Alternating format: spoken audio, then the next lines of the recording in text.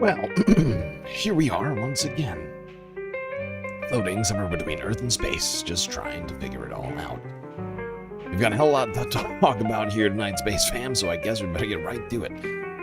As always, do not forget to buckle up those seatbelts, otherwise you might go floating off into that deep dark void of space, never to be seen again. Space-wise, that would be no good, if it's unclear. Well, beautiful to see you, Space Fams, here on this Friday, this Independence Day.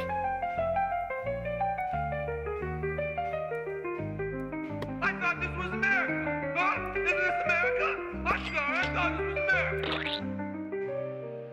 Yes, indeed.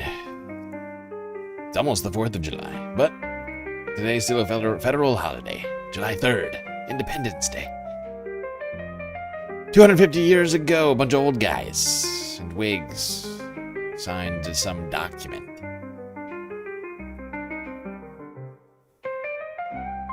And supposedly that document is to grant a bunch of people freedom. Not everybody, but people. More freedom than supposedly they had before.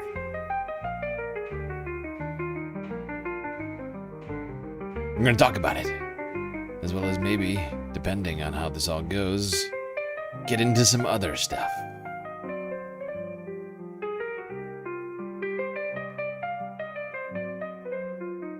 Almost forgot shoutouts. Randy, Terpstra, HBX, Young Chris, 123 in the YouTube chat. Manda, The Pivot, Close Fourth, Sweet Chewy, MST Wash also here. Ricky said, and Ducky and Omega Star over on Twitch. Boy, oh boy. Well, United States. Hasn't been good. Debatable. Depends on who you ask. Let's ask these two old guys. These founding fathers.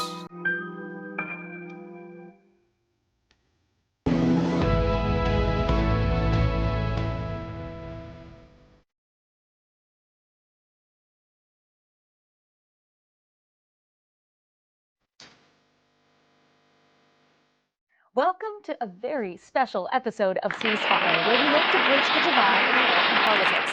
I'm Dasha Burns, Politico White House Bureau Chief, and the United States is celebrating its birthday this weekend. So, joining me now on either side of the desk, two founding fathers who have agreed to keep the conversation civil even when they disagree.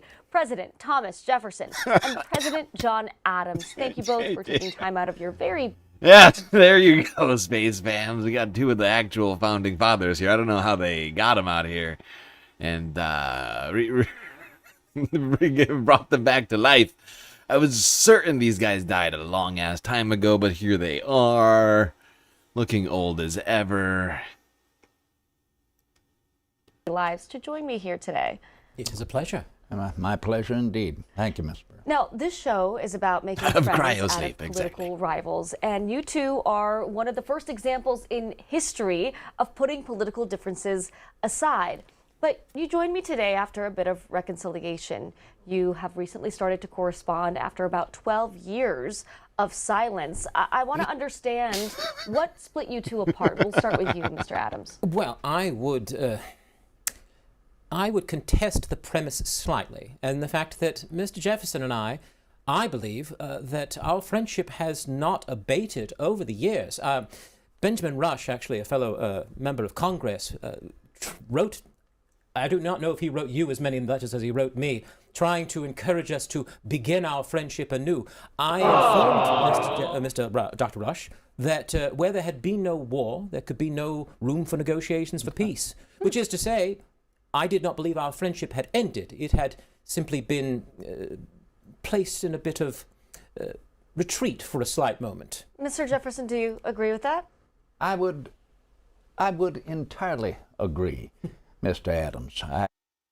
Ah, yes, indeed, Mr. Adams. Thank you.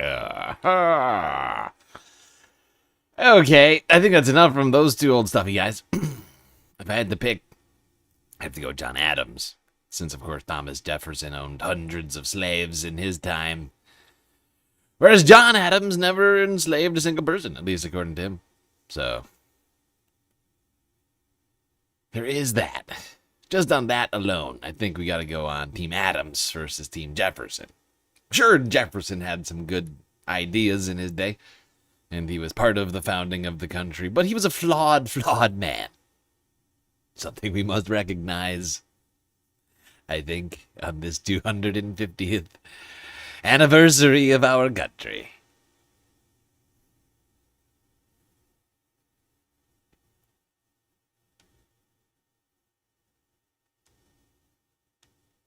Here, I'll let them wrap it up. I'll take it to the very end. See what these... See what the final words from our founding fathers were. Which is provided for with the eventual inclusion of amendments. I truly believe that, in many ways, that what I would have preferred, rather than adding to it indefinitely, that we could have begun the document with a Declaration of Rights, rather than actually continuing on and adding to it later. When I wrote the Massachusetts Constitution, I included a declaration of over 30 rights that were preceding the actual Constitution itself, so that our foundations and principles would be embedded within the document from the beginning. That is something that I think, over time, when things become necessary to add to, things that we might not be able to fathom and imagine in our own lifetime that we should be able to add to, but I do believe that the document itself should be something that should be held to as a foundation. Ah. Yes, oh, we must hold the document, but unfortunately, we did not enshrine enough rights in our document originally. John Adams, Thomas Jefferson. You'll be shocked to find out those were not the real guys. Those are play actors. Those are a couple of nerds. That's a couple of old nerds. They're dudes in their, at least I want to say 50s. This guy is certainly beyond that. I want to say maybe in his 70s. I mean, these guys sticking to it though. What I'm wondering is, do they keep the hairstyles throughout the year, you think? Because I get the sense from these two guys that this is like a year-long thing for them. Like, they just happen to be on C-SPAN right now for our enjoyment. But I get the sense that year-long, these guys are just like dressed like this. I just like to imagine that they just go around looking like this every day. And they're like in the supermarket, like, oh, what is this? Strange contraption. People like, oh, like, what the fuck? I just think that's more fun. Am I wrong?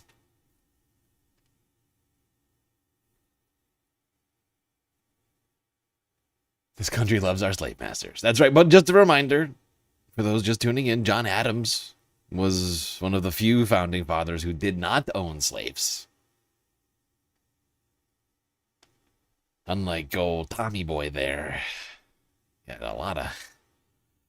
Oh, boy, yeah, Mr. Jefferson. Long sordid history of slave ownership. Anyway, let's keep celebrating America by talking about some of the shit that happened this week. Oh. Like the horrible edifice of the Supreme Court, which was enshrined into our Constitution, which is now dismantling those rights James Madison was just talking about. Sorry, John Adams was just talking about. James Madison. God damn it. CNN. From Tuesday. The U.S. Supreme Court handed down two key decisions on presidential power and the firing of people from government agencies. Justices ruled that President Trump does not have the constitutional authority to fire Lisa Cook, a governor from the Federal Reserve Board. But the court backed the president's power to terminate Rebecca Slaughter, a Democratic appointee to the Federal Trade Commission. This ruling grants more presidential power over federal agencies that are considered independent. It's also completely inconsistent within their own ruling, right? It's like it's technically two separate rulings, but it's falling on the same day. Two different rulings that completely contradict themselves without any explanation for why. They just arbitrarily decided. They arbitrarily decided that Trump can fire basically anyone unless you work for the Federal Reserve, which is just nonsense. Just doesn't make any sense legally speaking, logically speaking. Right, Schmeitz. Right, Schmeitz. Thank you, Omega Star, for the biddies.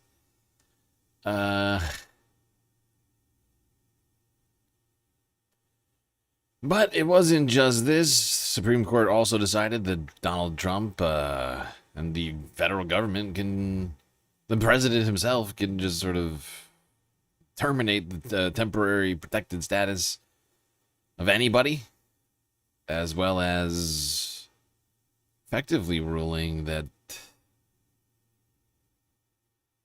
the government doesn't even have to attempt to give asylum to asylum seekers, right? Refugees fleeing war and oppression or whatever else, something that is basically the international standard. That to some degree we had a hand in creating and are now completely dismantling.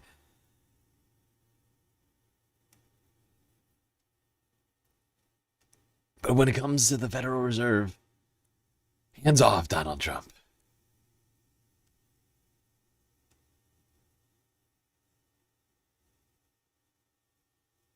This is Democracy Now!, democracynow.org. I'm Amy Goodman with Nermeen Sheikh.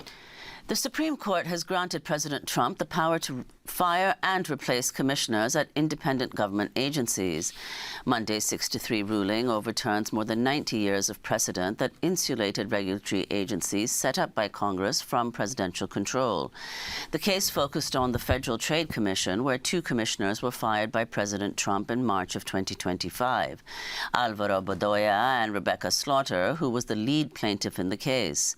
In a separate ruling announced Monday, justices ruled 5-4 that Federal Reserve Governor Lisa Cook could remain in her job as she challenges Trump's efforts to fire her as well. Writing for the majority, Chief Justice John Roberts argued the Trump administration's efforts to end the Federal Reserve's independence is, quote, an interpretive leap out of step with the statute Congress enacted and our nation's tradition of central banking protected from political interference, unquote.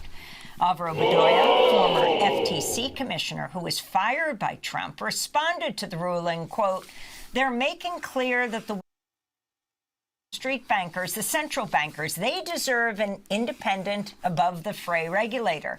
The rest of us schmucks get stuck with the loyalists, Bedoya said. He's now a senior advisor at the American Economic Liberties Project, co-host of a weekly podcast, The Fair Fight with Alvaro and Max. He's joining us now. Yeah, no, the hypocrisy inherent in these two rulings is so stark and so blatant in who it is intended to help and who it doesn't help. It's like, yeah, if you're one of the big banks, if you're some like hedge fund, some multi-billion-dollar hedge fund or something like that, yeah, you get special treatment. You get actual government regulations. Everybody else, go fuck yourself. Go fuck yourself.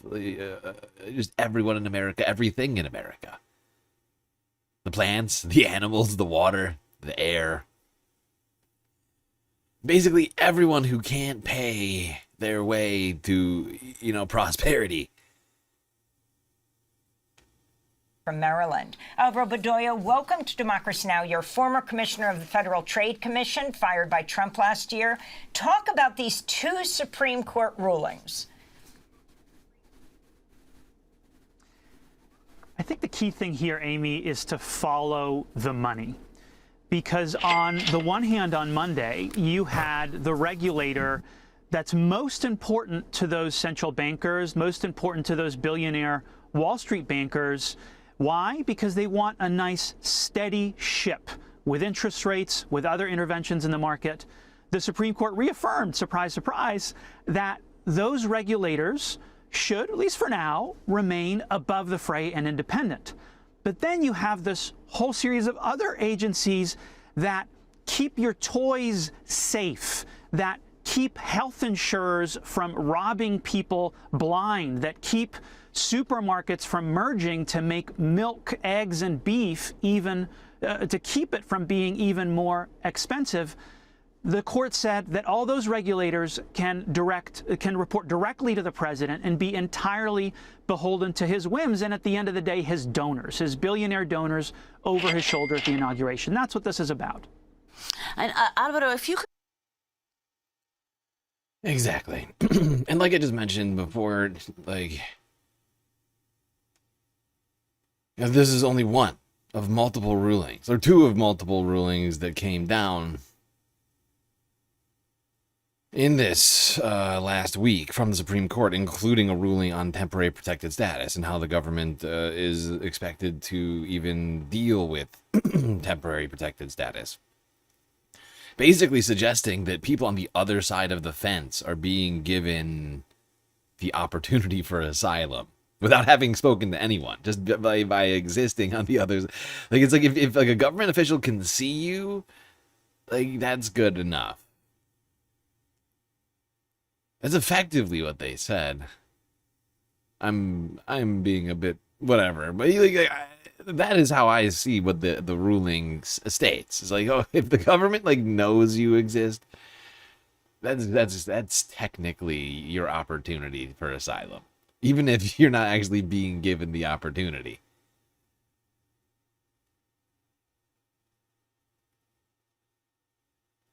Even if they force you to stay in your country and don't give you, like, don't actually give you the opportunity to do it, that's still technically the government meeting its obligations. But maybe I'm explaining it wrong. Mark Wayne Mullen, maybe he can explain it for everybody. He is, of course, the Department of Homeland Security Secretary. Give me a joke.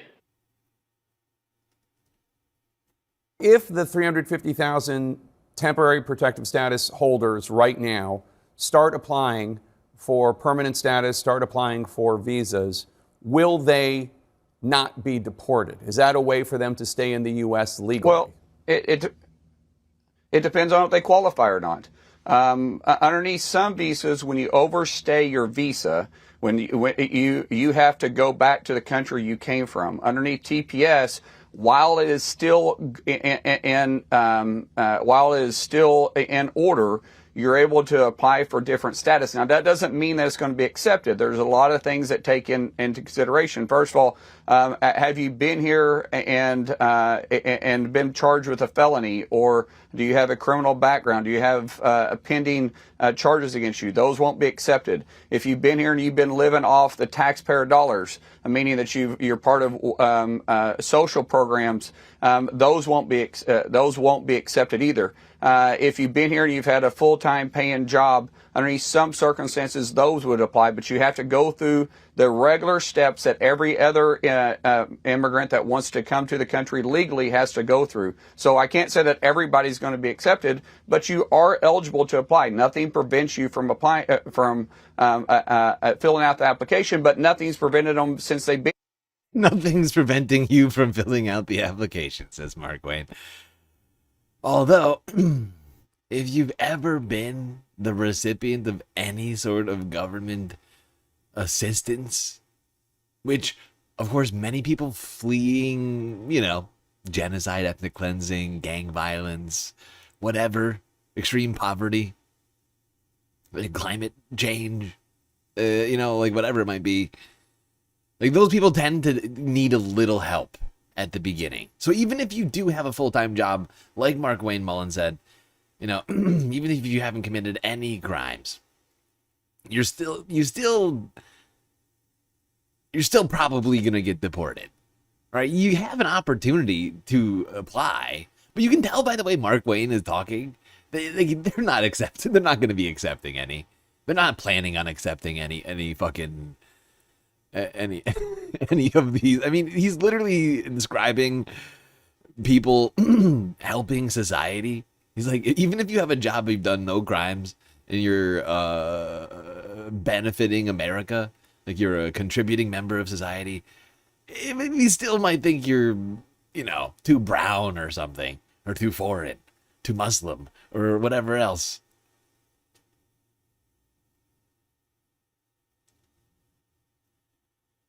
Chat is a bit dry tonight. Aw. Well, we're only a half hour into the show. People are still congregating. YouTube is being weird? Is it being weird? That's no good.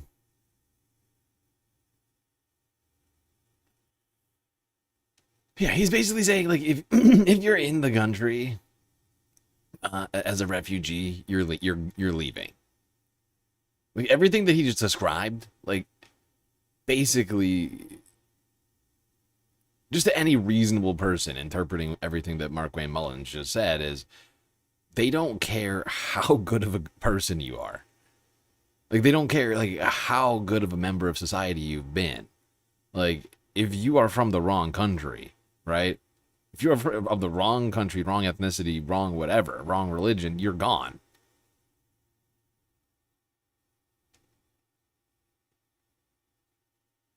That is literally what they're doing. Like, because he just laid out a whole bunch of shit that should be reasons to let somebody stay in the country, and he's like, actually, that's all still not good enough. Which is like, it's just proof that they are, in fact, they are not looking at any of the normal measures that a government might look at as whether or not somebody deserves or belongs here. These words are very fucking... But, like, I'm just trying to describe what we're talking about here, and this is exactly how it's framed all the fucking time. And, like, he is still saying, actually, that's not good enough. Like, we're just so racist. Like, our agenda is just purely based on hate and racism and Islamophobia or whatever else, right? We gotta... We have to completely ignore all of the normal... metrics that we use as a country to measure whether or not somebody belongs in America.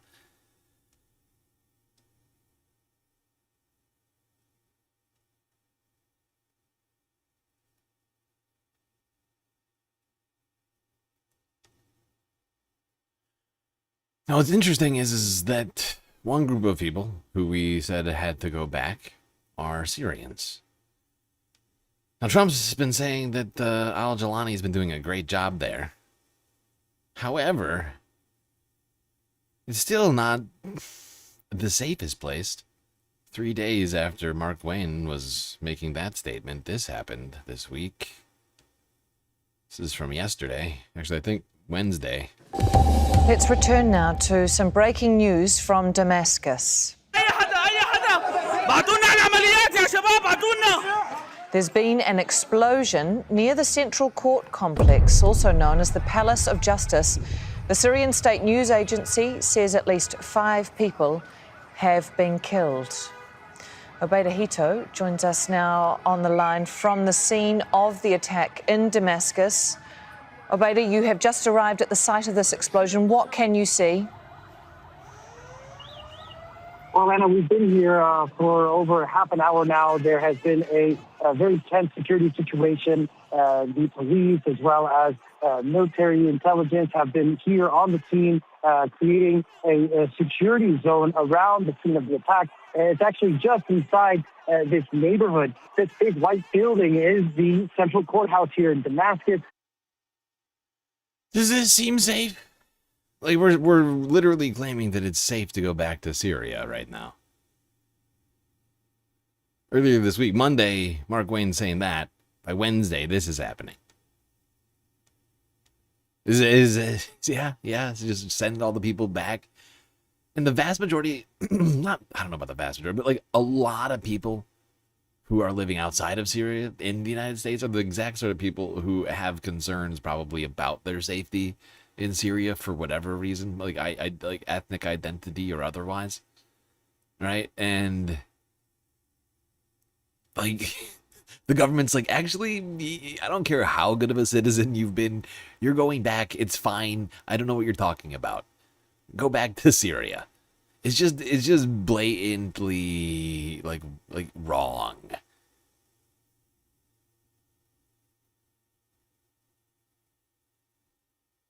It is lively on Twitch. I agree. Oh my god. There's also, people are slowly turning up on YouTube. It's a national holiday. I'm like, the holidays are always like this. For anybody who's shocked by the slowness of today's stream, getting going, 30 minutes in. This is exactly the sort of thing that happens on holidays. It takes a while for people to even notice that we're streaming because they're just they're already on autopilot, just enjoying their day off, at least in some cases, or whatever, right? But eventually,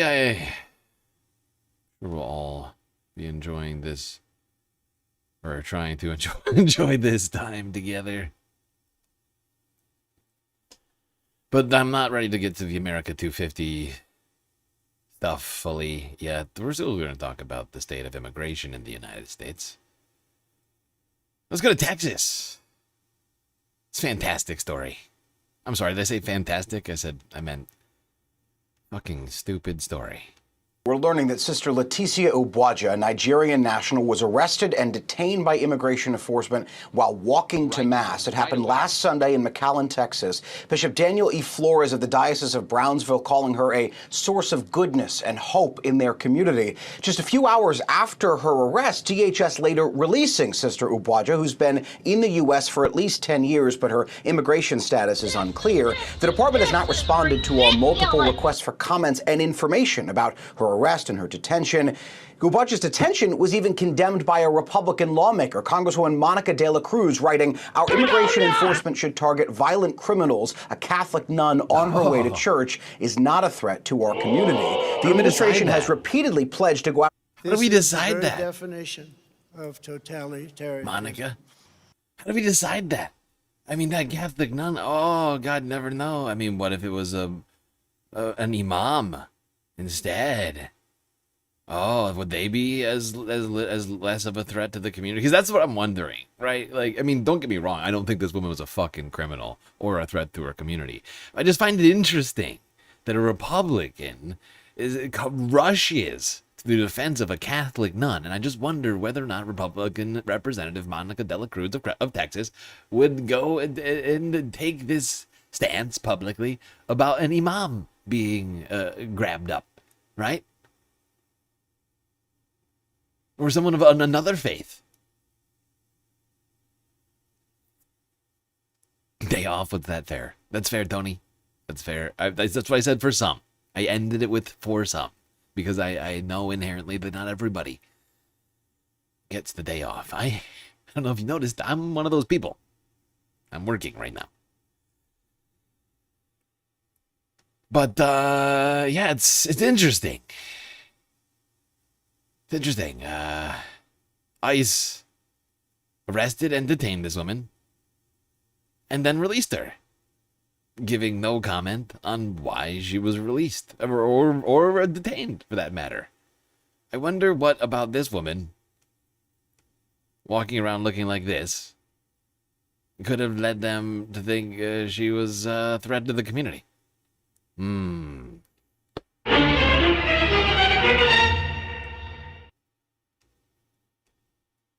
They probably thought she was going to, like, take off flying like that flying nun. It's a threat. It's a threat to the airspace of Texas.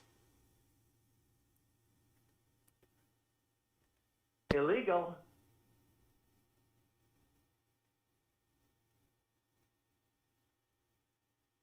Yeah. And, I don't know if you realize this, but in, like, the last year and a half, Republicans have put a boatload of money into these efforts to tackle nuns in the streets of Texas. Nearly $250 billion. Thank you so much, Mr. Chairman. Let me start by offering my deepest condolences to you, Mrs. Gorman, and to you, Mr. Abraham, for the loss of your children. As a parent myself, I can think of no greater loss, and I appreciate you being here to share their stories and their lives with us. Unfortunately, this hearing is, it's the fourth time in this committee that we've had a hearing on sanctuary cities, the fourth time. And there's many other things that we could be doing other than this. I would have loved to have had some hearings on the unconstitutionality of the president's executive order on eliminating birthright citizenship. This is something that the Supreme Court just ruled today in a 6-3 majority was unconstitutional. And yet this was an executive order that caused so much fear and trauma across the country. We could have been discussing that, but we haven't. Instead, we have had this series of hearings that are designed to attack the very trust policies that research has shown over and over again have actually saved lives and kept communities safer by maintaining the necessary and important division between the enforcement of federal civil immigration laws and the enforcement of local criminal laws. This division ensures that people don't fear law enforcement who try to enforce immigration law, and that community members will actually come forward and be witnesses in these prosecutions to report crimes when they happen. The Trump administration, however, has ignored decades of research and has done the exact opposite. They've blurred the lines between immigration enforcement and law enforcement so much that they essentially no longer exist. They've destroyed trust in communities and created fear and even deported witnesses to important crimes so that then those crimes cannot be effectively prosecuted. On top of that, the Trump administration has diverted over 28,000 officers from their critical law enforcement activities to work on immigration enforcement instead. This has led to non-immigration criminal prosecutions falling to their lowest point in decades. Gun prosecutions have fallen more than 10%. Investigators worked 33% fewer hours on child exploitation cases.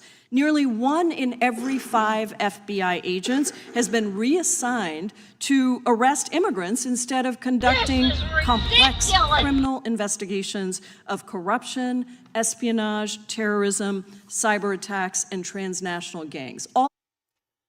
Wow. Fascinating. That was Prilla Jayapal speaking at the House Judiciary Committee about the incredible waste of government resources under the Trump administration for tackling nuns in the streets of Texas and other sorts of crimes. It's almost like a defunding. I almost want to call it like they've defunded the police, at least the local police forces, and like the upholding of the regular law.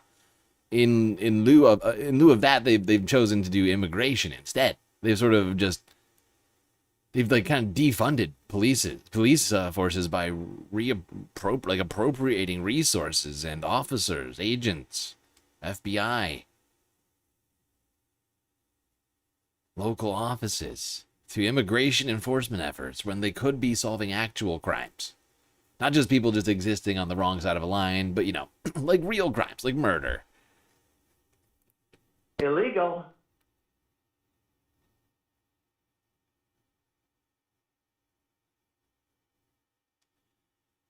It's quite a shocking number, though.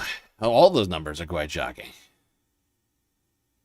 Doesn't seem like they care very much about that law and order thing. It's just the racist agenda of getting rid of non-white people from the country.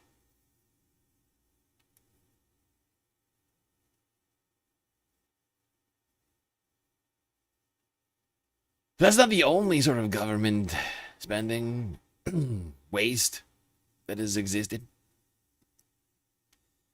Did you know in the last 6 years, the U.S. government has spent $1.2 billion on quote-unquote anti-China influence that government watchdogs cannot trace? A what now? China! NBC Montana on this story. Where did the money go? That's a question government watchdogs are asking about a program mandated by Congress to try to diminish Chinese influence on a global scale. The Government Accountability Office is out with a brand new report that is full of questions about how more than $1 billion in taxpayer money was spent. Christine Frizzell breaks down its findings in tonight's Waste Watch report.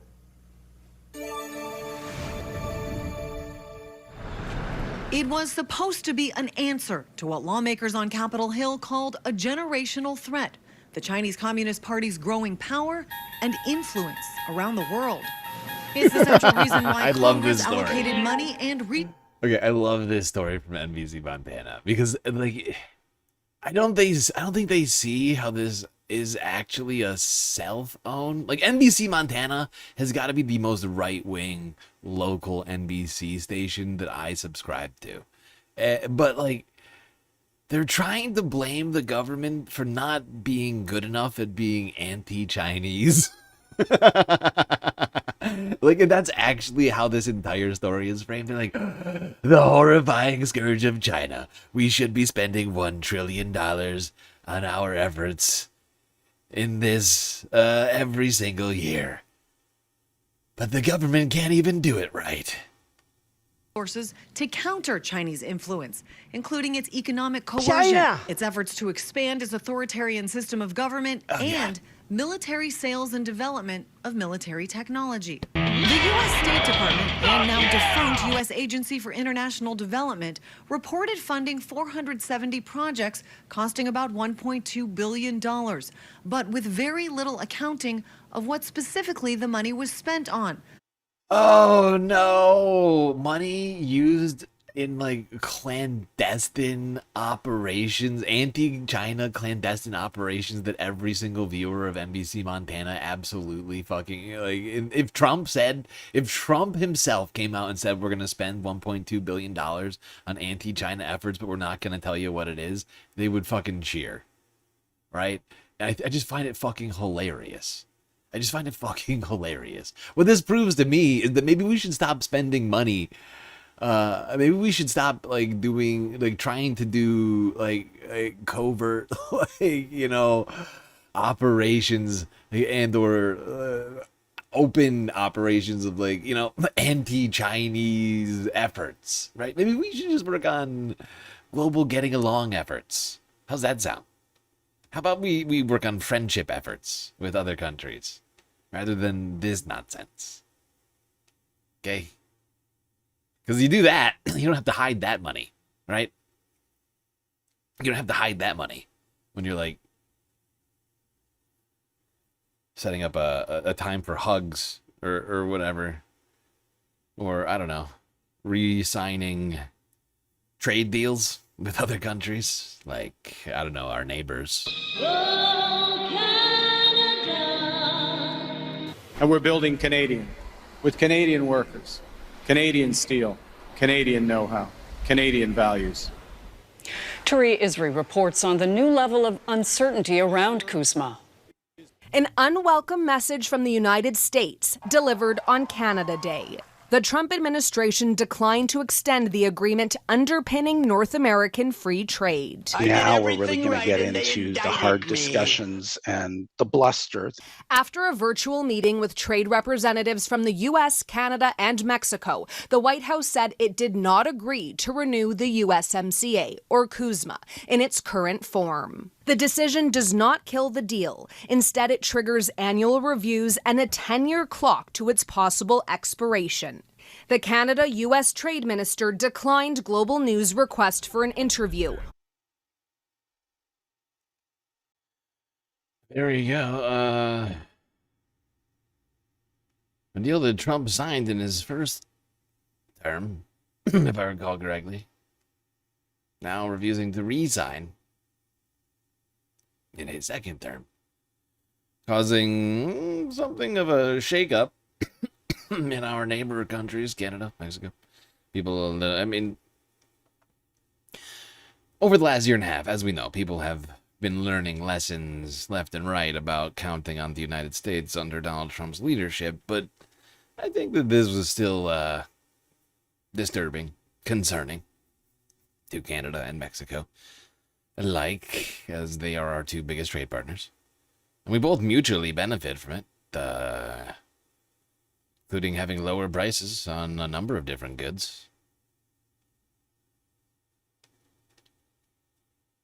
Because we have things we can share, like friends.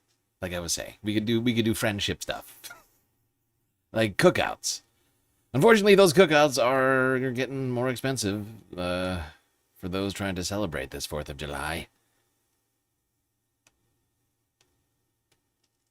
Not just fireworks booming for the 4th of July, food costs are heating up, which could kind of change what you're planning and how you're doing. Yes, in fact, the American Farm Bureau Federation reports that this is the most expensive 4th of July since it started tracking costs a decade ago.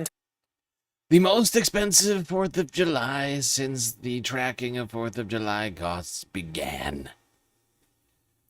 No! Come on! I thought this was America. Huh? Isn't this America? I'm sorry, I thought this was America.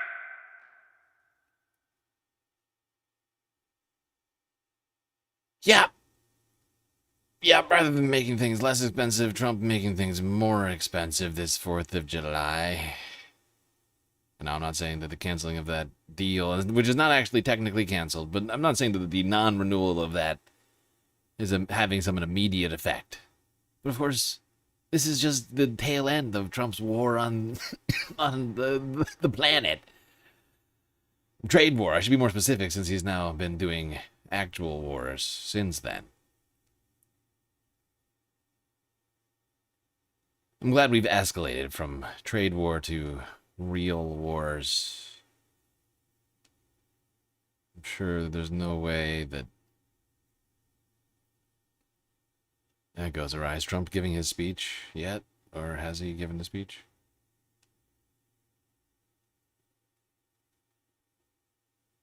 Oh my god. He still hasn't given the speech yet? You're shitting me. Wait, is it 10:30 Mountain Time that he gives the speech? Tell me it's 10:30 Mountain Time that he gives the speech. Oh my god, I think it is. Oh my god, it's only like 9 p.m. there right now, isn't it? Okay. I was gonna do alright, I have to.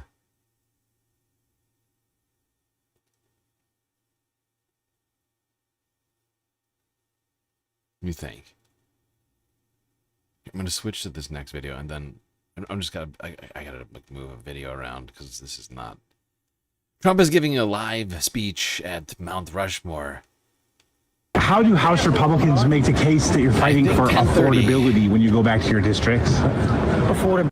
What are you talking about? Well, affordability is the big. I'm going to go to for affordability when you go. Trump is giving a speech. If you don't know, Trump is giving a speech at Mount Rushmore at like 10:30. I thought it was Eastern Standard Time. I think I was completely wrong. It looks like it's gonna be because everybody's just standing there waiting right now. I think it's gonna be in like an hour and like an hour and a half or a half hour.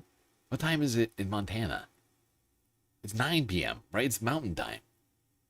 Or is there 2 different time zones in Montana? I always forget.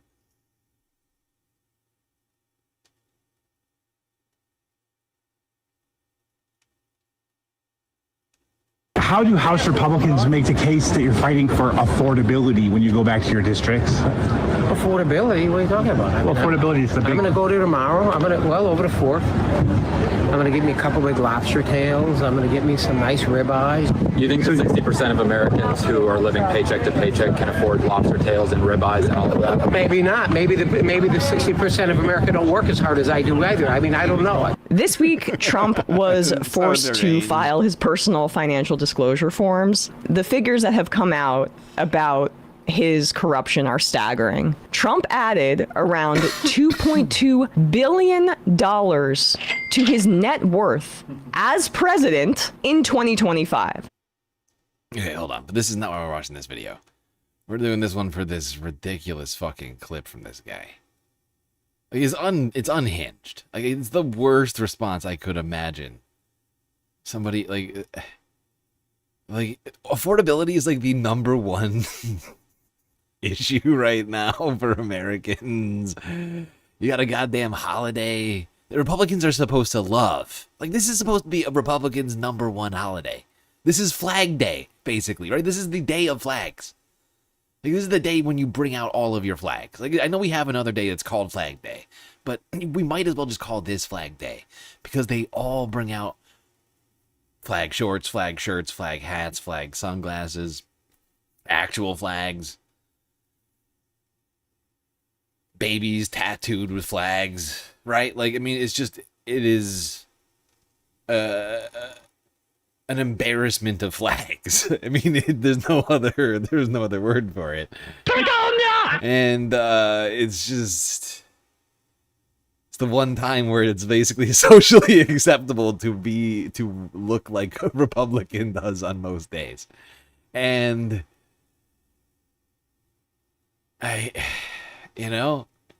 this is supposed to be their fucking day right now. And this answer is just so bad. You don't say Trump, and that's fine by me. Keep the Trump name out of your mouth, Mike. And so he just said the president cowered, quivering in his little boots. Oh, right. As a Yeah, Mount Rushmore's not in Montana, is it? It's in Dakota, South Dakota. Yes, thank you, Chewy. Is that Central Time? I think that's Central Time, isn't it? Contrast, this is another Republican, Representative Nels, who's a bit more honest, I think, about where the Republicans are on this issue of affordability. This is the reality of what Republicans, how they actually feel about public service, what they feel like where they feel they are in the hierarchy of American life.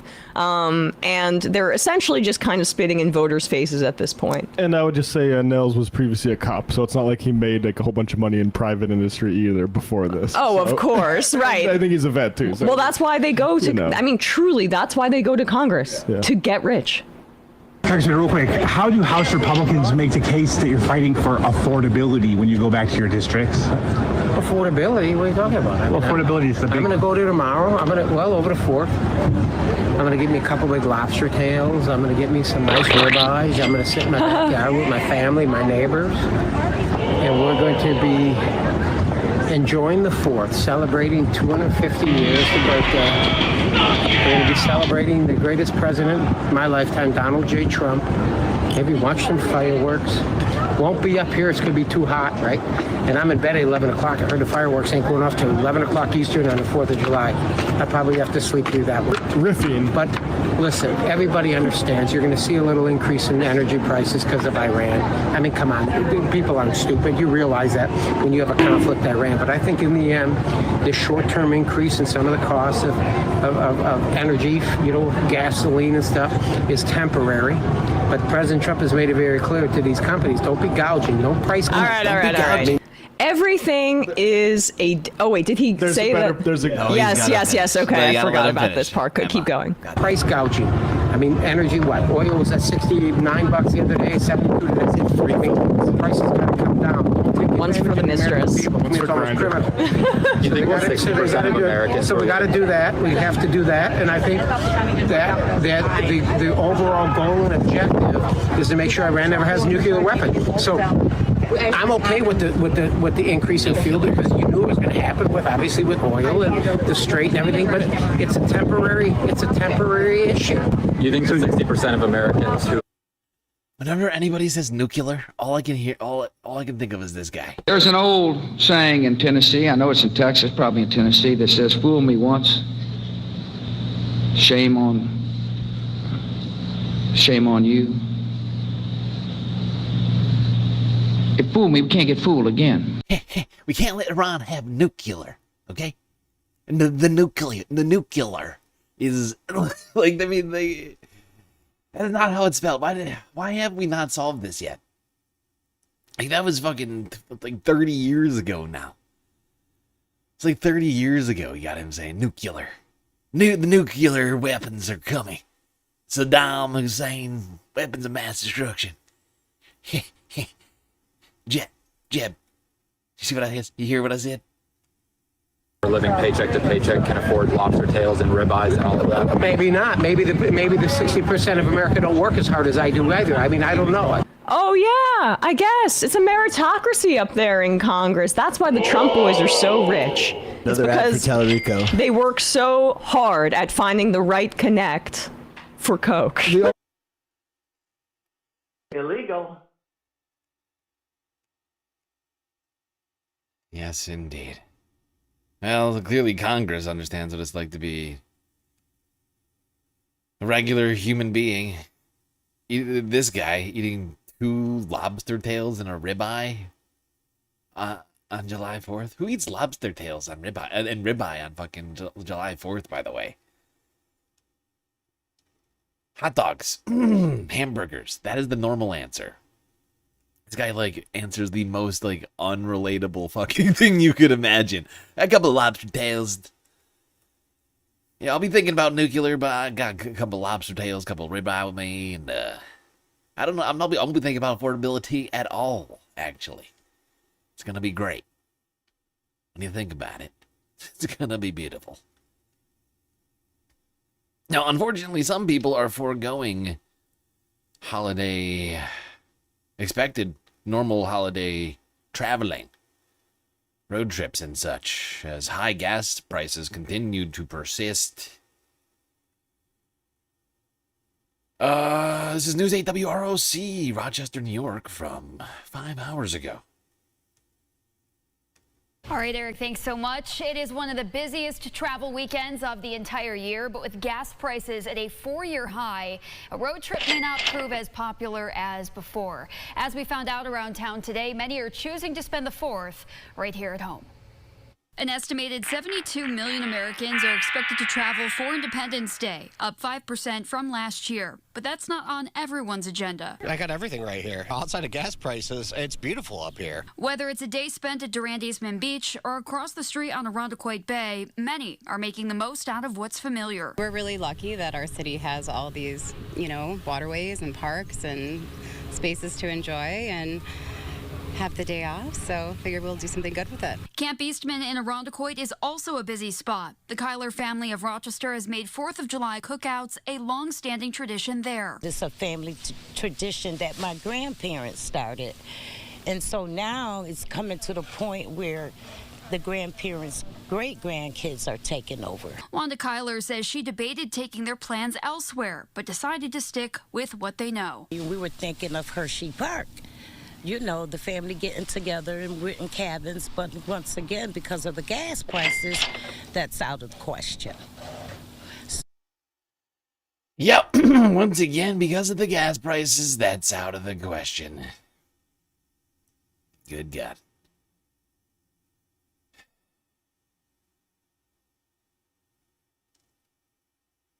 Holiday is stolen by the war in Iran. Operation Epstein Fury. Are you still talking about Jeffrey Epstein? This guy's been talked about for years.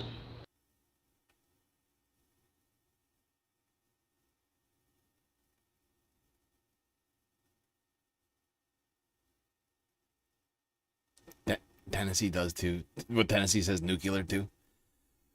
Nuclear!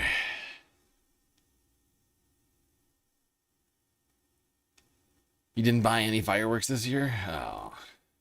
Aww. Well, there's other ways to celebrate.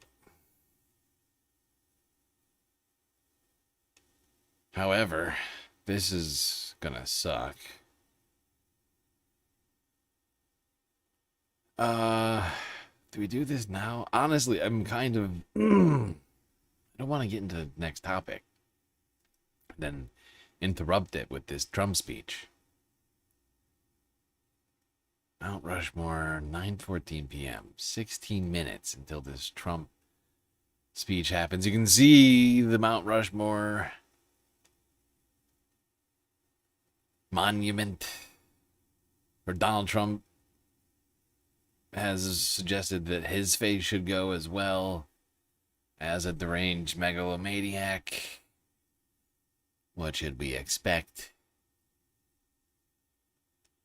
We'll come back to this. I'm not just gonna sit here and stare at the faces of our founding fathers.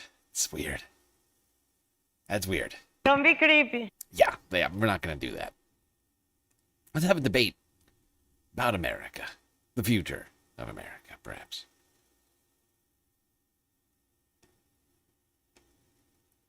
The debate being sort of triggered by all the winning going on. So much winning. Donald Trump did promise us unprecedented winning. I don't know if this is what he meant, but what I'm of course talking about is all the winning going on vis-a-vis democratic socialists in these primary elections. So much winning. These are not social democrats. These are hardcore, godless communists. They're godless communists. Godless All communists are godless. They don't believe in God. This is the most serious threat to our country since its existence, in my opinion, 250 years ago. This is a major threat to our country. It's happening right now in New York and California. But you'll start living in squalor. You'll live in squalor. There will be no food. There will be no housing. There will be no military. There will be no law and order. There will be no nothing. There will be nothing. nothing. There will be You'll no be a third nothing. world You know, because of the double negative, it's like he's saying there will be everything and not there will be nothing. Even though I know what he means. There will be no nothing could also be interpreted as there will be everything. There will be everything, actually. Free healthcare. Free social housing. Daycare for your children. And affordable groceries. Inhabitant in every way, and everyone will suffer or die. You'll suffer or die. That's what happens. Trump was making that pitch to Christian conservatives at the Faith and Freedom Coalition earlier today, just days after New York's primary elections, where we saw 3 self-proclaimed Democratic socialists win their races. New York City Mayor Zohran Mamdani endorsed all 3 of them. President Trump's going into these midterms with a significant advantage. Oh, wait, hold on. I just realized, I think we missed it. I think we missed the Trump speech, didn't we? Where did it go? Oh, shit, did it just get taken down? Oh, no, I moved it. That's right. Son of a bitch. Go back. Go back. No. This one. I think we missed it. I was trying to catch it live. It was supposed to go off at 10:30. I just realized I had a Twitter notification because I follow the goddamn White House on Twitter. Yes, I do that. These are the things I do for you. Oh, wait, this is live right now. Isn't it? Is this live? Explorers, doers, and fighters. In every human endeavor, Americans see an unfinished competition. Is he wearing a hat? Is that Trump? True Oh, no. No, I think he just went live just now. Hold on. This is like seconds ago.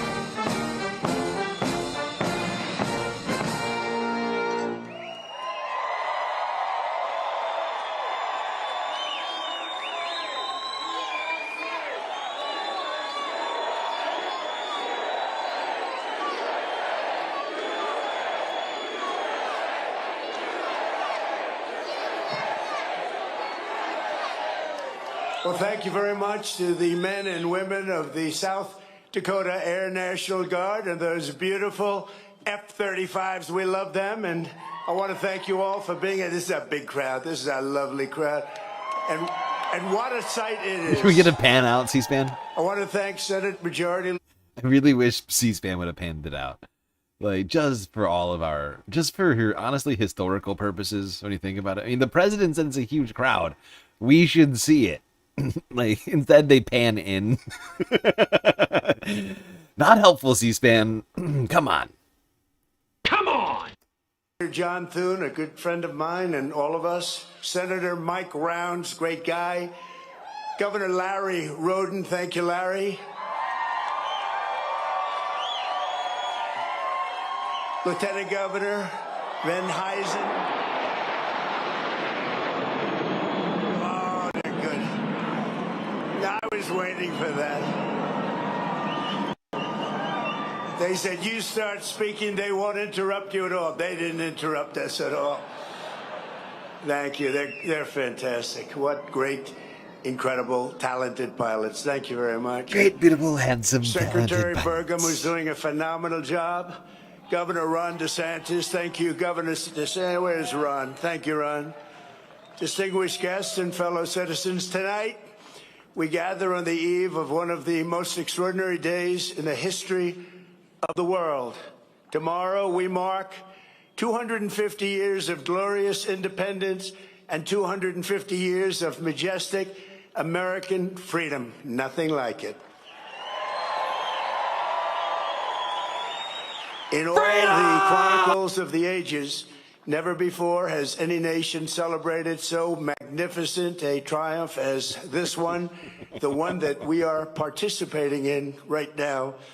At 250 years, America is the oldest republic on earth.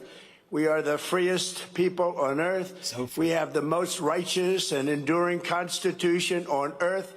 We are the strongest and most powerful country on earth. And by the grace of God, the United States of America is the most successful, most accomplished, most exceptional nation ever to exist in human history. And it is great to be your president. It's a perfect constitution that I'm literally trying to dismantle. It's really great, aside from some of the stuff in there I don't like. 14th Amendment, First Amendment, 5th and 4th Amendment, a bunch of them. They're very annoying. It is great.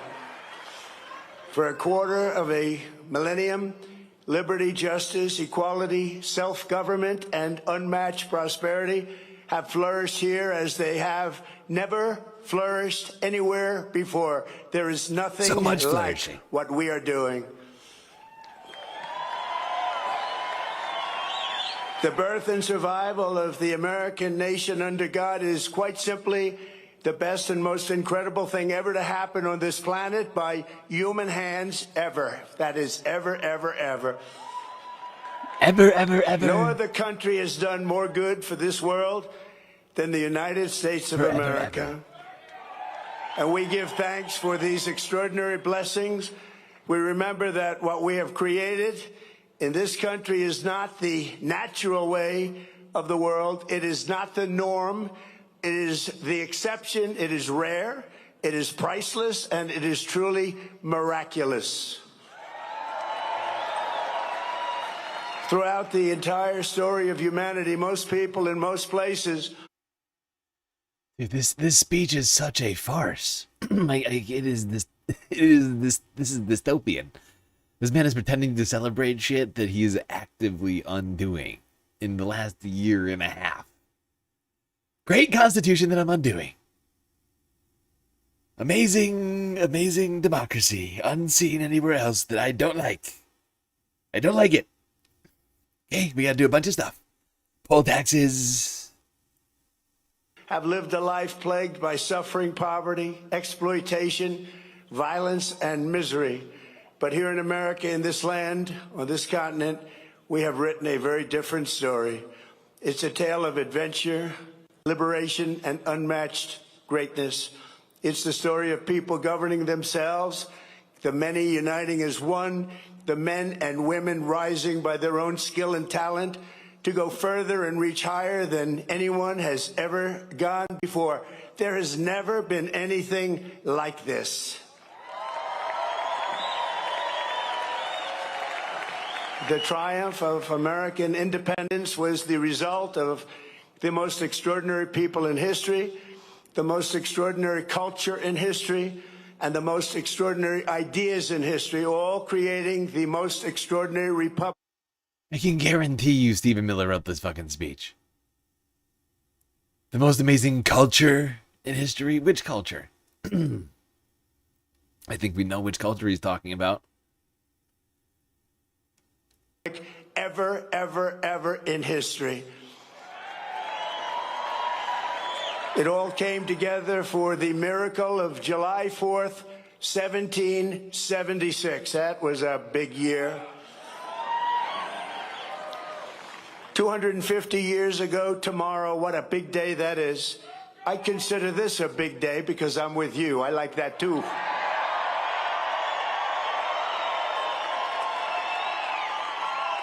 And by the way, we won big here. We won really big. Each and every time. But 250 years ago tomorrow, the words of our Declaration of Independence sent an earthquake through all of the coming time. They sparked a revolution that has never ended, but still continues to this day. And tonight we come to this beautiful mountain, and it is beautiful, to express our gratitude to those who made it possible, starting with the four men most responsible for reaching this milestone more than any others. We salute the father of our country, George Washington. The way he says it, the way he says George Washington, it's like George Washington's about to come on the stage. He can't help himself. Why does he always sound like a goddamn like a carnival, like something like a carnival barker, and trying to think, like a world, like literally like a WWE announcer. It's like George Watt, he's dead. He's not coming out on the stage right now, Donald. The author of the Declaration of Independence, He's a hype man. Thomas Exactly. Jefferson. Thomas Jefferson, he's also here. The great emancipator and savior of our union, Abraham Lincoln. And the man who built America into a global superpower, Theodore Roosevelt. He really These are loves the Theodore men who Roosevelt, doesn't he? declared the freedom, and won Got a our problem. freedom, and saved our freedom, and secured our freedom. They were men of action, men of ambition, men of daring, men of destiny, and men of truly great intelligence. Above all, they were great men of history. Tonight, on the threshold of our 25th year, we stand beneath the monument of these heroes, a true group of unbelievable people, and we rededicate ourselves to being a nation as big, bold, noble, and as great as these American giants. And that's not easy to do, but we're going to do it. These men could only have be been just as good. made in the USA. Maybe better.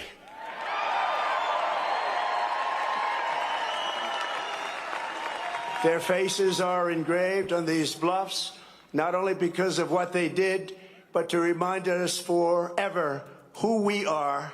These heroes exemplify what is timeless, enduring, and eternal about the American character.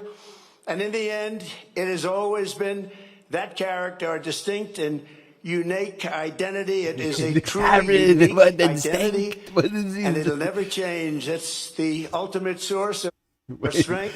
Hold on, I need to hear that sentence again. What in the fuck did the president just distinct? Exemplify what is timeless, enduring, and eternal about the American character.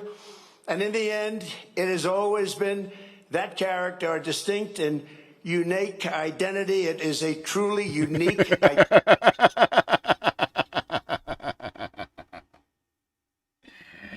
Something very unique about our character. Distinct.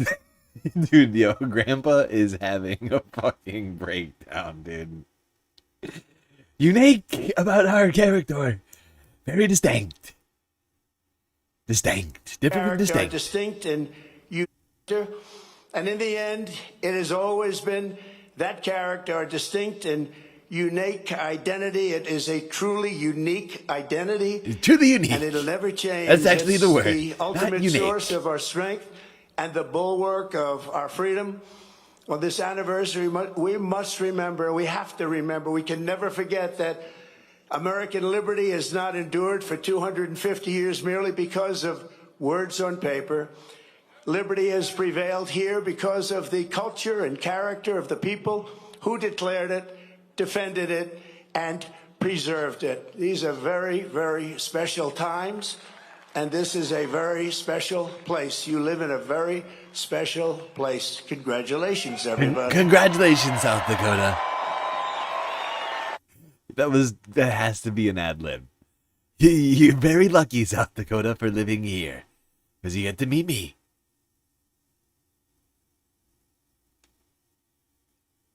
Wait, whoopsies. Hold on, what did I just do? Oh my god. This is a disturbing fucking dystopian. Hold on, I lost it. Where was it? Where was it? Where was it? Great job, South Dakota.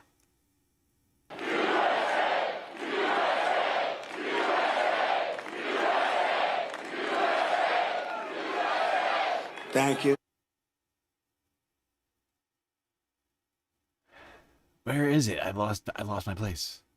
We love that rodeo of the West. America.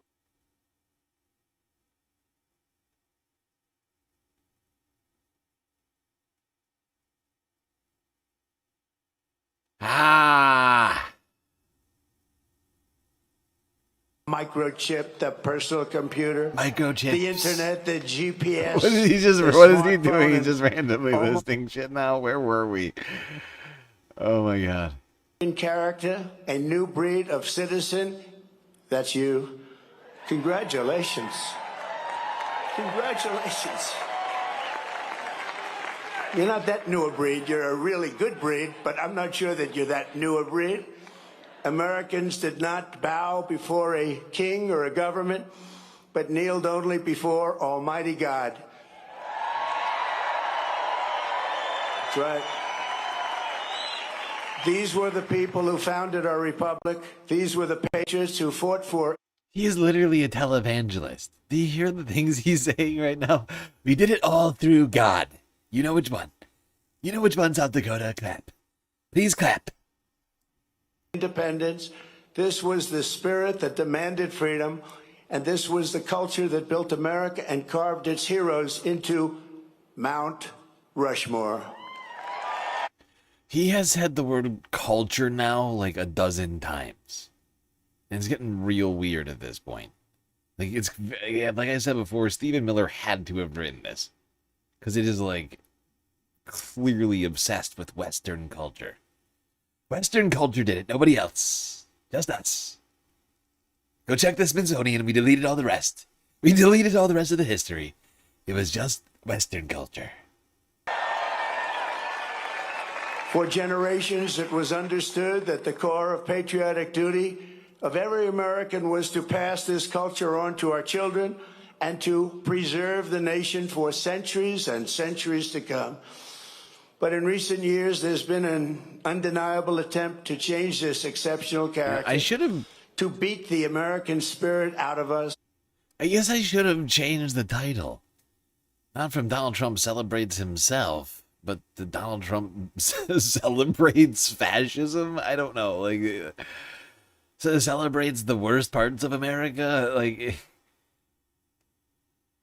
Celebrates the Confederacy, all the great jobs, all the stuff they did, I guess. I don't know. It's like the whole thing is weird. Like Donald Trump celebrates a very specific part of American history. Like, because he's actually not talking. It's shocking. Like, this speech has gone on a while. He hasn't been talking about himself a lot. But he sure has been celebrating white Western culture a hell of a lot. He might not be saying white Western culture every time, but it's implied. It's quite clearly implied. Alienate us from our history and to make it impossible to even answer the question, what does it mean to be an American? Yeah, but what's up with all these people asking us to question what it is to be American? Stop asking. You're American. Like, be American or leave. Like, this is fucking white supremacist, dog. This is more, let's delete all of the uncomfortable exhibits out of the Smithsonian. Only the ones that celebrate are great white patriots of old times. They might have had slaves, but they actually maybe they had some good ideas too. Like, this is, I mean, are you hearing what he just said? He's like, they're making us not celebrate certain parts. They're making us, like, listen, I just gotta hear that again. This is insane. Out of us, alienate this exceptional character, to beat the American spirit out of us, alienate us from our history, and to make it impossible to even answer. Alienate ourselves from our history and make it impossible what it is to answer what it is to be an American? He's basically, like, he sounds like a fucking Confederate. The question, what does it mean to be an American? As we march into our 250th year, incredible, beautiful year it will be, we must never forget there is no American freedom without American culture. And there is no American founding without the American people. Many nations have paper constitutions and legal systems, but the citizens live in fear and squalor. A constitution is only as strong as the people and the culture responsible for upholding it. And the culture. But as long as we remember He keeps saying it. Who we are, we have to always remember who we are. He keeps saying the word culture. the people, and the culture. Like, where in the Constitution does it say "and the culture"? Hold up the Constitution. He just inserted the word culture is just being uncomfortably inserted. It's like Stephen Miller was feeling lazy and like outsourced this speech to AI and said, make sure to use the word culture 100 times during this speech. It just doesn't even belong there in that sentence. And what we're all about, the United States of America will forever be the land of free men and women, and we will never, ever fail.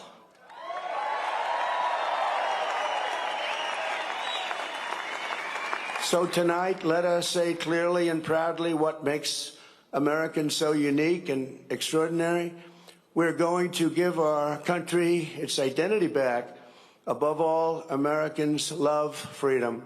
We cherish independence, and we know that we are the heirs to the most beautiful land, the most thrilling story, and the most precious legacy on which the sun has ever shined. In America, we do not need anyone's permission to say what we think and to live as we please, to worship as we choose, or to keep and bear arms. You know that. What now?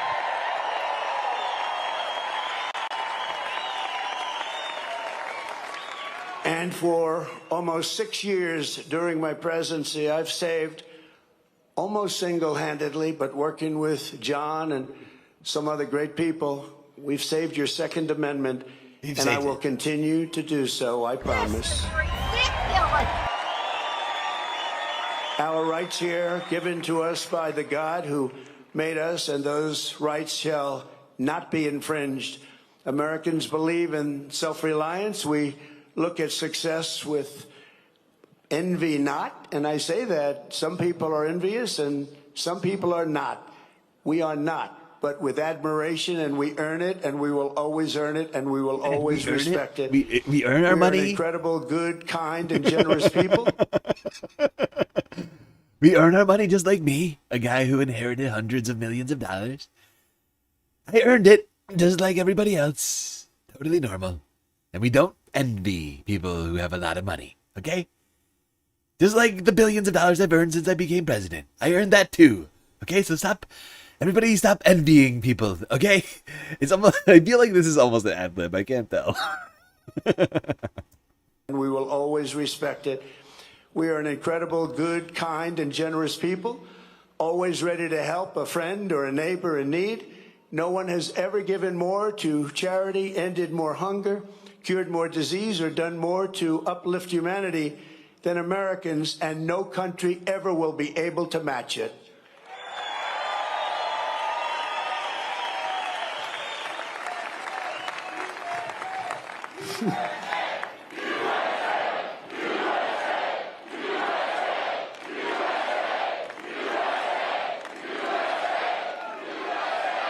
Thank you. So true. Americans honor excellence. We admire boldness. We respect ambition. We are a nation of dreamers and believers, warriors and explorers, doers and fighters. In every human endeavor, Americans see an unfinished competition. What is strong can be made stronger. What is fast can be made faster. What is great can be made greater than ever before. And that's what's happening with America. Show us a mountain and we'll just climb it. Show us an ocean and we'll just cross it. Show us a problem and we will just solve it. Show us a task the world calls impossible and Americans will get it done. Americans are strong and always ready to stand firm for a good cause. We treasure justice, fairness, family, honesty, and human dignity, unlike societies based on class, clan, or tribe. We see every citizen as an individual, equal under the law and equal under the eyes of the Lord. Bullshit, dude. Give me a joke. In America, we speak English because that is the language of our founding, and for 1,000 years... There it is. There it is. That has been the language of freedom. That is an incredible dichotomy. Those two statements juxtaposed against one another one after the other. We see everybody This as equal. is the very definition of totalitarianism. We see everybody as equal under the eyes of the law and stuff. But also, when you think about it, if you don't speak English, you're really not an American. English is the only language that we respect. If you speak Spanish, you're basically a second-class citizen. Like, up at those two statements, like, juxtaposed against it are incredible. The hypocrisy of it is just and the fact that these morons, these cultists are cheering for it just shows you just how racist they all are. They just cheered for one of the most racist statements you could have made. You think everybody's equal unless you don't speak English. Okay? That is the language of our equal under the eyes of the Lord. In America, we speak English because that is the language of our founding, and for 1,000 years, that has been the language of freedom. An American always wants peace and order, but we will never shrink from danger or threat. We will always fight, fight, fight, and win, win, win. We got to do that. Because this is our culture, this is our character. Not every American knows all of these things, but every American knows these are the traits that... I need to put up like a culture counter on the goddamn screen. Like what? How many times is he gonna say the word culture at this point? I thought they was gonna ease off, but at this point, it's like 24 times that they've said the word culture. Is this a Klan rally or a celebration of America? Make our country exceptional, and exceptional it is. You do not have to be born here, but you do have to love what we have built. You must love our country. You have to love it. If you don't love it, we're going to send you away. There's never been anything like us anywhere on earth, and we are not going to let anyone take that away. Yet as we approach this magnificent anniversary, we see our American identity under a renewed attack. A generation after we fought and won the Cold War against the menace of communism, there is now a resurgence of the communist menace in our land, including from newcomers to our country who embrace ideas totally opposed to our way of life and our great success. These are not mere political disagreements like differences over taxes or regulations. Communism is a mortal threat to American liberty. It is the greatest threat to our country, including World War I, World War II, Pearl Harbor, all of the wars, or even 9/11. We're not going to let this happen to us. Wait, what the hell does 9/11 have to do with communism? Why is he all? What in the hell just happened? They just went from we fought the scourge of communism and 9/11. Okay, and they're actually the same thing. Al Qaeda. Al Qaeda is actually communists. The communist scourge of Al Qaeda. To our country, including World War I, World War II, Pearl Harbor, or even 9/11. We're not going to let this happen to us. Believe me, we're not letting it happen. Because communism is the enemy of free people everywhere in the world. Never works. It's the enemy of the Constitution. Above all, it's the enemy of July 4th. It's the enemy of July 76. It is the enemy indeed. That was the funniest way you could possibly say that. I'm sorry, please hold. This is... I need this sound shot. It's the enemy of July 4th. I'm sorry. I do need that sound shot. You can't blame me for this, okay? It's my job.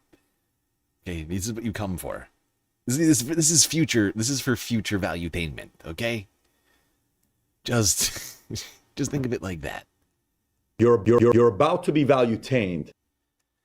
Okay, when you think about it like that, actually, isn't it worth it? Come on! When you think about it like that, it's actually probably really sort of a great, perfect deal. The very best deal you could imagine when you think about it. Everybody's saying it.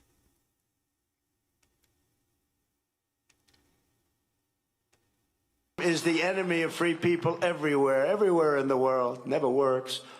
It's the enemy of the Constitution. Above all, it's the enemy of July 4th, 1776. It is the enemy indeed. Even while the radicals and extremists attack our incredible history at every turn, they are silent on the miserable history of communism itself because it never worked. The enemy of Thousands July. of years, if you look 4th. at it. Enemy of July 4th. Oh god, that's my new favorite. That's my new favorite Trump quote. Communism, the enemy of July 4th. God damn it! Watch out, July. You are on notice. Communism coming for you. Immediately, if not sooner. Oh god.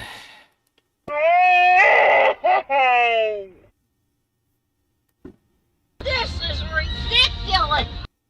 Enemy of July 4th, 17. Okay, hold on. I almost got the sound shot clipped. I went a little bit too far. Oh god. I'll finish this later.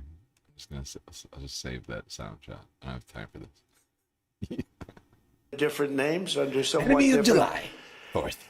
ideologies and systems. That system has led to more death and destruction than any system ever tried. It killed 100 million people just in the last century alone.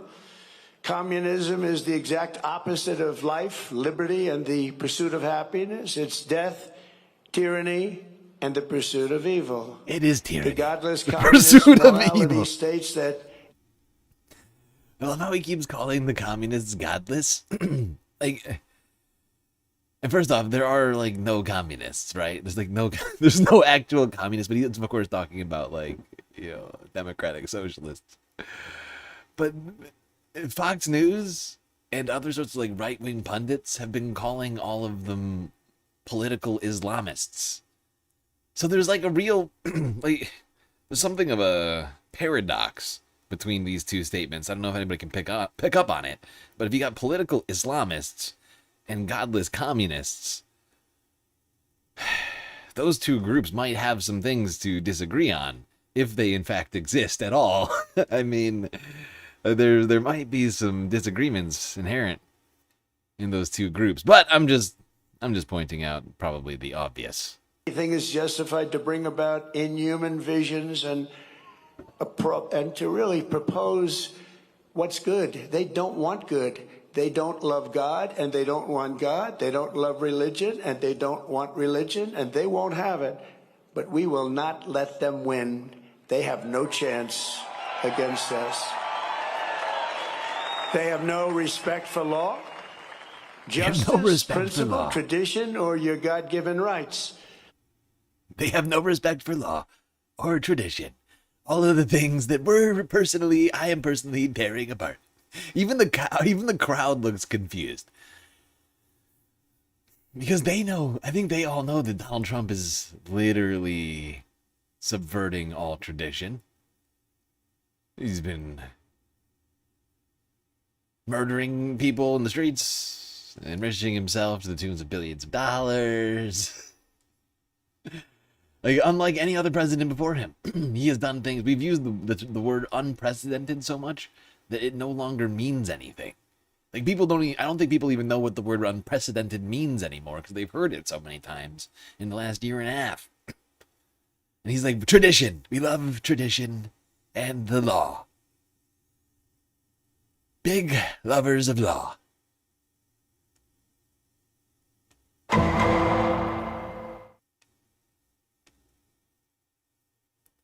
Help! I'm being repressed! It's an ideology of mass theft, mass control, mass lies, and mass murder. Such doctrines can be given no quarter in a democracy. because the first thing they do when they get into power is turn around and destroy it. It always is destroyed, just as communists have done in other countries all over the world, no matter where you look. Very simply, communism represents the worst ideas and abuses in history by the worst people. The American founding represents the best ideas and traditions in history by the best people like you. You can be loyal to Karl Marx, or you can be loyal to America. Wow. I didn't realize Trump was going to start a new Red Scare here today on the America's 250th. But that seems to be what he is initiating. You can either love ideas or you can love America, but you can't love both. Okay? You can either love the flag or you can love thoughts and healthcare. But not both. Americans love not having healthcare. You can be a communist or you can be a patriot. You cannot be both. As for those who peddle Marxist lies about our heritage, who tell our children that we live on stolen land, is this still about our that birthday? Our heroes were oppressors. It's a good question, man. Doesn't feel so much like it's about our birthday, so much as some new what do you want to call this? Agenda that Trump is launching? Like, I gave him props for like the first 15 minutes of this, not mentioning himself or any of his own political agenda at all. And then it took a hard, maybe the hardest right turn that you could have possibly taken. And he's like, we're starting a new agenda. We're starting a new McCarthyist era. In the memory of my former lawyer, Roy Cohn. If you don't love America enough, you're going right to jail. Right to jail, right away. They're doing something much worse than slandering our past.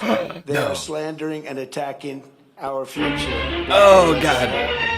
Oh, they're slandering and attacking our future. Like saying we might in the future have decent public transportation and a greener economy and, I don't know, healthcare and affordable housing and childcare. That is the future that is slanderous and terrible, and you're not allowed to say that anymore. Illegal. Illegal. They're trying to tear down the great American character, to destroy the people who declared independence, who crossed the Delaware, who settled the West, and conquered the skies. You know who those people are. But we will never let that happen. Our American ancestors did not shed their blood at Concord and Trenton, Gettysburg and Shiloh, Midway and They Normandy, didn't fight. just so that a band of thieves... They didn't fight the Civil War for communism, okay?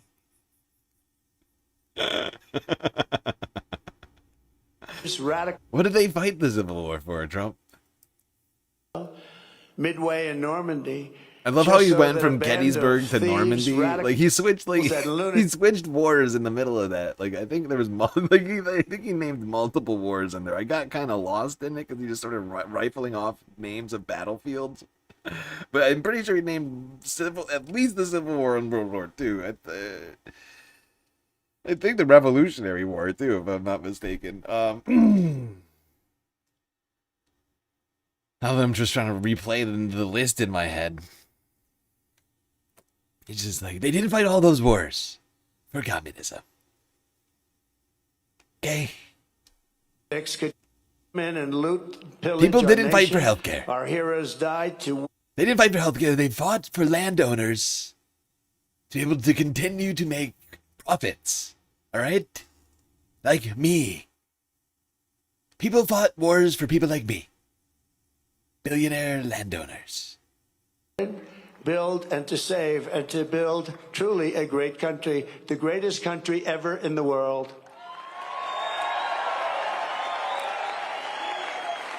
So on the eve of this 250th anniversary of American heritage, we resolve and swear for all to hear that the citizens of the United States of America will vanquish communism quickly.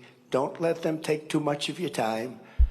Don't let them do it. They're wasting your time, don't you? But we're not going to let them take too long or too much of our time as they play their games and send them into exile. We will send them quickly away, and we will continue to build our country bigger and better and stronger than ever before. America will never be a communist country.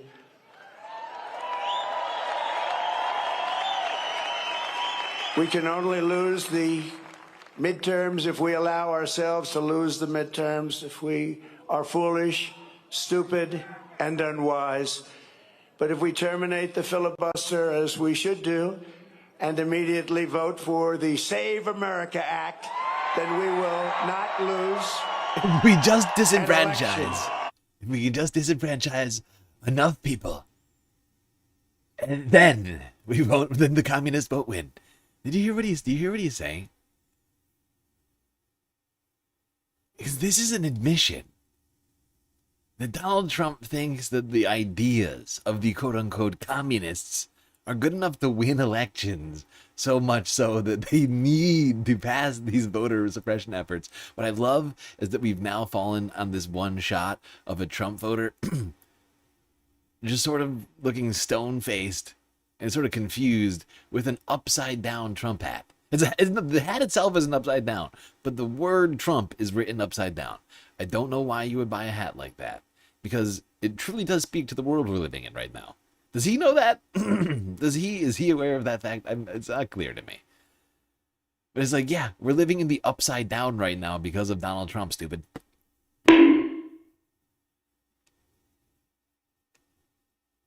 For 100 years, we do that. We're not going to lose an election for 100 years.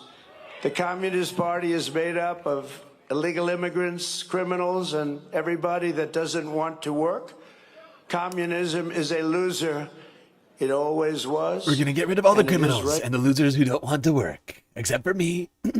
Except for me. The criminal who doesn't work.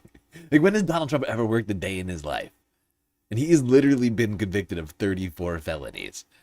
And there was a bunch of other crimes he was accused of that we never got to see through because the Supreme Court decided to go unconstitutional on us and declare him and all presidents technically in the future, if we ever get another one, kings and unimpeachable for anything, basically. Well, not unimpeachable, but unprosecutable. But he's still a felon. He's still a criminal, fucking do nothing. He's always just made money on his money.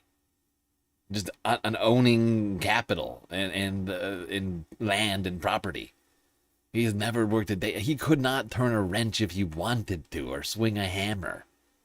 You know, like lay a foundation or like, I'm just thinking of all sorts of tasks he couldn't do. He couldn't change oil or a filter. He couldn't change your fucking windshield wiper fluid or the windshield wipers themselves. He can't even drive. Aside from a golf cart, I don't think he even has a driver's license. He's never had to drive himself anywhere. He's always been in the back of a limousine.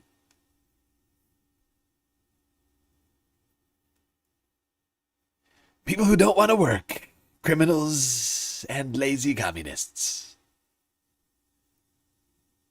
But we're not going to prosecute me or the people in the Epstein files, of course. Are you still talking about Jeffrey Epstein? This guy's been talked about for years. No, actually, I think we're going to give those people as many benefits as possible. No, it's a big loser. Look at the people that are promoting it. They are not the people you're going to follow.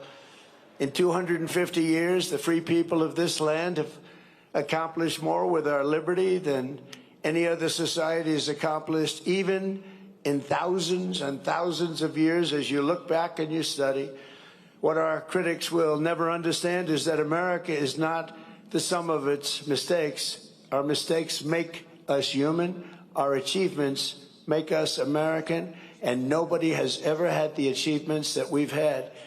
We are the nation that dreamed and created the modern world. We laid the railroads. We did it. We raised up those big, and by beautiful we, skyscrapers, harnessed electricity, and Chinese immigrants and black people. Yes, by we, I mean definitely not my ancestors who weren't even here by the time the railroads were already built. Did the light bulb, the telephone, the airplane. Right? Because Donald Trump's ancestors didn't get here until what? Like the early 1900s? Like, I don't think the Trump family's been here for longer than 100 years. Assembly line, the television, the microchip. When he says the we, he's personal not talking about computer, us, right? The internet. Like, his family really didn't, they certainly weren't even the ones, the billionaire oligarchs that built the country. They just the ones that showed up in the 20th century and started leeching off of everybody. GPS, the smartphone, and almost everything else that has ever been invented, including, especially over the last few days in certain areas, a thing called air conditioning. We invented it all. We charted the human genome to cure diseases. We powered entire cities by splitting single atoms and planted our flag on the moon. Americans fill the airwaves of the planet with our music and our culture. Our music and culture. There's culture again. We football, volleyball, NASCAR, and the road. How many times I'm gonna have to go back through this and like painstakingly count the number of times the word culture is used in this. But it has to be like approaching like 50. He's been speaking for how long? When did he first start speaking?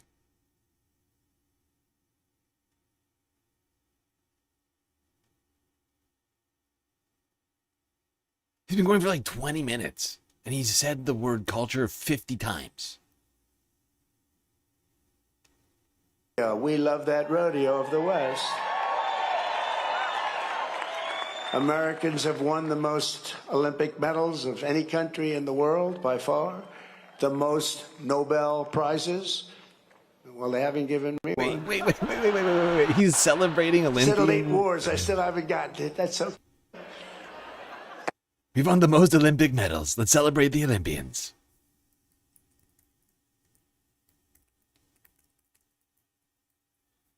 Let's celebrate the Olympians, everybody. Let's not forget how great our Olympians really are. Okay, write that down. What's this? What's this story? What does this say? Huh? A former Olympian was indicted at the reflecting pool. What? What? Would you drum up? Yeah, this is the AP from yesterday. Former Olympian indicted on felony charge in what Trump called reflecting pool vandalism. Yeah. Horrible vandalism of the pool. Former Olympian indicted Thursday on a felony charge. Where a renovation project that Trump launched has been riddled with problems. David Hearn, a former Olympic canoe racer, was indicted on a single count of property destruction in Washington, D.C. court. So many great, beautiful Olympians. We're celebrating them, celebrating the pool by putting them in jail. Right to jail, right away. The most world records. We publish by far the most patents. We produce the best movies. We make the best music. And we raise up the greatest entertainers and strongest athletes the world has ever seen. So true. We built the biggest and most dynamic economy. And by the way, our country today is doing better than it's ever done before. Never had anything like it. With, as of last week, $19.2 trillion pouring into the United States right now from all over the world. Give me a joke. That's the investments being made, and the record was 3. Anybody here see a piece of that 19.2 trillion? Let me just really quickly. Let's just do some math for fun. I know math is everyone's favorite pastime. What do you say? 19.2? Say it again. Let me just make sure. I want to make sure I quote the president correctly. 4 years. Wait, in 4 years, please, sir, the shut your last mouth. administration did much less than 1, and we did 19. Wait, please. Thank you, sir. I will say thank you very much. I love you, sir. Country today is doing better than it's ever done before. Never had anything like it. With, as of last week, $19.2 trillion. Yeah, 19.2. That's a lot of money. Boy, wait. Okay, that's 19, right? That's the 19.2. That's 200 billion, right? So that's billion. That's million. Thousand. Right? 3, 6, 9, 12. Yeah. Divided by, how many people we got? 350. Let's just call it 350. 350 million.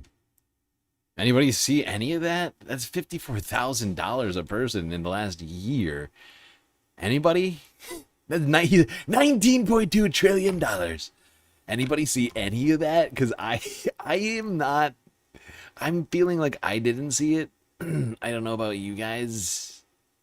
$55,000. Definitely not anything even close to that. In fact, when you add on like some of the other things, I feel like I lost money in the last year and a half. Certainly didn't see $55,000. Where's my cut of that 19.2 trillion he's talking about? Of course, it's a fiction, right? Just so everybody understands. This is a joke, right? This is a complete fiction. $19.2 trillion has not come into this goddamn country. No matter how much the president wants it to have come in. There's been maybe 19.2 trillion in promises made to him in public and or in private. There's no fucking way that $19.2 trillion of investment have come into the country by any metric. You can add a bunch of metrics together and still never get to that fucking number. Dollars pouring into the United States right now from all over the world. That's the investments being made, and the record was 3. 4 years. In 4 years, the last administration did much less than 1, and we did 19.2 in 12 months. And thanks to our great election win, November 5th, and the tariffs, plants and factories are being built all over the United States right now, and they're being... And the tariffs.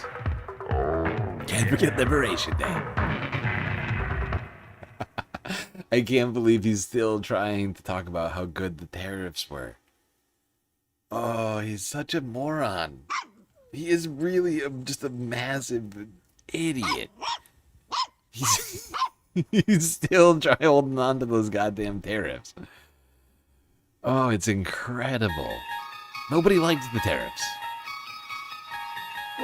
Nobody liked the tariffs. Not a single person thought the tariffs were a good idea. Even Republicans thought it was stupid. But they were too scared to really go against him. And it's just incredible. He's like, thanks to me getting elected and Liberation Day, we're doing really great when you think about it. It's like, dude, that is why everybody is paying way more today than they were this time last year for literally everything. You add in Operation Epstein Fury, and help, I'm being next 6 months are gonna be fucking garbage. And he's like, because of all of my great decisions, the economy is doing really great. Everybody knows it. This is the very definition. The jobs are pouring in. Totalitarianism. The investments are pouring in. America is thriving. Right? So hot right now. Affordability. You can all afford groceries now, thanks to me. At a number that we've never, ever seen before. So much more. We're breaking records by double, triple, quadruple. We created the strongest and most powerful military. We won 2 world wars, the Cold War, left America's enemies in the depths of history. We beat Venezuela in one day. We beat Venezuela. We knocked the hell out of Iran. They're dying to settle. They want to settle so badly. Did he just admit that the war's not over? Because we're nice. He just admit that Operation Epstein Fury is not over? Haven't they been trying to sell that there's a ceasefire and they already got the deal? So no deal yet. That's what he's saying. They're still dying to settle. He's He has been saying that for 4 months. They are dying to settle, everybody. They're dying so much they've waited 4 long months to settle. Sometimes you're dying so much you just gotta wait a little longer. Because it just increases the enjoyment. Right? For 250 years, the entire world has looked to our country and been inspired by the leaps of progress, feats of strength, and acts of selflessness, faith, and hope that could only have happened right here. 2 years ago, we were laughed at, mocked, and a nation in decline. We were in very serious You are decline. not funny. Last administration, what they've done to us, we can never, ever forget that. And today, we are the hottest country anywhere in the world. Hot. Everybody respects us. Everybody respects us. Everything doing it. We're doing it. Oh my god. So hot right now. So hot right now. So hot right now. So hot right now. So hot right now. So hot right now. Everything is so hot. I think he's confusing the heat wave with the country's reputation. Because the country's reputation is in the fucking toilet. The country is physically hot as shit thanks to the, climate change and El Nino heat wave that's been obliterating most of the country. Like no nation, remember this, we're respected like no nation in the world is respected like us. So respected. King, every prime minister, every president, they respect us. Please don't more list than them any all. other country by far. Please don't list them all. 2 years ago, they laughed at us. I'm so glad he didn't decide to list all the people who respect him now. Oh, God. Was anybody else concerned? Because I was like, oh, God, he's going to list them all. He's gonna stand here and list all the people who respect us now, who didn't respect us before. Thank God we've been spared that. Now it's only respect. And I want to tell you, the best is yet to come. The best is yet to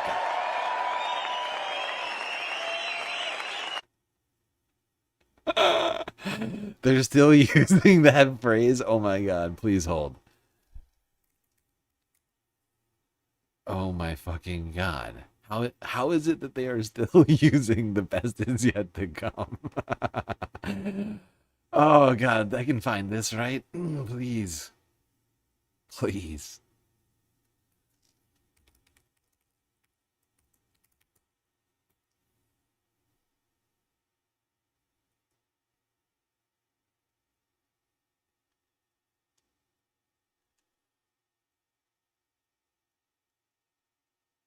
Oh shit, I gotta put her fucking name in.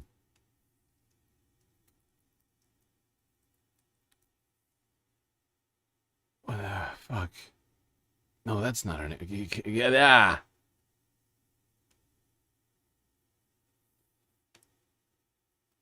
This is from like 10 years ago, isn't it? Ladies and gentlemen, leaders and fighters for freedom and liberty and the American dream, the best is yet Omega to 5 star come. just shared 100 bits.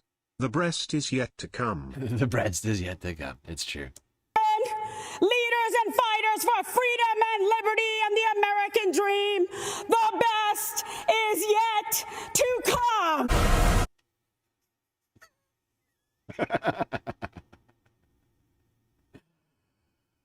Wasn't that was like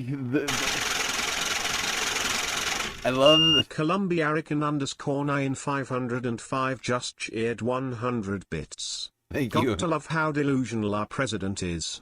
25th Amendment needs to happen as soon as possible. Folded hands emoji. Seriously. I just love that they're trotting this out early, right? Because they did, like, I mean, and I guess it makes sense when you think about it. But, like, that was the vibes. That was back in 2020, like, when it's back in 2020 when they were trying to run for re-election, right? That was Trump Pence 2020.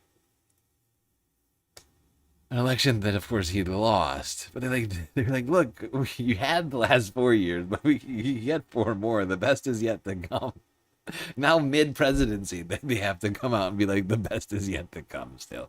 Actually, when you think about it, the best is yet to come.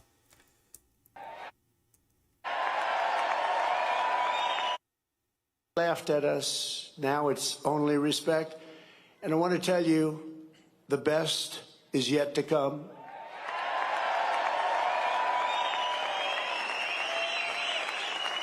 There's only a little bit of better left. From the roaring waters of Niagara Falls to the shimmering gushes of oil and fire from our beloved Texas, from the magnificent fields of corn and wheat and barley of our farms in the Midwest, to the vast canyons of finance in New York City, from the billowing stacks of steel now being produced all over our country at record levels, to the car plants that are rising like we have never seen before. Does Donald Trump think people are just like sticking like pickaxes into the ground in Texas and getting like oil? Like it's whatever year. I'm trying to think of when the oil boom, what was that, like early like 1900s?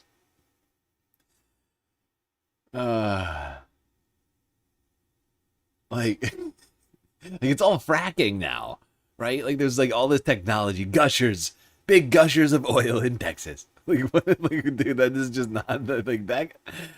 Those days are like long gone of finding like just like crude oil sitting in the ground, gushing. I'm pretty sure like it's all fracked natural gas mostly, under like in like shale oil left. Like we went through all of that oil, most of it. I think there's still a little left. You got no oil? Oh yeah.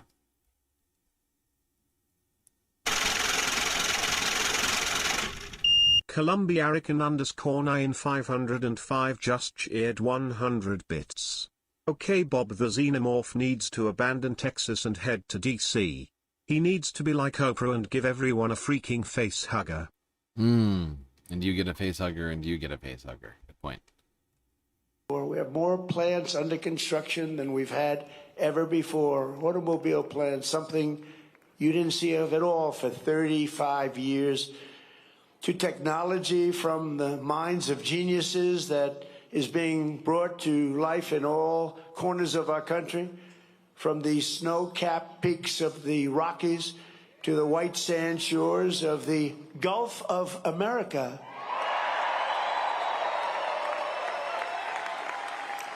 And to right here in the Black Hills of the Dakotas. After 250 years, American freedom still rings. The American dream still lives, and the American flag still flies more proudly than ever before. Over the people who will not quit, the nation that will not fail, the country that will not fall. No matter how hard the enemy tries, we cannot be beaten. Tomorrow we reach a milestone like no other and celebrate with joyful hearts and soaring spirits, because after 2.5 centuries, we know that this is not an ending. This is only the beginning of the golden age of America. And together we will make America bigger, better, and stronger. So, like, halfway into the speech, Trump apparently just decides to switch to a fucking a Trump rally. That's like a launching of a new McCarthyist, like anti-communist agenda. Apparently, it's a crazy, unhinged 250th birthday for America. I mean, this isn't a Trump rally. It's not supposed to be. But, I mean, look at this fucking display. It's insanity. It's just as unhinged, if not more unhinged, than any other Trump speech. I think it honestly is more unhinged than most Trump speeches, because it's like I think Trump and Stephen Miller and everybody sees this as a special opportunity to be as unhinged as possible. They're saying some fucking crazy shit right now. Than ever before. I promise you that. It's an honor to be your president. Thank you very much, and happy Independence Day to all. God bless you all. God bless you all. Thank you. For him to be like, it's about to be a lot better. Columbiarican _9505 just cheered 100 bits. The psychotic pedophile old man is giving an insane eulogy for the US. Seriously, for him to be like saying like the golden age of America is just starting, like is it more of like him, like his self, like centering of abso-fucking-lutely everything. He is deranged. I gotta say though, it was not lost on me that he spent at least 5 minutes like raging against communism and the scourge of communism and how they needed to pass a bunch of legislation in Congress to prevent it from happening. Which once again seems to speak to some concern that these supposed communists could win elections or something. I don't know, telling people maybe we shouldn't have the healthcare system that we currently have. And a number of other things, somehow appealing to people. It's weird. It's really weird. Why is that happening? These are not social democrats. These are hardcore, godless communists. They're godless communists. All communists are godless. They don't believe in God. This is the most serious threat to our country since its existence, in my opinion, 250 years ago. This is a... By the way, this isn't the same speech if you haven't figured it out, even though I think it's got the exact same backdrop. Actually, no, it doesn't. It's very similar looking backdrops, though. This was from like 5 days ago, 6 days ago. It's a threat to our country. It's happening right now in New York and California. But you'll start living in squalor. You'll live in squalor. There will be no food. There will be no housing. There will be no military. There will be no law and order. There will be no nothing. There will be no nothing. You'll be a third world inhabitant in every way, and everyone will suffer or die. You'll suffer or die. That's what happens. Trump was making that pitch to Christian conservatives at the Faith and Freedom Coalition earlier today, just days after New York's primary elections, where we saw 3 self-proclaimed Democratic socialists win their races. New York City Mayor Zohran endorsed all 3 of them. President Trump's going into these midterms with a significant advantage because of his performance, right? And we see him do this. He's just going to kind of like replace the caravan scare that he does at every midterm with the DSA, right? But I don't think it's going to work when you have gas prices as high as they are. I don't think it's going to work when you have Mamdani showing people that he can fill potholes with that same socialism that Donald Trump is trying to scare people out of engaging with. I also think it hasn't really worked that well. I mean, they've been claiming that they would run Mamdani is a socialist and Democrats are socialist ads all over the country. And I don't know that it's really changed the dynamic in the special elections that we've seen thus far. And certainly not Trump's relationship with Mamdani. He has embraced him practically at the White House. He has, and vice versa with Mamdani. I mean, he's been 2 times, I think. And frankly, I've watched the president treat Mamdani better than I've watched him treat members Oh, God. Aww. She's so sad. of his own party, like Oh, God. Poor Marco Rubio. Don't worry about it, little Marco. Gentlemen. But you know what? The reason why they can't run scary attack ads against Zohran is because he got into office and he just succeeded. He just like achieved the things he said he was going to achieve that voters wanted and that they voted him into office for. And so it's really hard to run an attack ad against a guy or start an entire it's like devoid of whether or not Donald Trump said nice things about Zohran. It's pretty hard to run attack ads against a guy who's succeeding for the people that put him in office. It's like, oh God, people elected a Democratic socialist. And he did all the things he said he was going to do. Like, it's not scary. It's not scary. It's like, it's also not scary to tell people that a Democratic socialist gave, you know, kids from 2 to 5 free, what do you call it? Like nursery, right? Like childcare. Like that program was open. I mean, so many people signed up for it. and he filled all the potholes. He cleared the streets of snow and the sidewalks, you know, as best as can be done on what is essentially like a bunch of peninsulas with nowhere to actually put the snow, really. I mean, really good job on that. And what am I missing? I mean, so many things, honestly. I'm missing a bunch of things, but that's the point, though. It's like, oh, the scourge of public toilets.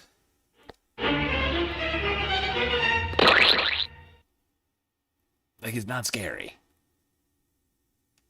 Taylor Greene and Thomas Massey. That is actually true. And I think that on a personal note there, I think the president likes that Mamdani is a New Yorker, and I think in a weird way he has respect for how hard it is to win the New York City mayor's race, and he respects him as a showman and the way he practices politics. Funny enough, the president views AOC in a similar way.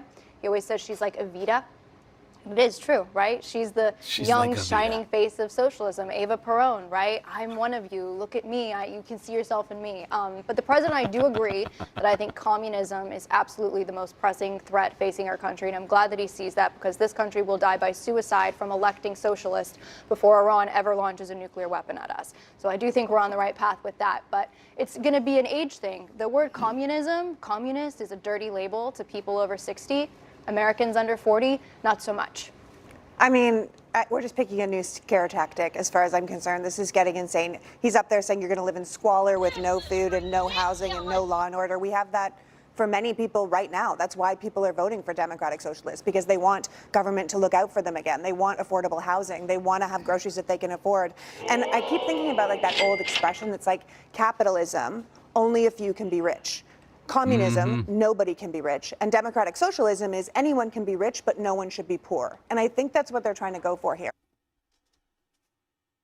Yeah, and that's the thing, right? Like, for too long it's been socialism for the rich and capitalism for the poor, right? Special benefits if you're rich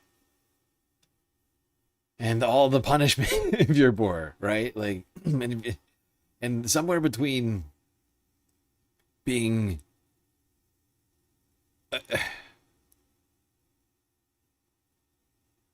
like there's also this huge gap of people that are effectively I guess you could call it the middle class, anybody living over the poverty line, right, who aren't able to qualify for certain programs, right, but are being faced with just insane bills and a government telling them that they don't deserve any help, as well as people who are currently living below the poverty line also being told that they too don't deserve any help, right? Like, it's just a compression. Like, it's like a top-down compression. Capitalism is eating itself right now. The oligarchs are coming for everyone at this point. You know, honestly, their desire for AI, like the amount of money they spend on AI, is proof of how just far down the road we are on capitalism. How many ideas they've run out of ideas on how to make more money. Right? There's plenty of innovations still. Right? There's still plenty of inventions to happen, but when it comes to like new fancy ways to come up with like profits, extra more unreasonable profits for shareholders, they've run out of those, right? And so they're just doing everything they can to protect the status quo, protect their ill-gotten gains, essentially. Because we haven't been taxing like most of these companies in ways that we should be, right? Arthur Adela, though, we gotta listen to this guy have a fucking meltdown real quick, and then we'll move on from the CNN clip since we already watched part of this yesterday. Look, 7% of people who could vote in those congressional races voted. Wrap your brain around that. 93% of people who are eligible to vote did not vote. So saying that the message is resonating or it's not resonating, what's resonating is people aren't voting. People don't care. People. What's resonating is people aren't voting. So rather than talking about the people who did vote, Arthur Dela, this random fuckwit, is over here to tell us actually what's more important is the people who didn't vote.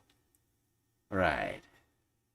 So I mean, I know that he doesn't want this, but like maybe we should make voting a national holiday, you know?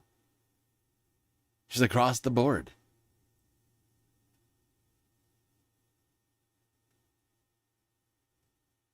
You know, spend some tax dollars making it easier for people to vote.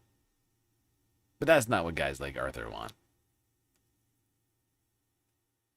There's a massive amount of copium happening over here. We've seen all week from guys like Arthur. We're not going to stay on him for very long. Just because we got other shit to talk about today. We've already talked about this at some point this week. I have geared this stream heavily towards the July 3rd Independence Day situation. What? What is the what? What are we whatting about? Hopefully not something I said.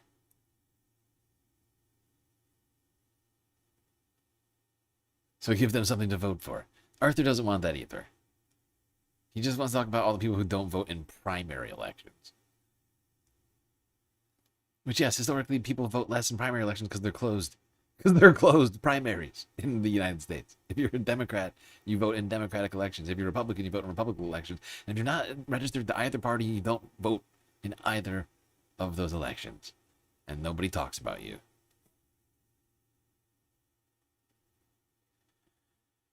Here's the majority report. A little bit more on what's going on right now within the narrative in the sort of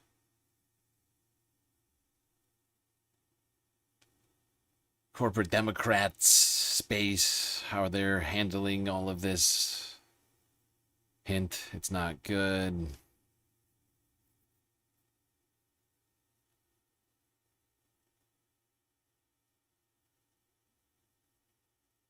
Here is the spirit of the moderates. This is what they're going to do.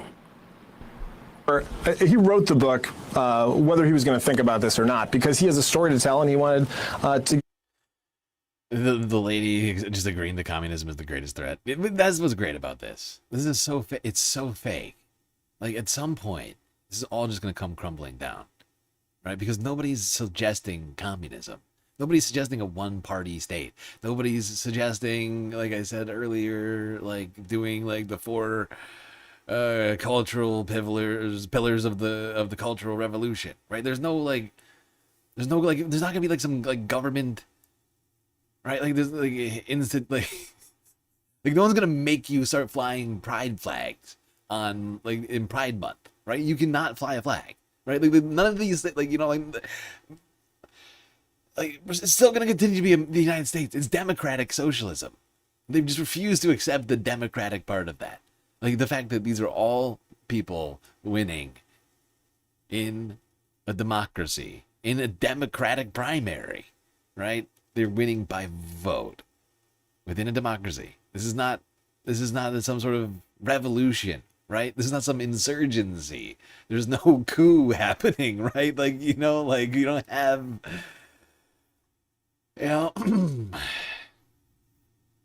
like you don't have some plot to overturn the Constitution or something, and the government by any means, right? And it's just about changing the status quo. It's just about doing government. It's just about maybe we could have some changes by a completely democratic method. And that's the scourge of communism to these people. Like maybe we could have healthcare. That's communism. China! Out there, he's a guy who grew up in the projects and was self-made. He worked his way through college. He went on to build a great company that did the right thing by the folks who worked for it. And now he wants to continue to serve. In terms of what his big idea is, it's that politics is broken. And maybe we need a solution to it that risks the imagination of a new kind of possibility. Will you go back over that again? Because I think this is the so-called moderates, really the conservative Democratic manifesto can be summed up right here. And now he wants to continue to serve. In terms of what his big idea is, it's that politics is broken. And maybe we need a solution to it that risks the imagination of a new kind of possibility. Risks the imagination, and you know that was he is literally reading that off his hand. Risks the imagination of a new kind of possibility. Man, Do we have a bald eagle sound that we can put out in the background just so? I've got goosebumps. Me too. Me too. I want that Michigan fist! I mean, it's utterly absurd that billionaire Howard Schultz wants to tell us what was broken in our politics. A guy who couldn't get elected for his life, who spent like millions of dollars literally trying to win an election that he lost, and is now trying to tell everybody it's like, man, you are so out of touch, like you have no idea what the fuck is going on, okay? You are like Mr. Michigan Fist. It's true. It's true.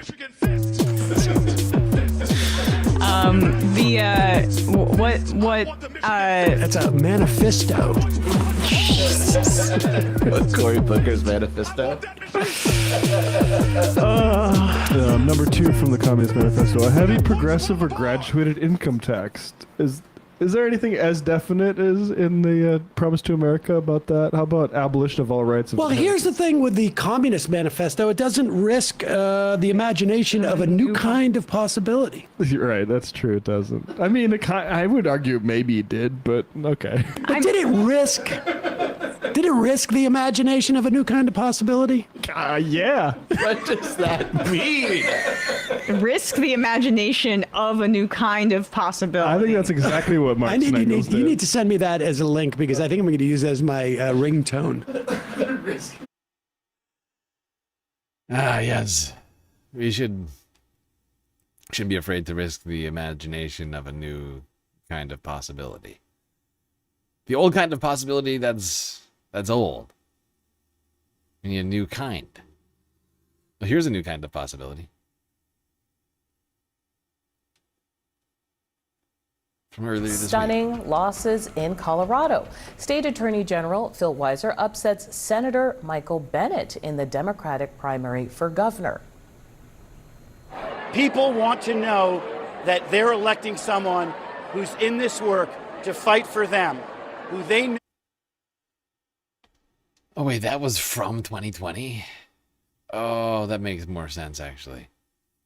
Because, like, he's so irrelevant right now. Why would he be telling us anything about new possibilities?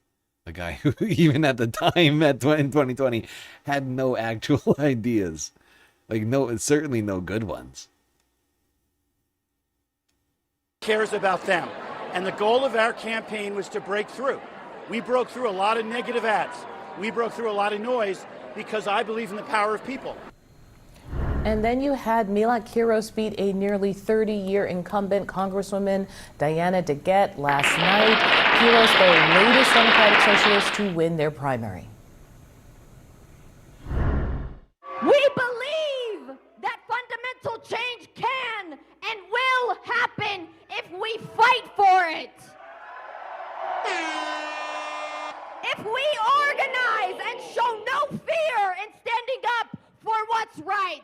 That is the message that Denver has sent to both parties, to Donald Trump, and to the entire country. Zohran, I want to start with you because back a few months ago when there was infighting in the DNC itself. Okay, that's all I'm taking from CNN on this clip right now, I think. It's just, I mean, this has been the week. I just want to go really quickly. This is my favorite picture of the week. Columbiarican_9505 just cheered 100 bits. Michigan fist for the real Dems. 2026 is ours, y'all. It's one of those songs that gets me somehow ironically pumped up. Like the music itself is good, but it's just like it's out of irony that we listen to it. Like it's a banger, but it's only funny because we're making fun of a guy. It's complicated how I feel about that song. But this is my new favorite picture of the week. That CNN posted this for us. And this isn't the only big win that we've seen, of course. But every single one of these, aside from Texas, because we didn't cover the Texas election, I need to actually add that into my for the midterms. But every single one of these people are on the galactic list. This is why it's my favorite. This is why it's my favorite photo of the week. Because if we just go down, where does it start? Mai Vang, California, 7th. There she is. Chris Robb? No, Angela Gonzalez Torres, Milak Heroes, Adam Hamoui. All these people are up in here. Angela Gonzalez Torres. Adam Hamoui. Who was it? Milak Heroes. Right. Over here. Bam. Right, these are all people that we were that we wanted to win. Every single one of these. Claire Valdez, Daria Liza Avila Chevalier, Chris Robb in Pennsylvania. And once again, the only reason we probably didn't cover Frederick Douglass Haynes the third is because we didn't cover Texas's primaries. We covered all the other ones. My new favorite photo. My new favorite infographic, really. It's a combination of photos. But it's just something about it incredibly cathartic for CNN to be like, hey, look at the galactically endorsed list of winners. It's like, yes, thank you, CNN. I will look at them. Yes, I will take them. I will take this moment to revel.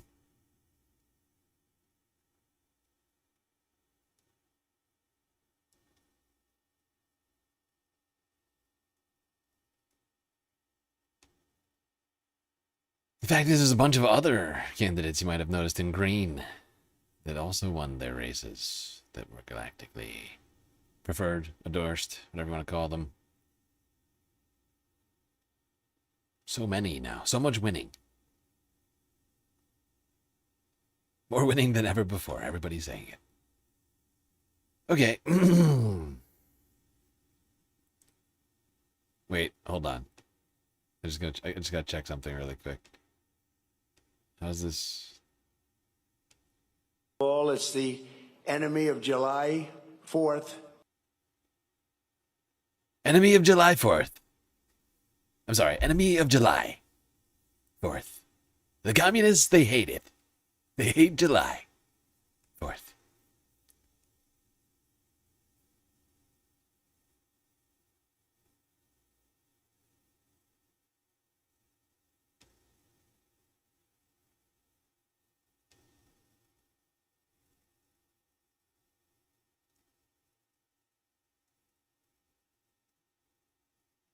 Let's go to another enemy of July 4th.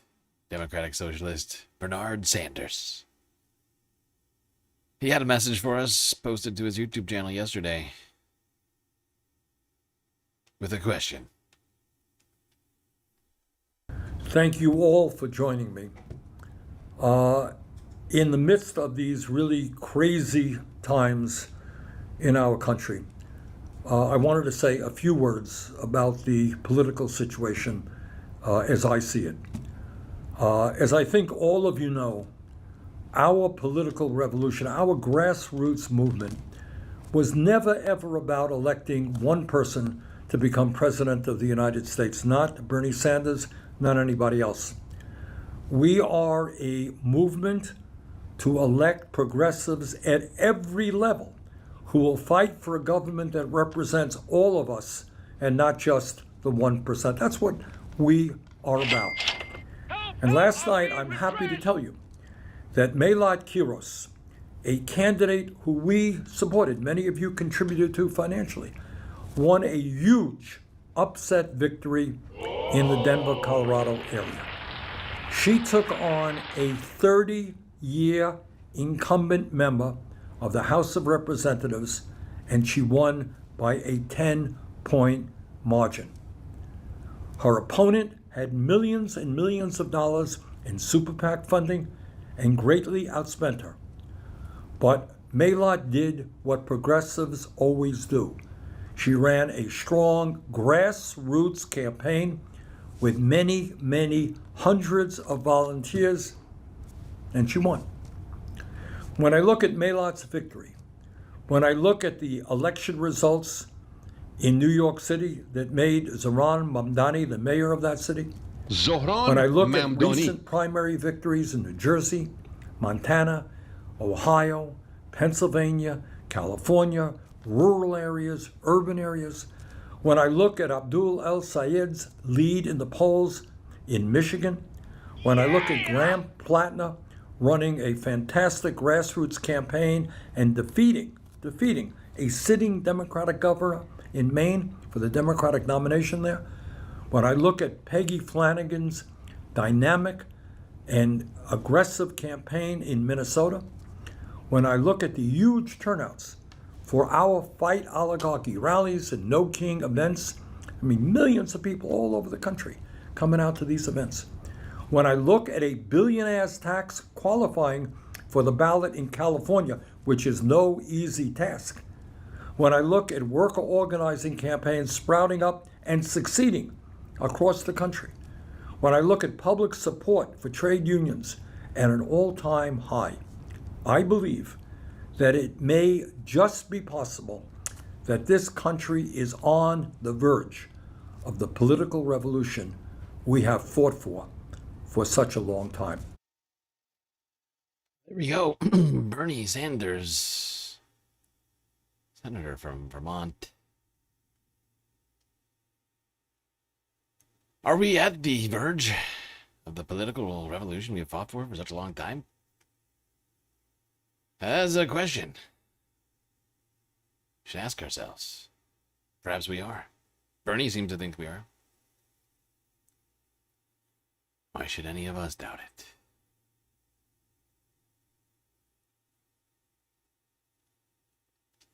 Let's take a quick look at a map.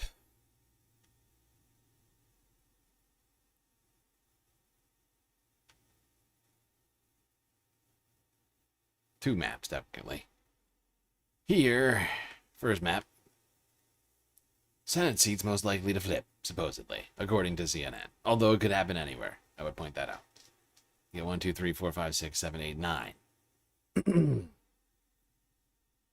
Supposedly, 1, 2, 3, 4, 5, 6. Wait. I'm not counting right. 3, 6. Right. Oh, I am counting right. 6 are red. 3 are blue. That could be a big change in the Senate. Not enough for a 60-seat majority. But, like, they are suggesting that in Michigan, they're going to lose. It's going to go from D to R. That somehow Abdul El Sayed's going to lose to some Republican ghoul. And they still have fucking Nat and McMorrow included. This is still a primary, by the way. Right? But it's just ridiculous. Because they're conflating multiple things. They got a Democratic primary. They're showing Democratic primary candidates here. This is Republican versus Democrat. That's Josh Turek. He already won his race here in Iowa. He's a fairly good candidate. I mean, if it's affordability wise and some of those other issues, like just sort of social issues, he's good. Although I do worry a little bit about some other things we talked about with him regarding being rather vague about his position on Israel and stuff like that. But like, you could get, I think, in some of these cases,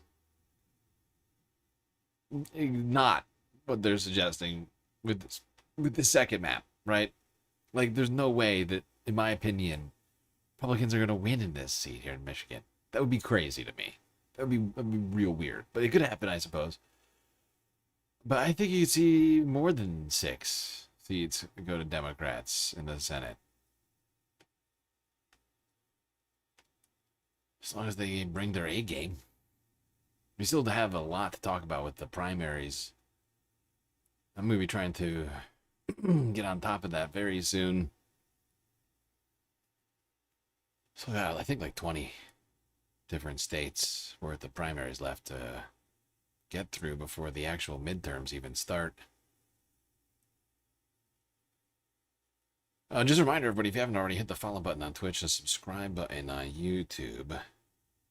Hit that bell icon, like button too.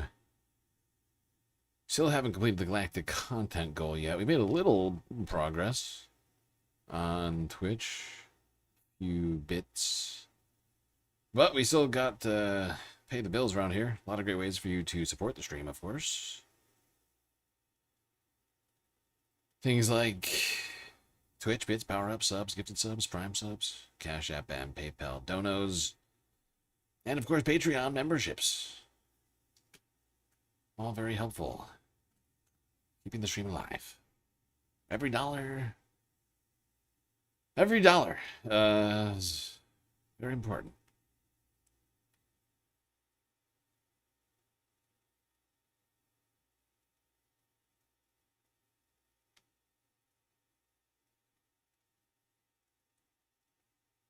All right, let's go back to, let's talk more about the freak out over the wins happening in the Democratic primaries. Columbiarican_9505 just cheered 100 bits. Here's another dono. I support our new DSA member, Bob the Xenomorph. Oh, wow. Bob the Xenomorph, dues paying member of the DSA, apparently. Very exciting. Very exciting, Bob. Okay.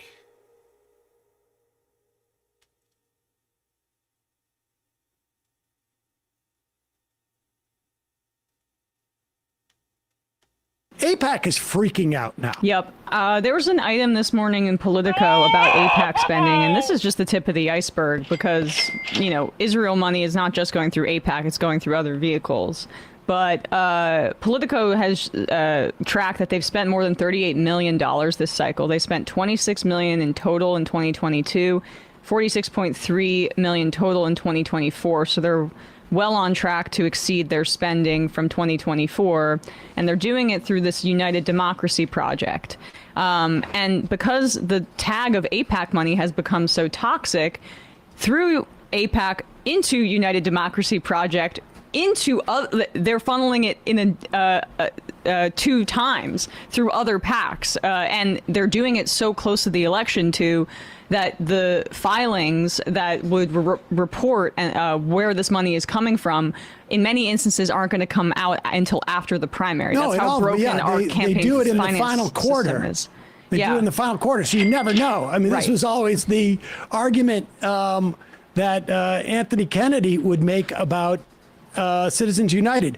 Well, they'll be reporting, so the people will know, but they're not going to know until afterwards. Right.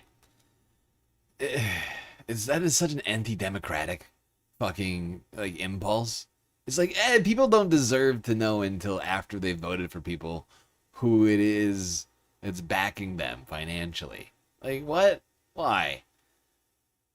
In what world does that make sense?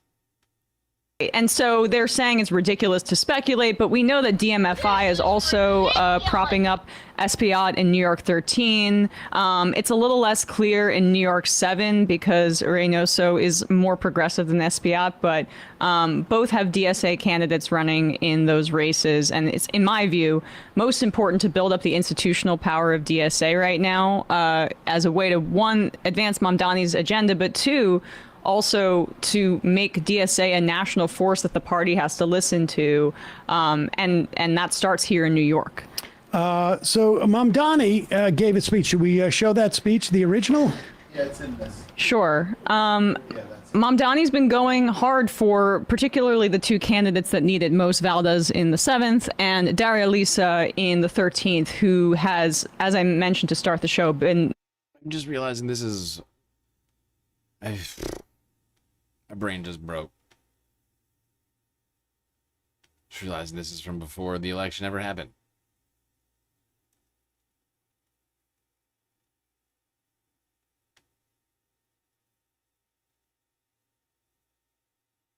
Just the reaction to... I said this was the reaction to the wins, but this is really the reaction to the existence of these candidates who won in the last few weeks.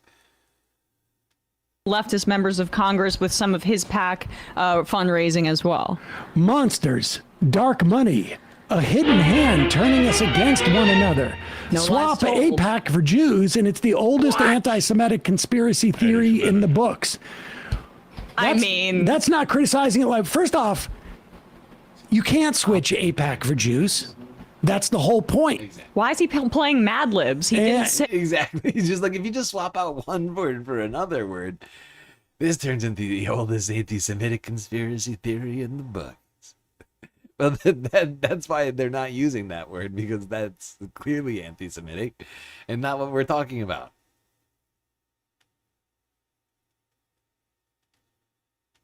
Jews. He said AIPAC. AIPAC is a lobby. Jews are a people. There's that old meme that says, I hate Space Jam 2. Now switch out Space Jam 2 with women. You see? Not so funny anymore. Exactly. Yes, Brian has pointed out the horrifying truth. You just swap out Space Jam 2 with women. You are a horrible misogynist.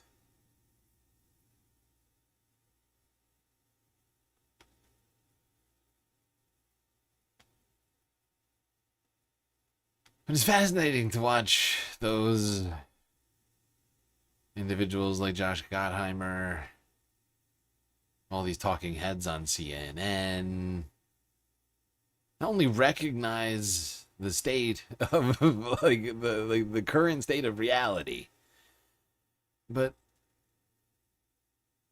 like having such bad reactions to it, right? I mean, sure, there's a few that are left denying reality and they're trying to craft their own realities, like Josh.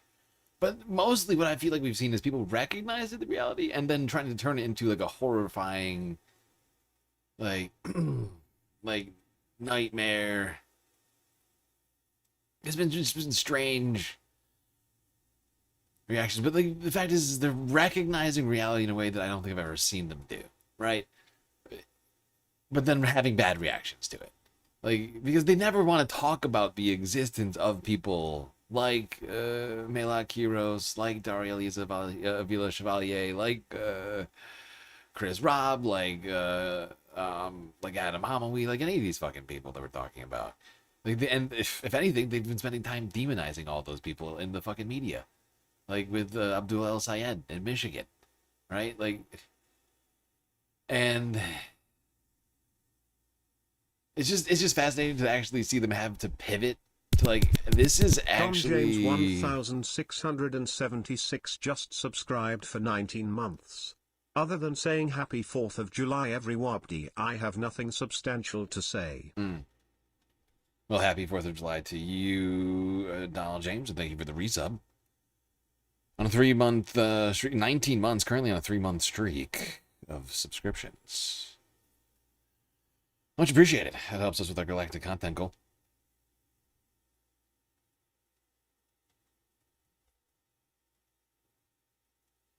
I'm just realizing I didn't reset it for today. I should have reset it. But like an idiot, I did not. Let's talk more about the changes we are seeing right now.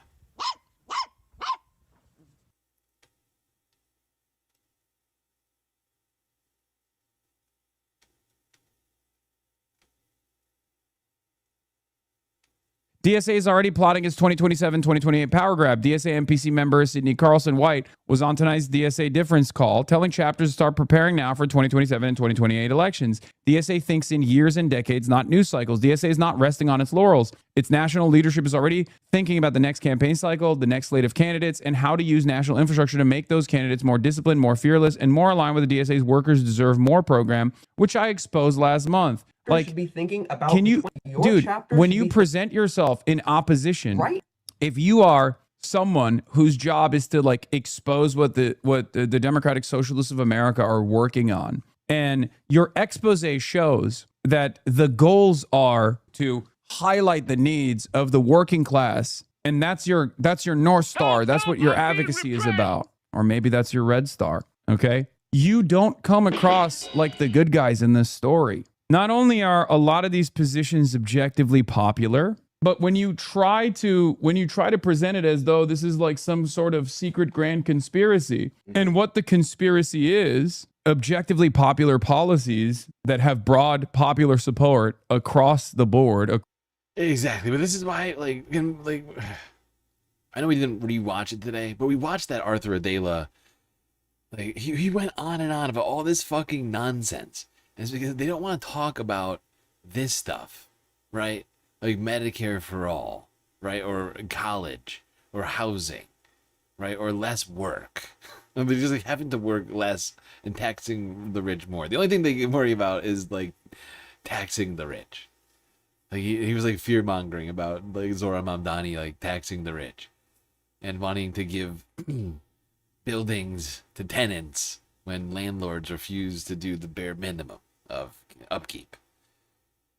Like you can't, like, you know, like, and the fact is, like, they are so afraid of talking about like almost any of the policies because they know how popular they are. Like they'll try and like find one that sounds like outlandish, but even of the most outlandish things, like when you unpack them, you actually realize, no, this isn't outlandish. This is actually something that I support, and I think most people probably also support. Because most people are renters, and it's becoming more and more so. And therefore, people are dealing with landlords who aren't necessarily doing their part, charging them more every fucking year.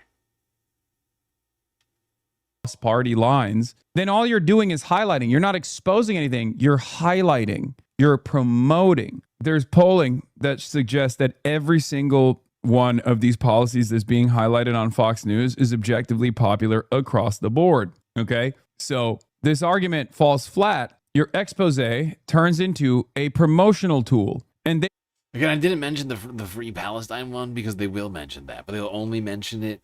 They'll only just in the sense that they'll call everybody anti-Semites, right? Like in that framing, they'll accuse people of, you know, being anti-Semites for believing in Palestinians deserving rights or Israel not deserving bombs or any other number of fucking like fairly reasonable policies.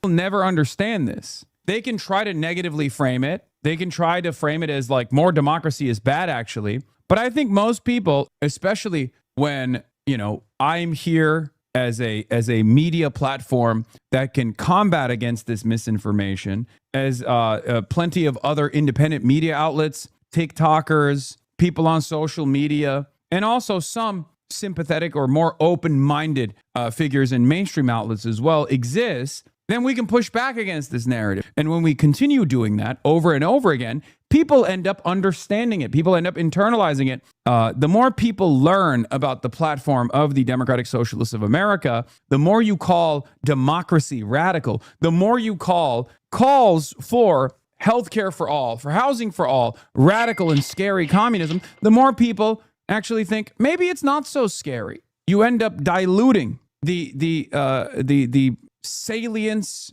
or the significance of this accusation. Exactly. And this is what I've been saying to some degree. I've been saying, look, we don't need to argue for socialism. All we got to do is point out all of the flaws of the current system that we have. Like, we live in this supposed capitalist system, getting freer and freer markets by the day, according to the president. I mean, they are rescinding, repealing, rolling back, dismantling, or lighting on fire every fucking regulation the businesses supposedly hate. And how is that benefiting you in your life? Tell me. Like, are your housing costs? What are your housing costs? Are those going well? You're paying less for things or more for things? Are you affording stuff, or are you having to work 2 jobs? Are you having to, are you taking time off, vacations, or are you desperately hoping to be able to pay the bills at the end of every week, right? Like looking at your bank account and dreading having to pay your steadily increasing electricity bill, or rent, or childcare, or transportation, right? Like insurance. Like, are these things going well for you? Do you feel your tax dollars are being used well? Because under this current system, they're all just going straight to war, and rather than improving any of that stuff, right? Rather than lowering your healthcare costs, which are skyrocketing to the point that 5 million people dropped off of their health insurance this year. I mean, it's a system that's not good, that takes almost no time to dismantle in terms of be able to pick apart all the bad shit everybody's experiencing right now, financially speaking. There's an alternative, right? Like we start using the tax dollars we already have in a better way, and then consider, who we're taxing and at what rate, right? Because if you're making over a couple $1 million a year, you should be paying more into society than everybody making less than you, right?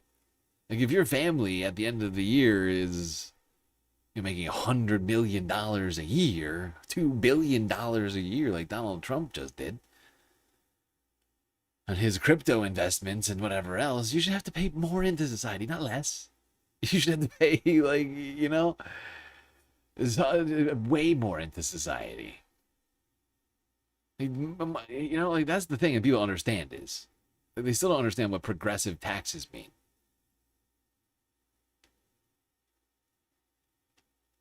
Increasing the tax rate for the richest people making the most, doesn't increase your tax rate. Unless you're literally planning to make $1 billion this year. Then yes, it's you. You're the one we're talking about. But some people are starting to crack in this moment. Wait, jump scare. You just went to PBD. PBD, Yeah. the future king of Iran. Let's watch a little PBD. Is he I your love favorite? that. Who's your favorite? Oh, out of those, I'm a secret. Paul I think Davidson? I'm a Tom guy. Ooh. Tom is so funny. I didn't mean on the show, but your favorite on PBD is Tom. Yeah, the policy the uncle. Yeah, because Tom, he's that's R.M. Brown. We called him like a grandpa or uncle. He's the Ringo of the four. I know. Me personally, I think Rob. Rob is my favorite. He's the unsung hero of the PBD podcast, right? Like, yeah. They got Tom, you got Vinny, you got Adam, of course, you got Paul Bet Davidson. But Rob is the unsung hero. He's never on camera. And like just go back to that Medi debate, right? Like how many times during that debate did PBD or Medi go, "Hey Rob, bring this up for me really quick, Rob. Hey Rob, give me this." You got the, and it's like every show. He just sits there and he brings up graphs for PBD to misinterpret or use irresponsibly, and like it's just like a guy. He's like the glue. He like keeps the whole show together. But he's not he's not getting any of the credit. Like he's the underdog. He's like the wise sage. Yeah. Right. Let's go to Tom. What do you think? Okay, let's see. It's got to be Grok. Tom's a good time. Everyone trusts Tom. Tom here. I take it back. You're right. Grok is actually the unsung hero of the PBD podcast. That's actually doing most of the heavy lifting. Grok. Well, first of all, some of the things that I say will be incorrect. Yeah, this is them responding to Zohran Mamdani's success here and how Trump is the only Republican who takes it seriously enough. Affordability. I saw a clip of Trump saying like that these democratic socialists are the biggest threat that we've ever had. But Zohran's so hot. Yeah, but also he's very handsome. Yeah. Have to stop it because that's what it's about. That's what they want to do quietly. Quiet. And we ask that God will continue to bless the United States of America, and God will bless the United States of America. I've told him to. Because he's me. He's right. He's right. And I am on this, and I have said, and I will keep saying, it's not. I mentioned the Democratic Socialists. I'm describing what they do, but the underlying effort is the eradication of the middle class to create the workers and the few elite. That is how communism works. Socialism, The middle class is already eradicated in the United States. What is this guy talking about? If you look at any of the numbers, the middle class is just like a tiny fraction of the country, like an increasingly smaller and smaller portion. Under Trump, this is literally all we're doing. How can he even attempt to make this claim with Donald Trump giving himself tax breaks, him and PBD tax breaks, and taking away food stamps for everybody and healthcare? Like, this is literally the thing he's describing is literally the thing that's happening under Trump right now. Oh, Tom. workers and the few elite. That is how communism works. Socialism, communism, socialism walks in the front door. Actually, communism walks in the front door. Start over. Hold on. Wait, communism walks in the front door. What door does socialism Comes in the take? side door. Socialism, it comes in the side door. Communism in the back. You know, and libertarianism comes in through the chimney, steals all the presents.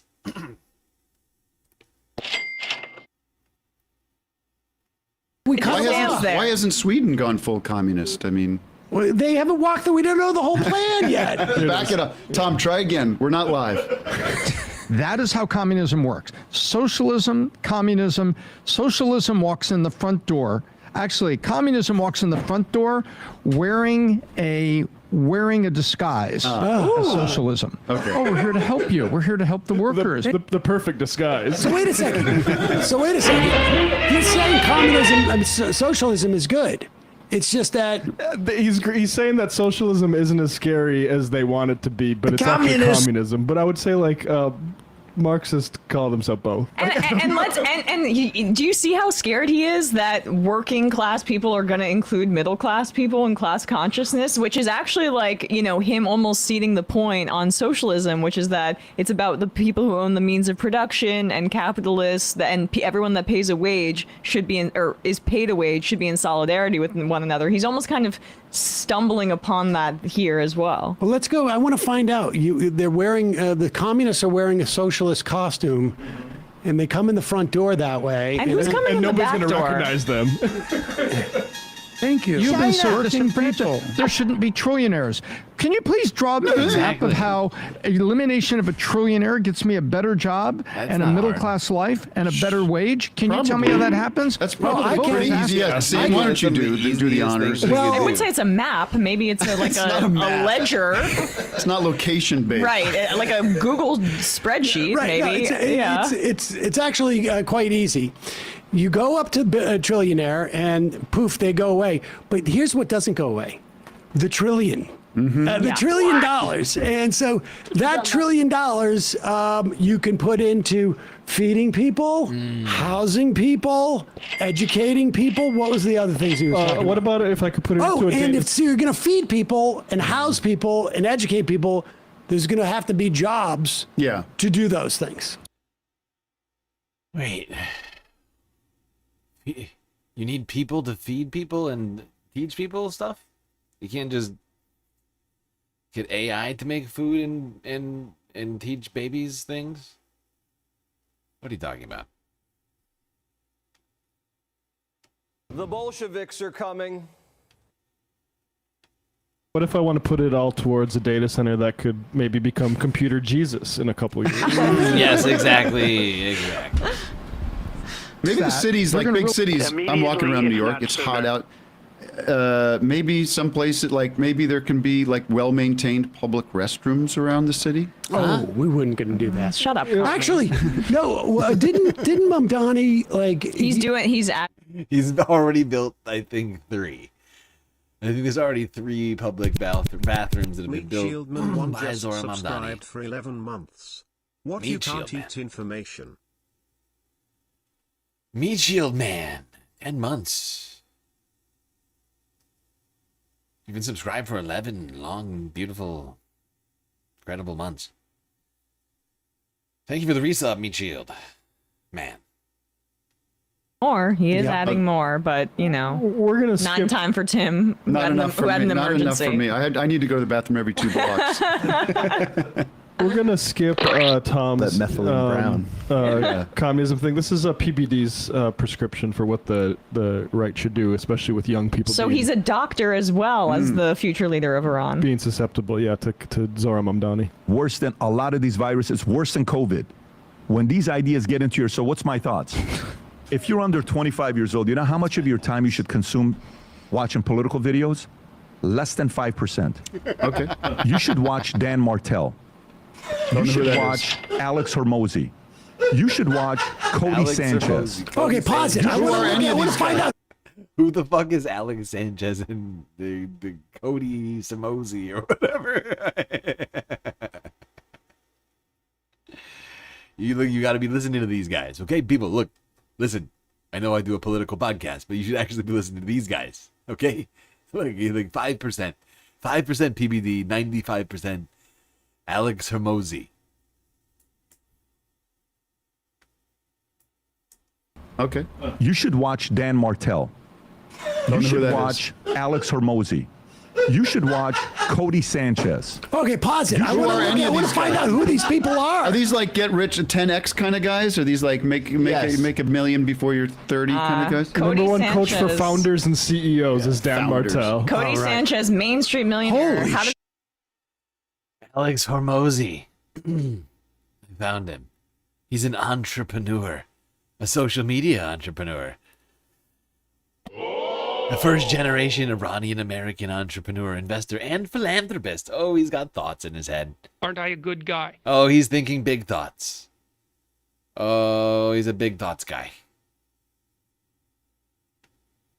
Just like PBD, he's got big thoughts about business. extraordinary wealth by buying ordinary businesses? Whoa, wait a second. You figure he got paid for that plug? You think Alex and whatever that other guy's name was, I've already forgotten. You think you got paid for that plug? You guys shouldn't be talking about politics. You should actually be thinking, listen, at least a little bit to Alex Hormozy, who paid me to say his name, who none of you have ever heard of before. He's an Iranian guy. He reached out to me. I thought, this is a good guy. Dude is cut. CEO and founder of... He's got to know what he's talking about then. Contrarian thinking. He will cite somebody that you guys, I think, will recognize. So okay, keep going. All right. You should watch Cody Sanchez. Dr. Cody. You should watch Cody. Valuetainment Business Conference. Oh! You should watch Mr. Beast's interviews. Yeah. Not his clips. What? His interviews. Brilliant. You should Brilliant. watch these guys that are advancing in business. Wait. You should watch. Did you say Beast interviews? Okay, first off, this is Cody Sanchez. She's a journalist, so don't talk politics, but listen to Cody Sanchez. Oh, but she's a... Oh, no, but she's unconventional. She's... You know somebody is unconventional when they specifically describe themselves as such in their Instagram profile? Run and starts a business called Contrarian Thinking? Because she's out of the box thinker, Cody Sanchez. Apparently, I love that. like people won't know by listening to your ideas, but if you tell them that you're out of the box and you're thinking a lot of crazy new stuff that nobody ever. Oh, they'll be like, oh my god, oh boy. What? And then maybe they'll subscribe. Be like, oh yeah, 3.2 million followers, Cody. She's not even a small. Wow. She's not even a small content creator. She's quite large. It's interesting. But Beast interviews? Is that Mr. Beast? I'm sorry. What the fuck is Beast interviews? Oh my god, it is Mr. Beast. What the shit is... What is this? Why? Why? Why is he doing this? I don't understand. It makes no sense. You should watch these guys that are advancing in business. You should watch Billy Graham nonstop on repeat. Your heart should have a tender heart, some grace, toughness, but some grace. You should watch these business strategies to get your economy straight. That's what you should watch. Then when you're above 35, above 30 years old, start paying attention to politics a little bit more. It's become a little too cool for young kids to pay too much attention to politics, and their finances sucks. Get your finances straight first. Learn how to get your financial situation in the right place. Like a portfolio of what things you should consume. Some people are consuming 40-50% of politics right now. Get it down to less than 5%. I'm even okay if you get it down to 1%. And you replace it with business content. Isn't it amazing? Isn't it amazing how threatened they are by civic engagement? They are so... Please stop watching my show, okay? Look, listen, I'm fine with it.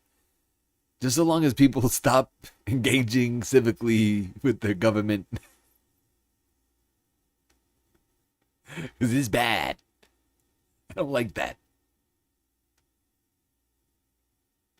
As long as people stop electing people who want to tax me, a very wealthy guy, I'll be good. Because, like, let's be real. He doesn't actually need his show to go well. Like, he could set up, he could, like, shut down shop tomorrow and be set for life. He already grifted, like, millions out of people before ever even starting this goddamn thing, and then he's made millions more continuing to grift the rest of the internet. And like, I mean, he's just, you know, at this point, he's just for the love of the game, that guy.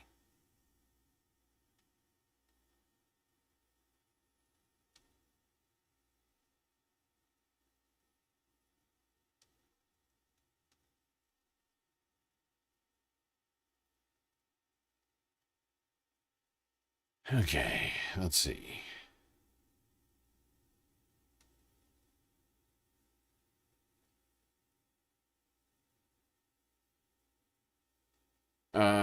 Shit. I gotta keep this stream a moving.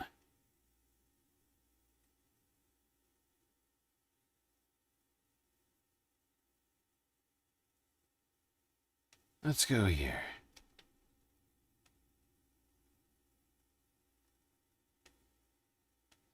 Let's talk a little bit about the economy. Not the one that really, not your economy. Well, kind of. But let's talk about the economy of the Trumps, who've been continuing to enrich themselves in all sorts of fascinating ways, including Don Jr., who is apparently invested in an online gun manufacturer, well, seller, sorry, online gun seller, I keep wanting to say manufacturer, which has been dubbed the Amazon of guns. A company which could directly benefit and is literally poised to benefit from a proposed gun rule in Congress. Here's Reuters from 15 hours ago.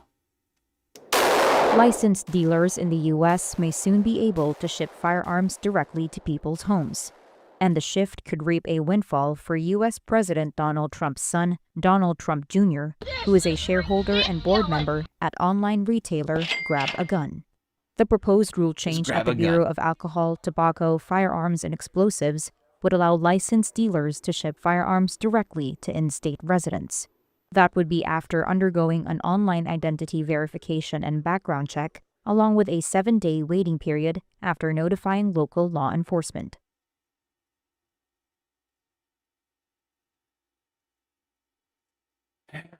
And what's interesting is He has lost massive amounts on his investment into this company, apparently. Millions. Millions. I think they talk about it at some point here. Currently, poses significant public safety and security risks.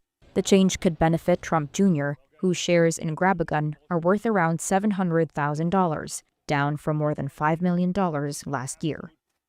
Yeah, so apparently Wobegon, the name of this company, is a public company, publicly traded company. He owned enough shares for them to be worth $5 million at the time of purchase. Now worth $700,000. That's 1/7, I would like to point out. If anybody's trying to do the math, don't hurt yourself too much. That's 1/7 of what they were originally worth. Or something like that. Something ridiculous. Some ridiculous. Like, he's really had a bad time. It's a really, really bad time. Let me just find it. I pulled it up earlier, but I didn't add it to the list. I should add it to the list though. Where is it? Wobegon. There it is. It's called Pew. P-E-W, Pew. Look at this rug pull. I mean, oh my, this thing has been decimated. One of the worst investments I could imagine. Oh my God, no wonder he's lost millions of dollars. What's fascinating about it, though, is now Congress might pass a bill to help him recoup his money. Is that really what we're talking about? Because that's what it sounds like. I could be misinterpreting what's happening here. But this fucking stock took a precipitous fall. I don't know exactly when he got invested. But the high was back here in 2025, if you look at it. Started in 2024, so it was sometime between January, you would think, of 2024, a year before his father became president. And now, if he's lost $4 million on a $5 million investment, that's what, 80%? He's lost like more than 80% of his money, right? It's currently at $2.40. It means it's got to be more. It has to have been somewhere around here, somewhere between here, like in July of 2025. Do you see what I'm saying? Like, for him to have lost that much money, or I guess it could have been back here, or like even as far back as maybe here.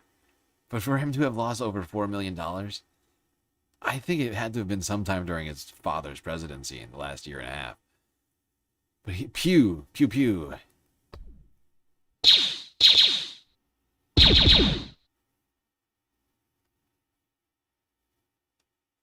Might get saved by Congress making it possible to just ship guns directly to people's homes on the internet with very little safeguards.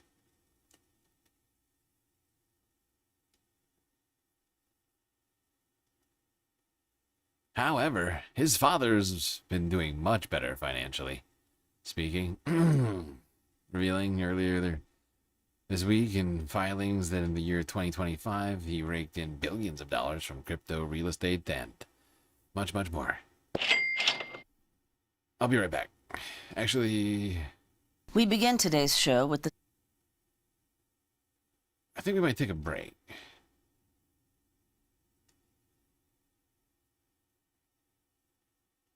Yeah, I think we're going to come back to this and get to talking about the other celebrations happening around July 3rd. Because I have a bunch of stuff for us to keep talking about surrounding all of this.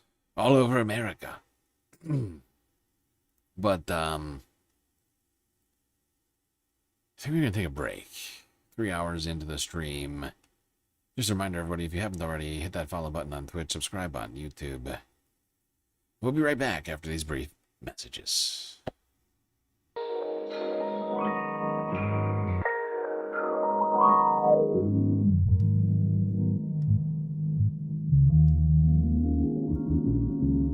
Yes, indeed, everybody. Hope you're enjoying the show so far.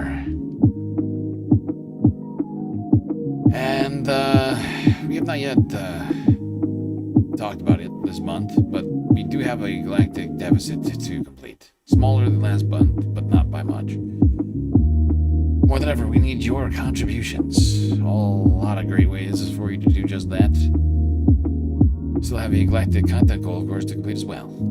You can do things like Twitch bits, power-up subs, gifted subs, prime subs. Unfortunately, still on monetized on YouTube. Hopefully, we will get that back later this month. Be able to reappeal.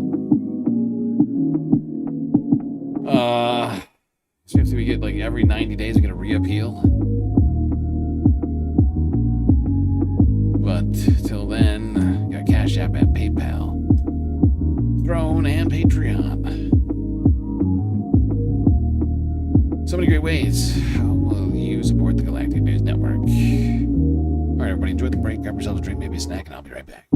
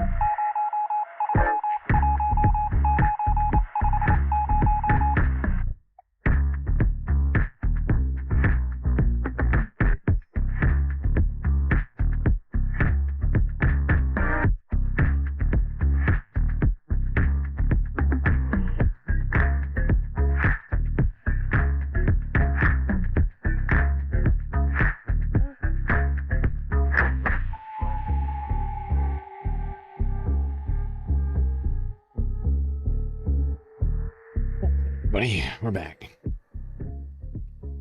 That's right. Break is over, and the show is about to begin once again. So get back in those seats, otherwise you're gonna miss it.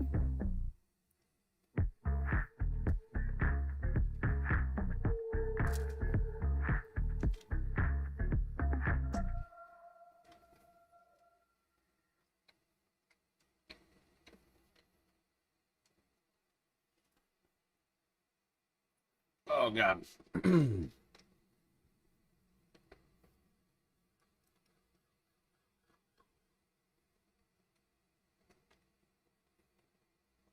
Sorry, I had a mouthful of food. I was trying to get in a couple bites before the stream. Before the stream had to start again. Okay. I'm back. Hope everybody's break was good. Still got a lot to talk about here.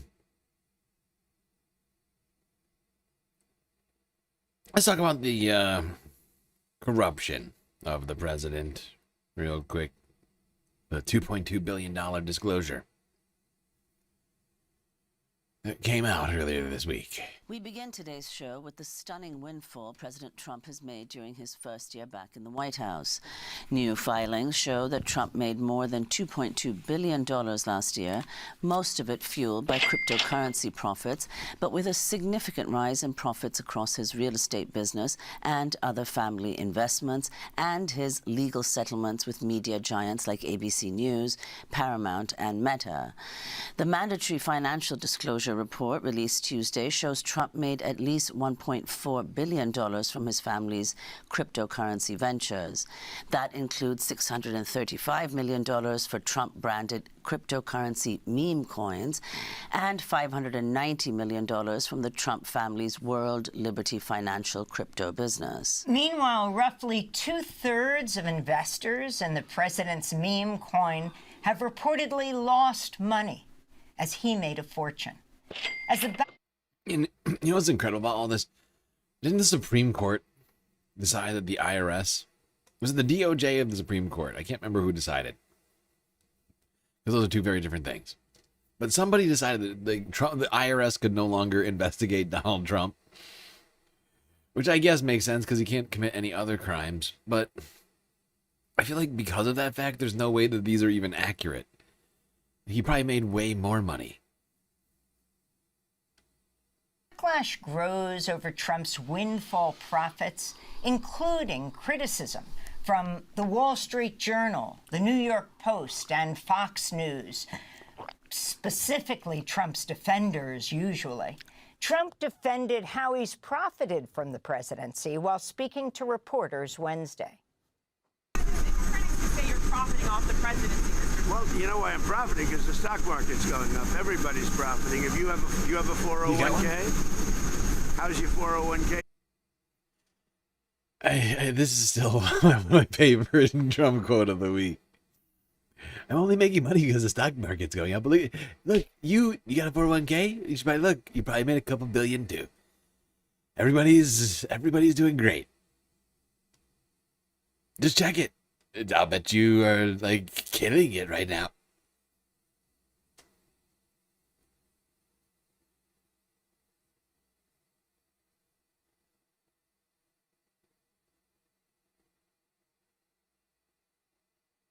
All right, let's go here to Voidzilla for a dive into this disclosure.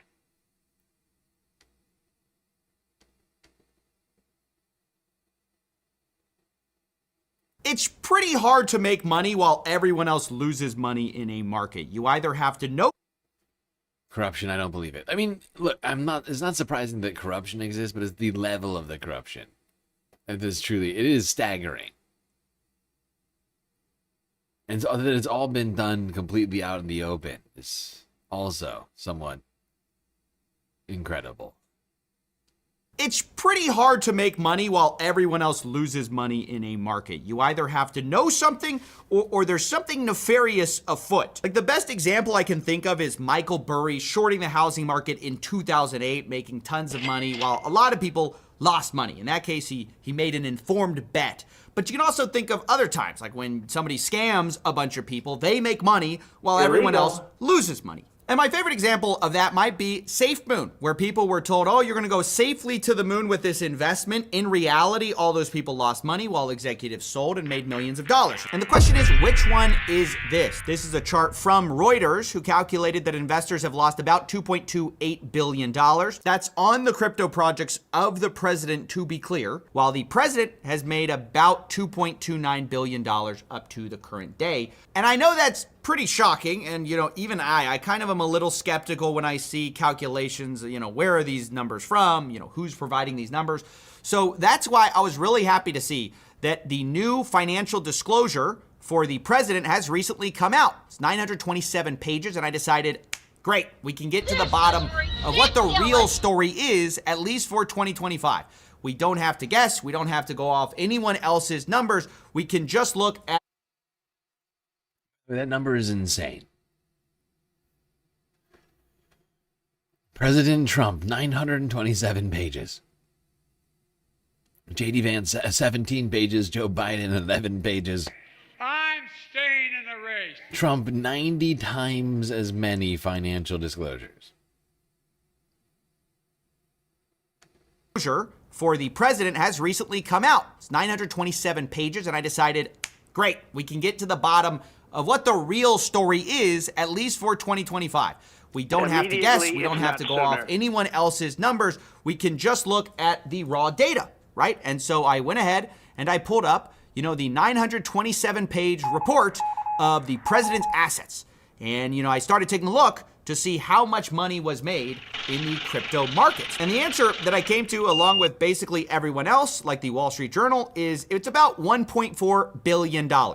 And in total, about $2.2 billion for the year of 2025 in total revenue, which is about a 3.5x increase from the prior year before entering the White House. Previously, they made about $622 million, and now they made $2.2 billion total. Now, you'll notice that most of that money is from crypto, about 63% actually, and that's odd because, as I said, crypto is down. It's a market that has lost a ton of value. You can see since 2025, it's gone from about 3.5 trillion or so to about. This is an interesting point. This is an interesting point because Trump is saying it's because it's his 401k. But the disclosures are saying, actually, it's because of his crypto assets. And crypto is down right now, but Trump is up. A lot of people in crypto are losing money. Crypto is down 50% from their highs in 2025, but Trump is up $2 billion. $2 trillion. Which is a giant loss. I mean, like most people who invested in crypto over that time period have lost money.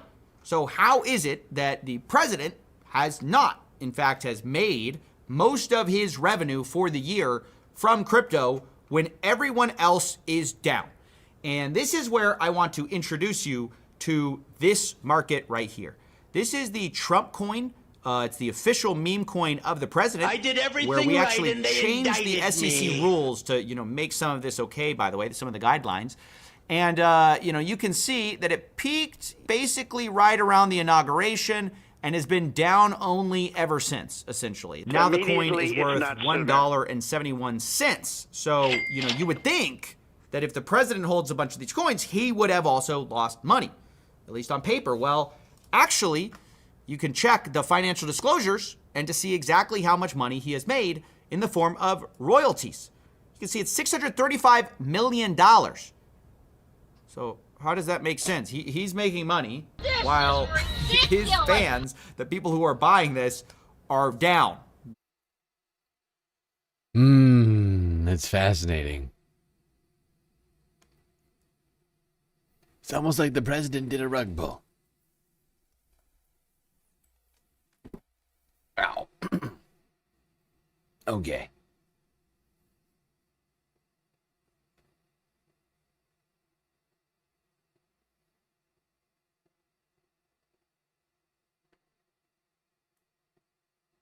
Yeah. Trump high-flying money-making year for himself last year. I wonder how much he's made this year. But it's pretty disturbing just how much he has enriched himself so far. And seems like, as we've been saying for a long time, much of his wealth has been derived from, at least in the last, 8 years, a lot of it's coming out of his supporters' pockets. And or people looking to get influence with him. Just like giving him money.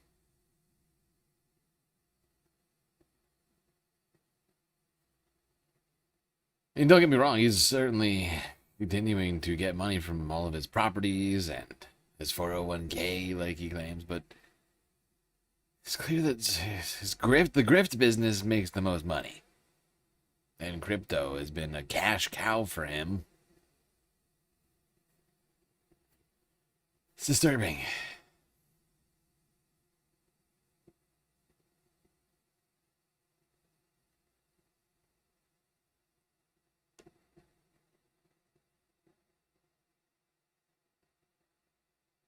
right, let's go back to celebrating America.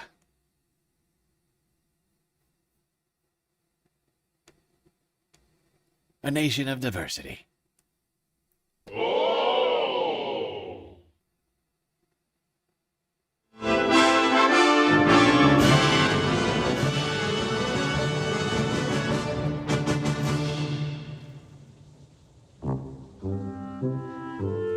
250 years ago, the Second Continental Congress was meeting just north of here in Philadelphia. They were drafting, debating, and revising a document that would then go on to change the course of history. I'm Alex Marquardt in Washington. That was the Declaration of Independence. 13 colonies formally breaking away from Great Britain to create a new independent nation. Then, for nearly a decade, the newly formed United States of America fought Great Britain for independence. The leaders of the revolution gathered to establish the framework for this new nation. Written in 1787, the United States Constitution has become the world's longest living charter of government, affirming that the government exists to serve its people. That Constitution remains central to the country's identity today. Here's Al Jazeera's Rosalind Jordan with more on the ongoing effort to keep that document relevant. This is the oldest remaining structure in Mecklenburg County, where historians say in 1775, Hezekiah Alexander helped launch the cause of American independence. Yeah, I'm not sure that this keeps the Constitution alive. Having an old desk in an old house, I'm not sure that really helps anything. I mean, it's good for historically, like, having it, but I'm not sure that that's changing much. Chosen with public input. But the framers knew the Constitution had problems.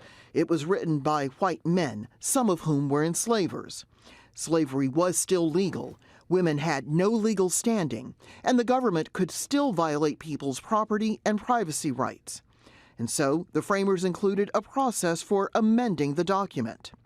Now, after more than 200 years, 27 amendments have been added, guaranteeing free speech, religious freedom, and gun rights.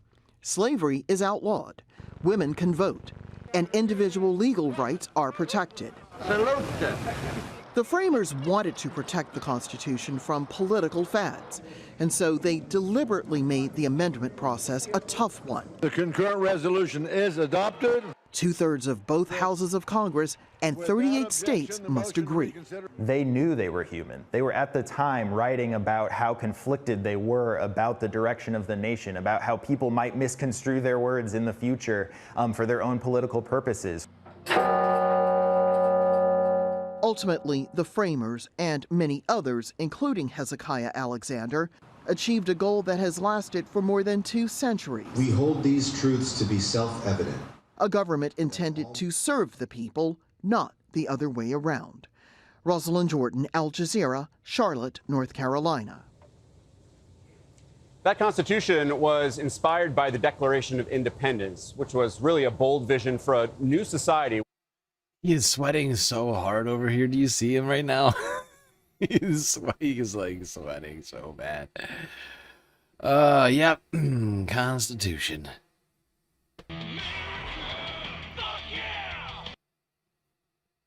Unfortunately, we have a government where that Constitution is being put to the test, unraveling in front of our very eyes, being dismantled, blown up.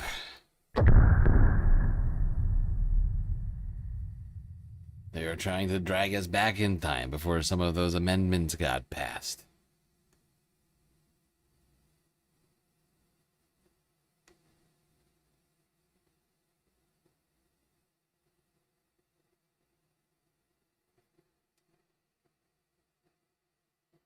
Now, apparently, Donald Trump is planning to give a really long speech today, July 4th, at the event. I don't know exactly where it's being held.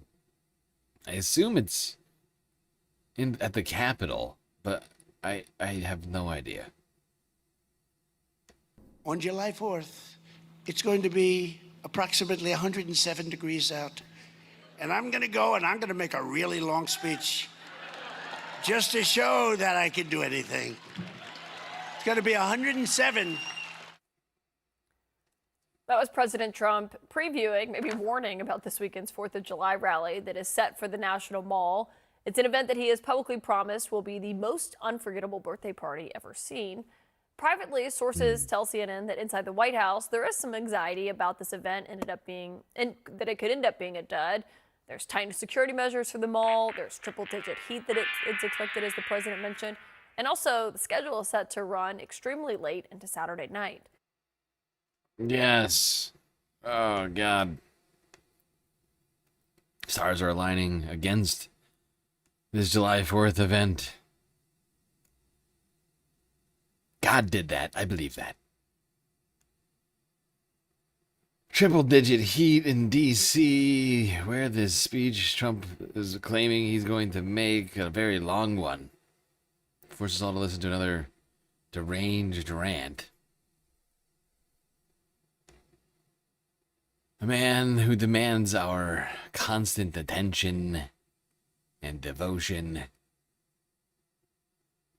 It's really getting a bit much, don't you think?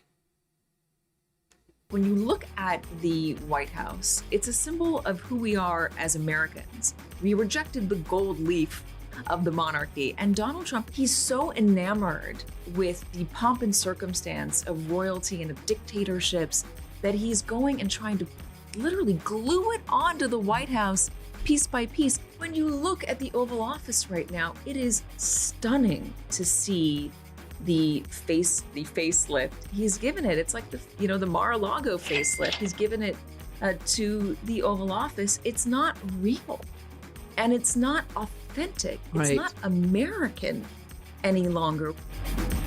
I thought this was America. I'm Joanna Coles. This is the Daily Beast podcast, and today we have Trump chronicler Katie Tur on the show. She talks about his health. She talks about the grift. She talks about the state fair. Why isn't anybody there? And this is a woman whose first book, Unbelievable, sold millions. Wow. I'm just noticing an incredibly generous frickin' donation over on Cash App from BG. BG, just the initials of the individual. They didn't put their name in the message, but for the cost of 20 subs, so Twitch gets none. My God, this is brilliant thinking that you've done. Brilliant, I say. Great job. Also, we're going to have to take a quick pause. Take a little quick pause. Got to go back. Hold on, Daily Beast. I have no sound. There we go. Yes, confetti party. We completed another sweet galactic content goal. Thank you so very much. All of you have helped make this possible, ensuring that we get all the sweet content that I have planned for us tonight, and I still got a hell of a lot to talk about. Yes, there might be a couple of clips in here that we've watched so far, that we've already watched today, and/or issues that we've already talked about, but it is Independence Day, so we're going to be doing that. And then I've got, now that we've completed the galactic content goal, I set it up intentionally. So once we're going to have a transition at some point from talking about July 4th, all these birthday celebrations for the president, and we got other stuff to talk about. The environment, still terrible. Everything's on fire, or melting, literally. And other bad stuff happening across the planet. Alright, people, last chance. Take it in. Confetti party, it's ending.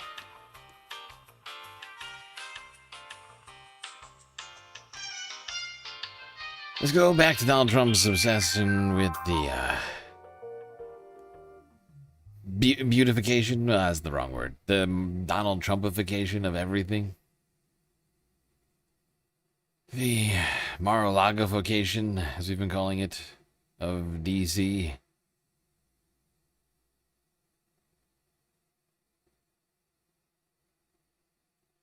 And his American State Fair, a hijacked bipartisan celebration of America's 250th.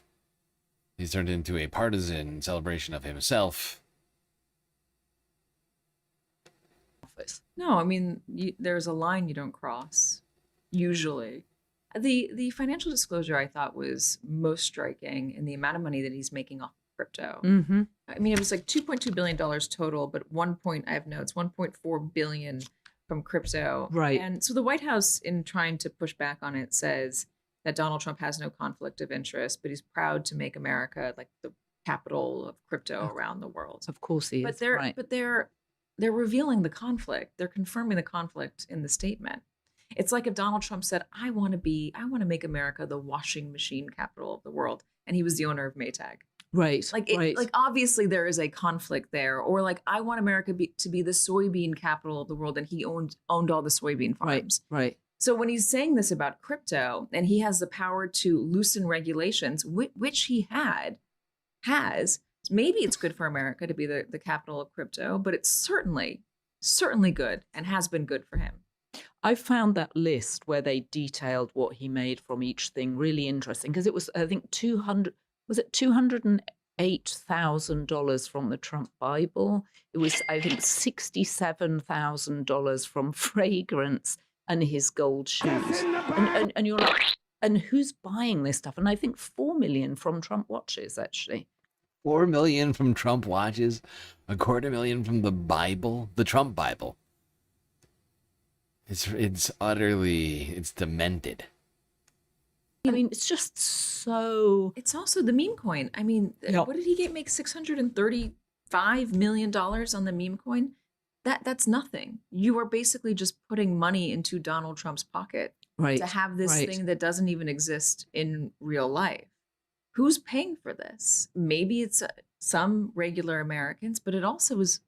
Are there also people who are using it to pay for access to him? Actual access to him. Right. Well, let's talk about access to him, because obviously one way that companies are doing that and people are doing that is by donating to the which he ripped down, and now in theory he's rebuilding it as a huge 90,000-foot ballroom, which I still find incredible, and will dwarf the existing White House. I mean, that's what's so strange, that it's just going to look crazy. I wonder, I think if the ballroom was to a better scale, and it was done tastefully, would the American public have such a problem with it? No, I'm sure they wouldn't, right? Because actually, you could argue they do need a ballroom when they have their state dinners. I'm sure you've been to them. You have to go on a little. I've not been to a state dinner, no. Well, I've been to one. All right, enough from these two over here. I forget which part of this I wanted. It's not this part. And the fact is that's not the reason people are complaining about it. I mean, that adds to it. The reason people have a problem with it is because he tore down the East Wing without asking anybody and then started building this monstrosity. Is it in its own right just this horrible monstrosity that just doesn't belong there and it dwarfs the White House and all these other things they're saying? Yeah, but that's not actually the reason I think most people have a problem with it. Right? It's because of A, how much money it's costing, but actually that's B. A is the thing I said before, is the fact that it's just not like it not being done democratically. It's being done in a unilateral way. The president's just decided on a whim to knock down the White House. It's against the law. It's getting sued for it by like multiple agencies. Or like groups. Meanwhile, of course, we are filing charges, felony charges against Olympians. This was Janine Pirro. Today is about accountability for damaging a national resource, a national treasure, and that is the reflecting pool that runs from the Washington Monument to the Lincoln Memorial, which is, of course, a symbol of D.C.'s beauty and history. Now, it was recently renovated with significant funds and investment. Any tampering undermines that. And make no mistake, if anyone decides they want to damage that, whatever they think their reason is, or whether they think it's justified, or whether they think it's not important, will be held to account. This is a priority not only for the president, but for myself as well. So, today, a grand jury has returned a felony indictment against a defendant, David Hearn, for felony destruction of property, for which he faces 10 years in prison. There's Janine Pirro drunkenly announcing that the guy who touched the pool liner is facing 10 years in prison for literal trumped up charges. On the reflecting pool situation. They really are obsessed with this fucking pool. It's out of hand. It's out of control. But don't worry, the Trump administration actually got a big plan. Big plan to clean up that pool. Basically admitting that it's not just this guy. Earlier today, with a whole new plan unveiled to denastify the memorial reflecting pool.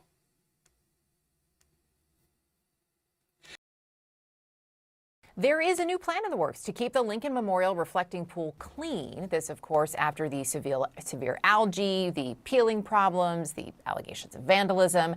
CNN has learned that the Department of the Interior is now looking to hire a contractor to provide long-term maintenance and an annual purge. CNN's Selin Serfati has this story. I feel like you are officially our reflecting pool correspondent at this point, Sunlin. So they're also, as I understand it this time around, taking bids?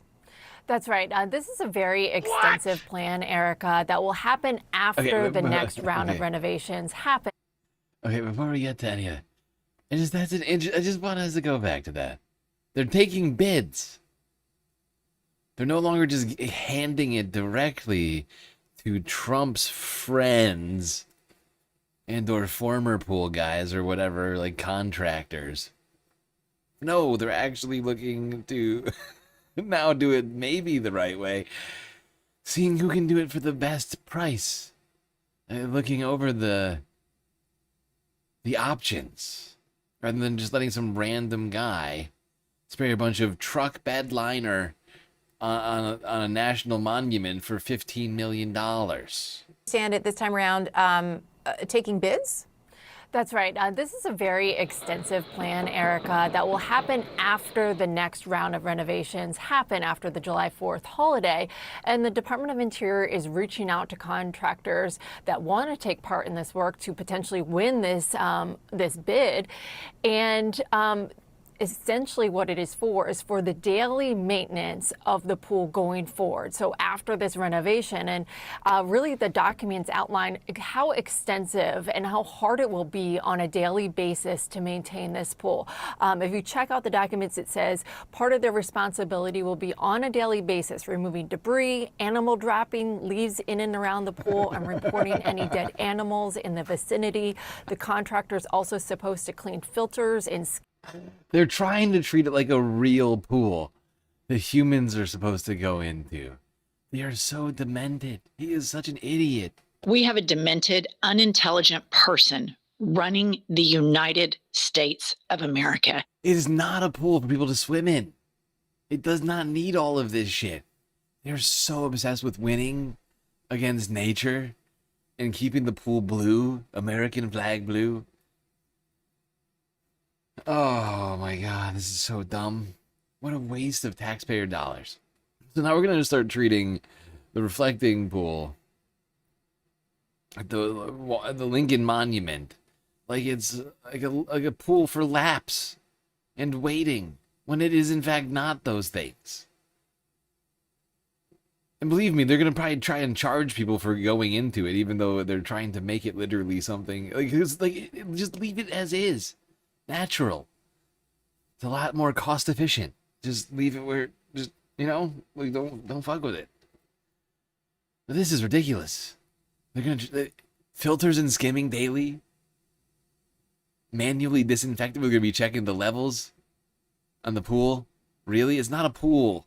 We keep calling it a pool, but that's not really what it is. It's a pond. It's a Lincoln reflecting pond.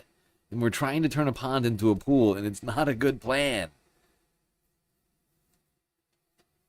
No one's even going to be able to appreciate it because it's illegal to come near the pool now. It's just some weird vanity project for Donald Trump.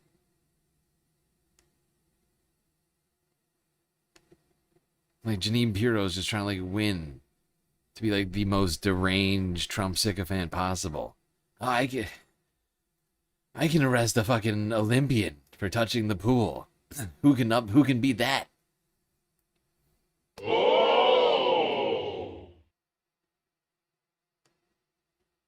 Everybody's like, I can make Donald Trump's birthday more special. Because that's really what this all is. All this stuff is just really just a way to celebrate the president. Not America.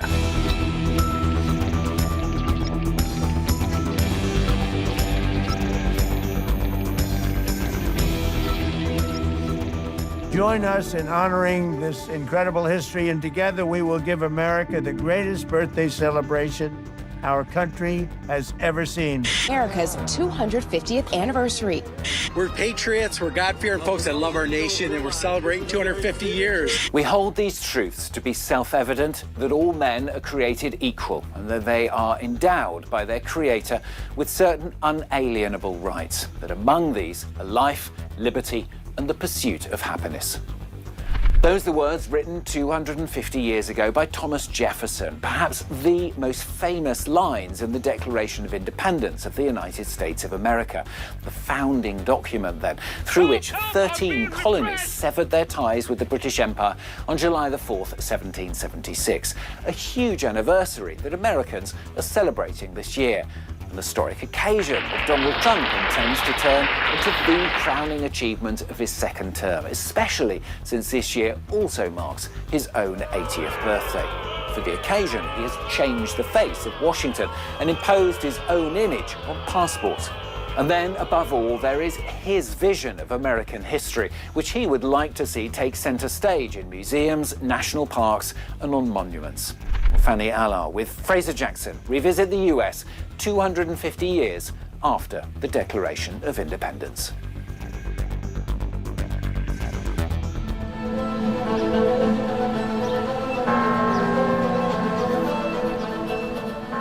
In Philadelphia, the birthplace of US independence and the nation's first capital, history is all around. The Declaration is signed here on August 2nd, 1776. Or at least the history that isn't inconvenient. Until recently, an exhibition a stone's throw from Independence Hall told the story of 9 slaves owned by George Washington, the nation's father. Here, this was the original executive mansion. So this is the first White House. Here you have the original foundations of the building, but you'll notice that there's some installation, there's some signage here missing. Here. This is missing. It's a place where some of them once stood. And seeing that this memorial is not finished in the way that it's supposed to be. Hey, it was open. It was complete, and for 15 years, everything was okay. Now suddenly Donald Trump comes in, and suddenly there's a problem with telling the story of slavery. In January, federal national park agents dismantled the exhibition on the orders of the Secretary of the Interior. It was a direct result of a presidential decree aimed at restoring truth and common sense in American history, which We talked about this like multiple times this year, like on Juneteenth, and I can't remember the other time. Probably like when it just first happened, but it's just so ridiculous. Oh, God. This is what we've been talking about, though. They're just trying to erase any history that's inconvenient to white, rich men with a penchant for racism. which says the past of the United States must not tarnish the image of its great national figures, an unfathomable notion for our tour guide. George Washington, yes, was a great general. Yes, he's the first president of the United States. He was also what they called an Indian fighter. He was also a slave owner. He owned 316 people in his lifetime. We're telling the full story of this gentleman, that's all. Like many of the founding fathers, there's a lot of contradictions. In fact, Ben Franklin himself would say we are all contradictions. And it's only by telling the full history, good, bad, and indifferent, that we can build this better country and better world that we want. Exactly. It's the history that they don't like that they just want to erase, right? Because it is inconvenient to the narrative that they believe that America is a white Western culture, a white Judeo-Christian Western culture that is intended to exclude the stories of everybody who that culture has repressed. And it's ridiculous. This is ridiculous! On this day, a gathering has been organized to commemorate Ona Judge, one of George Washington's slaves whom escaped. Like Donald It's Trump an annual literally just got done celebration that has saying- taken on Donald Trump literally just got done saying the word culture about 1,000 times during that speech. They're obsessed with molding culture in a specific way. One that leaves out the parts that do not fit their narrative.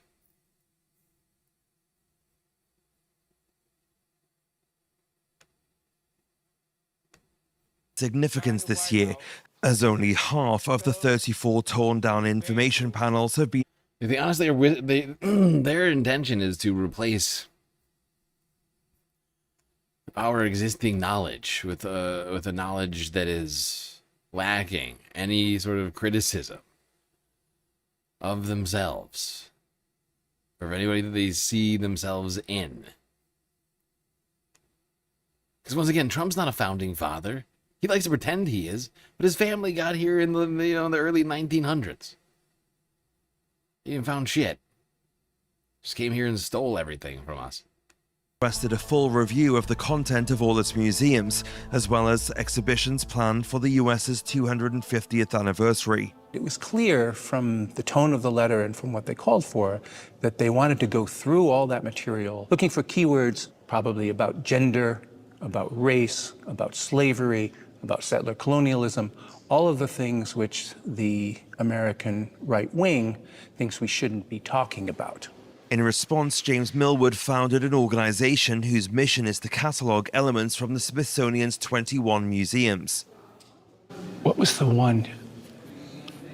Was it Wilson, I think? Let's see. That's Roosevelt.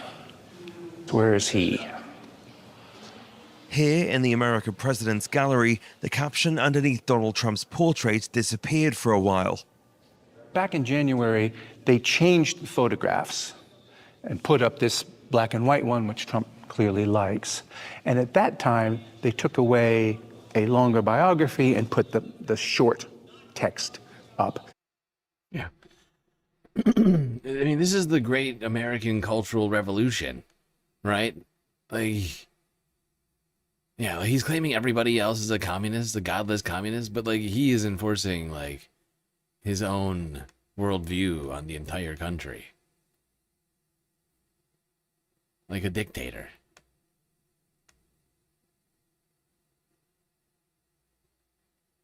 Yeah, the country is getting a Donald Trump styled makeover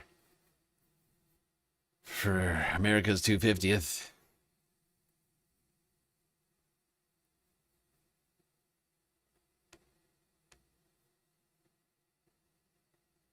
Tonight, as America gets ready to celebrate a landmark birthday, House Democrats are accusing President Trump of hijacking the anniversary for his own gain. A new report claims the donors who intended to give to the congressionally approved and bipartisan America 250 were actually given bank information to the Trump-backed initiative Freedom 250 without their knowledge. Now, if those allegations are proven true, it could constitute wire fraud. Trump established Freedom 250 last year to organize July 4th events in a way that his allies could control. That includes the Great American State Fair, which has been dogged by low turnout. Yeah, it probably is wire fraud. But can Donald Trump be convicted of any crime? According to the Supreme Court, no. Everything he does is an act of the president, which is the king now, and the king can't be prosecuted. So, like, does it matter if he committed if it's criminal? I mean, everything he's a criminal. He's a criminal emperor Right? He's literally a convicted criminal, and he's continued to commit crimes over and over again. At this point, if you were to actually be tried for all this stuff, we'd be in court for I don't know how many years, until he's dead, probably. Trying to convict him for all these fucking crimes, because you'd have to do them separately. Some of them are in different states. Some of them are federal crimes, some are state crimes. He's a criminal. He's a criminal king, president, whatever you want to call him. But I mean, he's covered his face and name, like the entire Capitol in it, right? Like, he wants us to all to celebrate him, deify him. Anybody who doesn't is a horrible communist. Despite the birthday blues, Trump plans to put himself front and center on Saturday. On July 4th, it's going to be approximately 107 degrees out. And I'm going to go and I'm going to make a really long speech just to show that I can do anything. I think the big question, Ashley, for me about this is, was there ever a world in which, like, this moment could have been what it should be, which is a moment to actually celebrate America in a bipartisan, unifying manner? Or was it made worse by the Trump decision to create this sort of like parallel structure that was actually very partisan? Yes, I think in this world, especially with Trump being president, this woman is a moron. But I mean, of course there was a world. There was literally an organization that existed that Trump ousted, essentially, like circumvented to make it about himself. These people are living in a fucking alternate reality, I swear to God.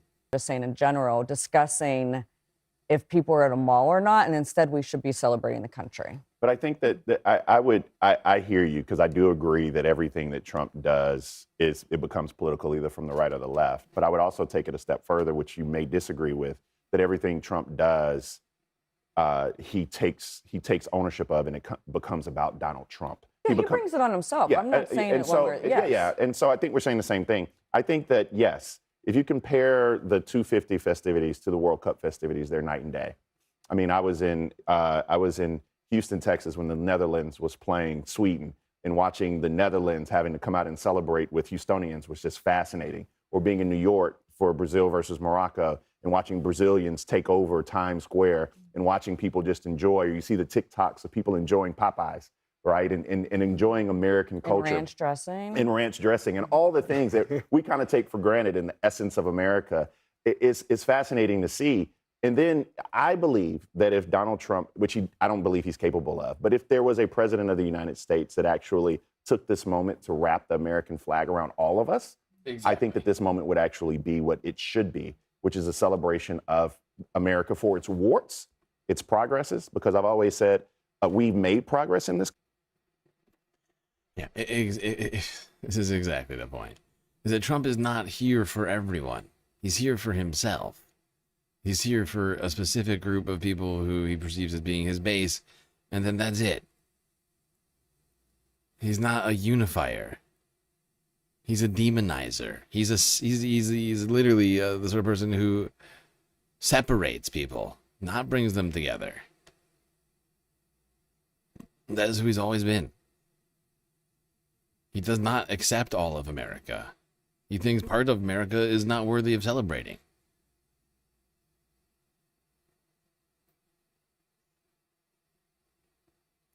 Honestly, I think the part of America not worthy of celebrating is the part that showed up for this fucking festival.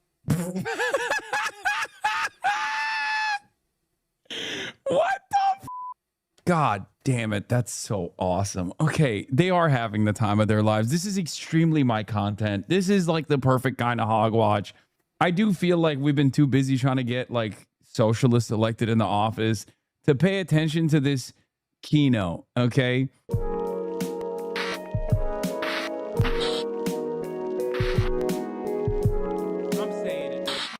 All right, let's do this crazy ass Freedom 250 shit. Aaron Parnas reports the stage is falling apart at the rehearsal for Freedom 250's July 4th celebration. Oh my fucking god. Bro, ain't no way they kept dancing through it. They didn't. They stopped. They stopped. That bitch Someone could have almost died just now. Oh my god. Oh my god. Hey. Did you hear the sound it made when it hit the ground? No way they kept dancing through it too. Look how it. Oh my god. Look. Oh my god. They're so lucky that they didn't. That nobody just died right there. Oh my god. What a fucking disaster this thing is. Oh, this is horrifying. How do you keep practicing underneath that ceiling after that debacle? After you almost get decapitated while dancing. Oh man. Someone could have died. Master builder. Yes, Donald Trump, master builder.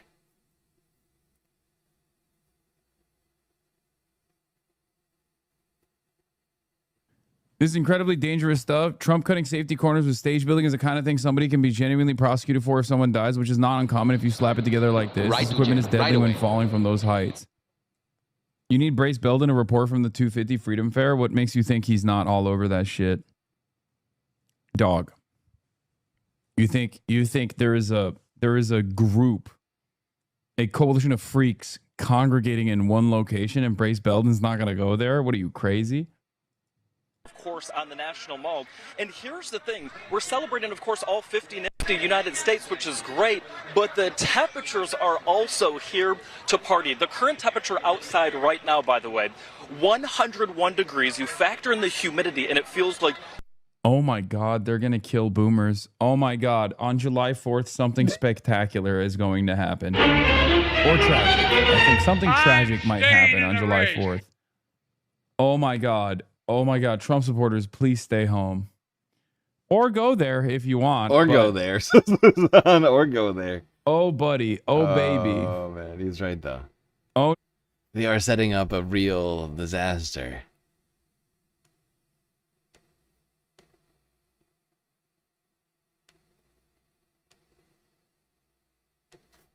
Oh. Here's all the brace.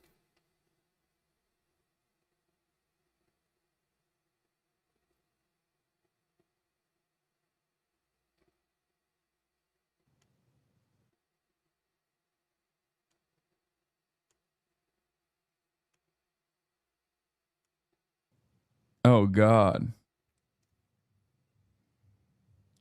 Scott Lapito getting honored. Wait, why? Is he a veteran? Wait, what the was that?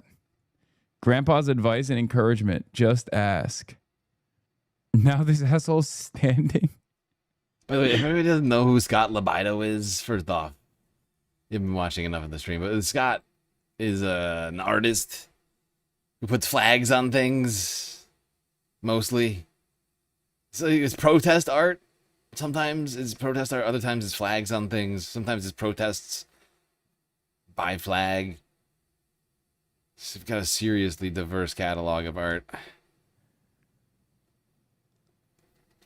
Without a doubt, the worst bullshit I've ever seen. North of Grumman.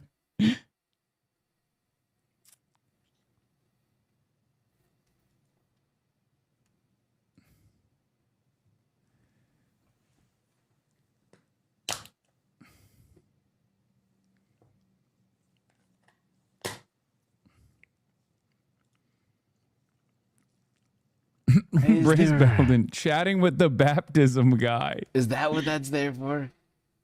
They have a baptism pool? That's the pool? I think I heard about this pool. This is the pool. So they set up like a above ground pool. Like they're doing live baptisms. It turns out I think they did more what do you call them? Cooling station like medical alert situations than actual baptisms from what I hear. But wow, what a setup. with the baptism guy. This shit sucks. Not even in a liberal way. I'm open-minded. This is the worst event I've ever been to in my life. I cannot believe this piece of shit fair is real.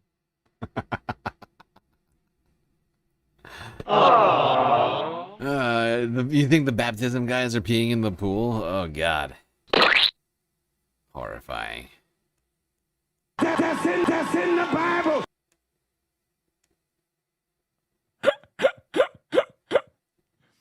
Piece of shit. Everything is crappy here. This dump. Oh my God, AI.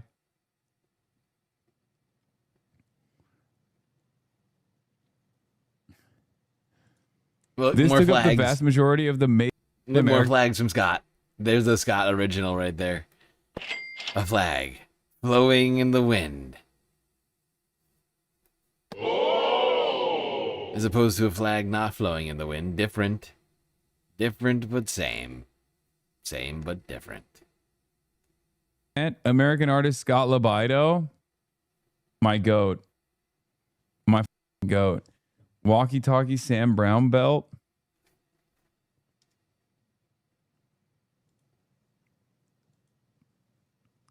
$50 for this hat? Jesus Christ. They didn't give a shit looking at this. Everybody's miserable. Every MAGA event, save CPAC, has been an absolute blast. This one sucks. Lifelong MAGA liberal. More funny state fair content. An attendee of the Great American State Fair says none of the booths had air conditioning, so she had to go to the baptism pool in one of the tents. Over in the medical tent being treated. Tell us about how you're feeling. Now I'm fine, but previously, none of these booths have air conditioning. We don't know what happened, but I started We don't seeing know what stars. happened. Oh, really? You know what happened? They didn't plan ahead. That's what happened, stupid. I don't know what happened. What do you mean you don't know what happened? They didn't think ahead about any of this stuff. They like hijacked this celebration for themselves, but didn't plan ahead. It's like a bunch of people in hot ass tents with no air conditioning. I'm telling you, they're setting up for Boomer side, like straight up. I'm Straight staying in the race. up, dude. Incredible work. They uncovered wire fraud that the admin is committing through Freedom 250. What is this? Every American should be outraged by what Trump has done to our nation's 250th birthday celebration. Dude, I'm not going to lie. I think everyone's just kind of giving up on America a little bit. Like, doesn't it feel like people just kind of gave up? Like, this is just it. And most Americans are just trying to, like, look away. Like, this is the drunk uncle. The drunk MAGA uncle at... Sadly, we can't just look away. I mean, first off, these are our tax dollars being used for this goddamn event. You got... You know, the fact that this is supposed to be our celebration of our country, and he's just making it about himself, but he's doing a terrible job while he's at it. He's just endangering elderly people.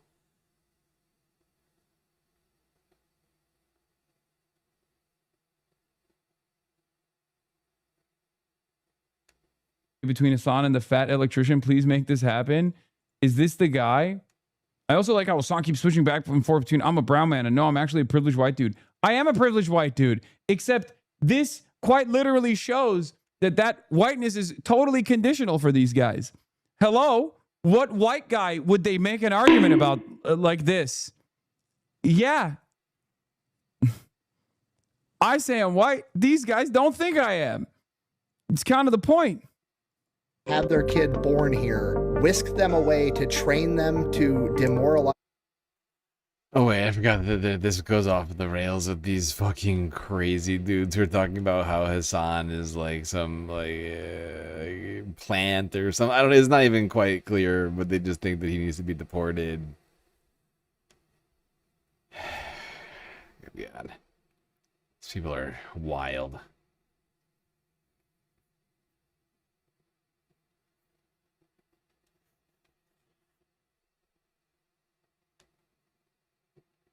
Let's check in with Stephen Miller. See how he's doing. You know, even though he's Nosferatu, he also,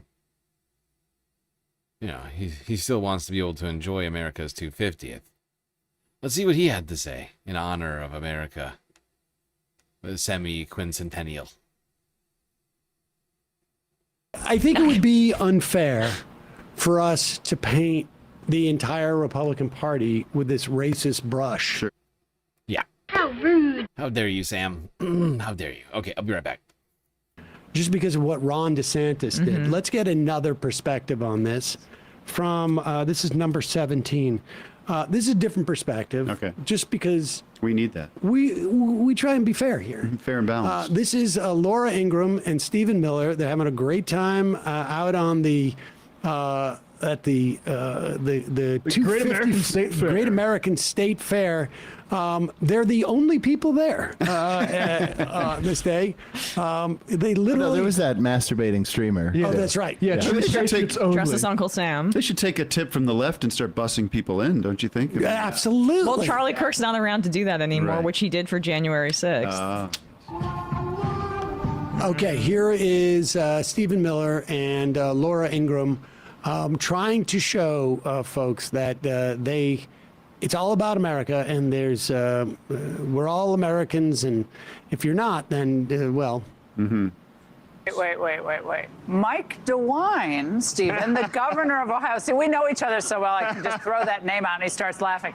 Mike DeWine said we'll essentially cease to have healthcare workers in his state if you deport all those Haitians. So we'll have no we've never had healthcare workers in the country until we had Haitians. So I'm just going to say this. If I have a loved one who's, and this is going to be very politically incorrect, but if I have a loved one who's in the hospital in emergency medical care, I'm going to take the licensed American nurse, not the illegal alien from Haiti. That's just me. All right, Stephen, it's great to see you. Thank you. You don't have any love. No one loves you. You don't have any loved ones. It's a hypothetical. Your family hates you. Your family hates you. You have no one to take care of. If I were to have loved ones, and then he continues on.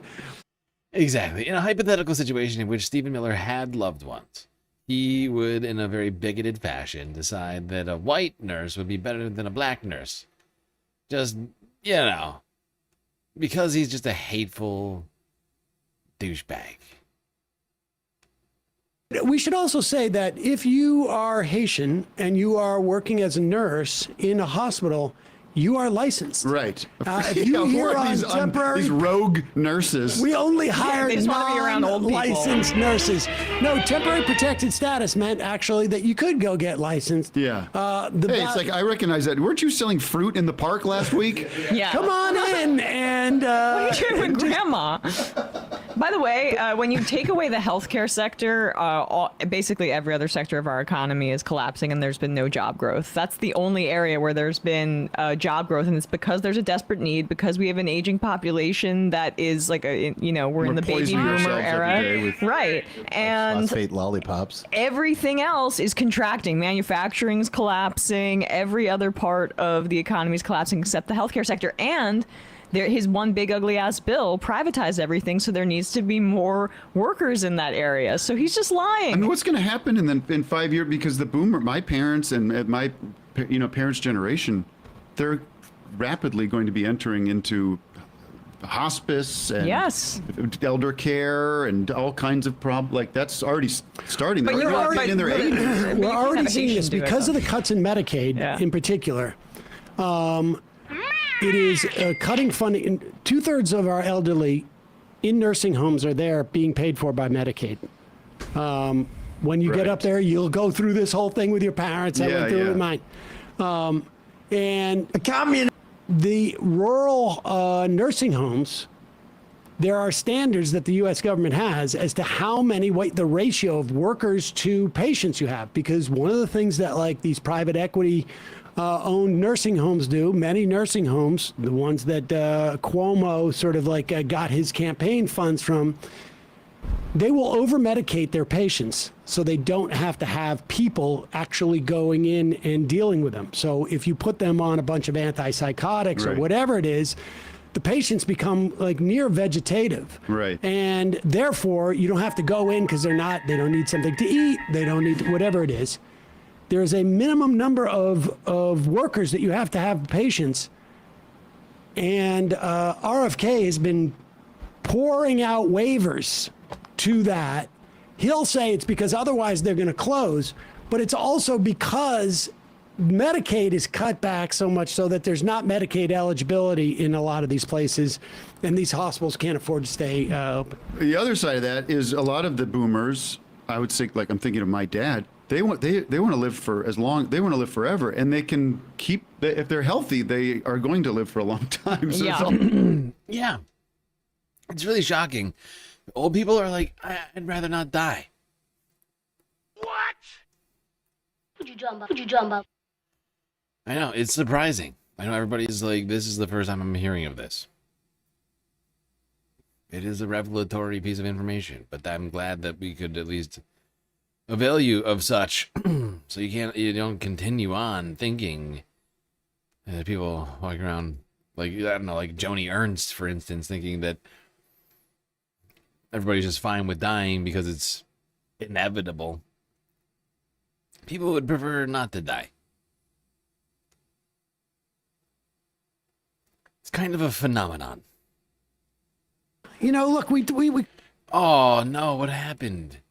The United States semi-quincentennial C-SPAN live stream was taken down. I bet it was taken down because of goddamn copyright. God damn it. Oh. It just went straight to another Majority Report clip. You can't do that. Let's see. Let's talk about some other Trump's projects that he's been taking on lately. Of course, it's communism now. It's a big project of his, apparently. Anti-communism, that is. He's been Mar-a-Lago-fying D.C. with his name emblazoned on every building, his image on every facade, gold shit on every wall, ballroom incoming, helipad incoming. I don't know if you heard, but there's a helipad coming to the White House lawn. And he's apparently, everybody's wanted it, okay? Look, listen. Everybody wants it. Everybody's saying it. But he's got one other focus, a new focus he's taken on this week. That is the beautification of Washington, D.C.'s public golf courses. The president also seems to be eyeing a new project, building a golf course on the Potomac River. He spent Sunday afternoon touring the East Potomac golf links and later said on social media the course would be shut down for renovations. The developer-in-chief says he's shutting down the historic East Potomac public golf course, promising to transform it into a venue capable of hosting major pro golf events. But critics warn the president's plan has serious trade-offs, citing the cost, environmental concerns, and fears the public could lose access to low-cost golf here in the nation's capital. Phil, and fellow golfer, is here with me now. So, Okay. Now, I've thought about this. Thought about this for a second. And I think I'm willing to make a trade-off, as was mentioned. But the trade-off I'm willing to make is Trump resigns as president. No, hold off, follow me. He gets to continue to design golf courses across the country. And we will change all of them, their names, to Donald Trump, whatever the name of the city or town is, blah, blah, blah, course, right? But he resigns from president. Like, we all have to celebrate him and his golf courses once a year and play a round of golf in his honor. Kind of like Hunger Games, so they never forget type of thing. I just think it'd be better than having to deal with this for another 2 years. we could just get him focused on something else that he really enjoys. And we know how much he loves golf and golf courses. I think we could make it, I think we could sell him on it, honestly. I don't think we should sell, I don't think we should, rule this out as a possibility. Environmental concerns and fears the public could lose access to low-cost golf here in the nation's capital. Phil and fellow golfer. You think the heat is boiling our minds? What, you think I'm saying crazy things now? What, you don't like my golf course idea? This is ridiculous. Come on! Is here with me now. So, Trump spent his Sunday touring East Potomac Golf Course, shutting it down. It was raining, so we'll see how many people were actually out there at that time. And going with the golf course architect Tom Fazio, who has designed some Trump courses as well, along with the Interior Secretary Doug Burgum. There's a war going on. Yeah. Why is the president so obsessed? I don't have a great answer for you other than it very much tracks with a lot of things we've seen in the midst of a conflict that over the course of the 48 hours of this weekend, including the time he was visiting the course, seemed really kind of on the brink of getting back to a hot war, seems to have pulled back a little bit. Look, It was just hours after he said that Iran would cease to exist if they violated the Yeah, but when you think about exactly that, we go back and forth a lot. It kind of depends on the day. I think that the degree to which I have tried to understand it, and I'm not doing a great job, maybe I'm more of a policy guy, I guess, but is the reason you're seeing all this is he cares so deeply about legacy and what he's going to leave. And if the second term means anything to him, and if he's proven by his actions what matters the most to him, it's whether or not he can leave his imprint on not just Washington, D.C., not just on the federal government or the White House, but really more like his ass print on the planet.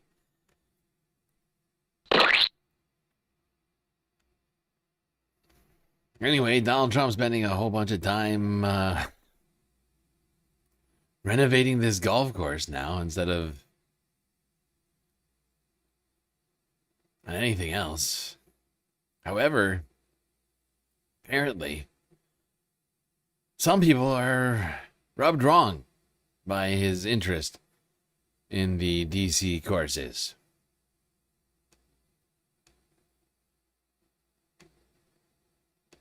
Works. Really good. Washington, D.C. has long been the home of 3 low-cost public golf courses. But now they are battling a Trump takeover. Get in the hole. Help, I'm being repressed! And fighting a president who has 16 golf courses to his name, with 5 more on the way.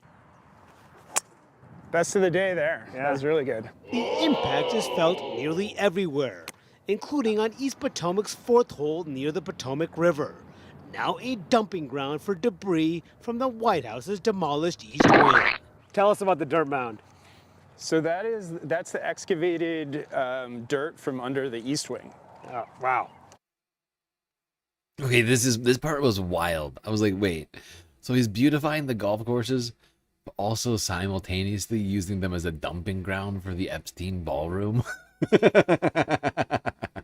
Those two things seem a little bit sort of contradictory, don't they? Turn into like, we're going to beautify the golf courses for the poors. We're going to make these public courses so great you don't even know. We're going to do that by dumping the dirt, the excavated dirt from the Epstein ballroom all over it. Just a massive pile. So big you'll be able to see over it. Just really, really big. No grass, just a big brown mound with a wire fence around it. It's very scenic. You'll be out there, you'll be enjoying nature, and then you'll be enjoying the mound. And it'll be good that way. Everybody's saying it. That's the excavated dirt from under the East Wing. Oh, wow. And from the demolition of the East Wing, all dumped in here. Yes. And it started in sort of late October, early November of last year, and it's been going continuously since then. Mike McCartan is a co-founder of National Links Trust, a nonprofit focused on improving golf courses. I mean, you can 122, it says, to the flag from here. The group had a 50-year lease to restore the courses of East Potomac, Rock Creek, and Langston. I took a golf clinic here, but 5. That's a good question. It might be full of asbestos. I actually don't know the answer to that. It could very well be full of asbestos. I can't say for sure. Into the lease, Trump's Interior Department abruptly moved to cancel it, alleging the Immediately, group was if in not default sooner. over unpaid rent and failing to implement capital improvements. Oh, that you can show. There you go. All being fought in federal court. Is there any legitimacy to that allegation? We dispute absolutely everything associated with it. Trump told the Wall Street Journal he would renovate the courses, quote, beautifully. The paper reported the president hopes to have a professional golf tournament in the D.C. area in the years ahead. Why is that not a worthy goal? Is there anything wrong with that? I don't think on the face of it there's anything wrong with it, but at this particular site, it really poses some problems. Why is So, first problem is there's only about 200 acres of golf course here. And in order to host a major championship, you need at least 350 acres. And it would cost a lot of money. And it would cost an enormous amount of money. You would be building a ton of infrastructure that would be just for a tournament that doesn't really benefit the everyday golfer here. Where's your ball? Is it over here? I think I'm over here. Yeah. Renovations at the course have also come to a halt. So we've spent $11 million on our improvement projects across the 3 golf courses. It's all wasted. We stopped projects in progress that if we are able to restart, it's going to cost us more money than it would have if we had just kept going. But interior. Yep. Somehow the government, supposedly obsessed with efficiency, is causing local public golf courses serious headaches and expenses, unnecessary. Talking about of course, we're talking about this guy, so, you know, what are you gonna do? He's kind of a psychopath. And nothing he does makes any sense. Especially when it comes to our government. But let's not forget, he also bankrupted a bunch of casinos and hotels before ever becoming president. And his entire empire was literally based on a name and a fiction. And that's the guy that we now have as president.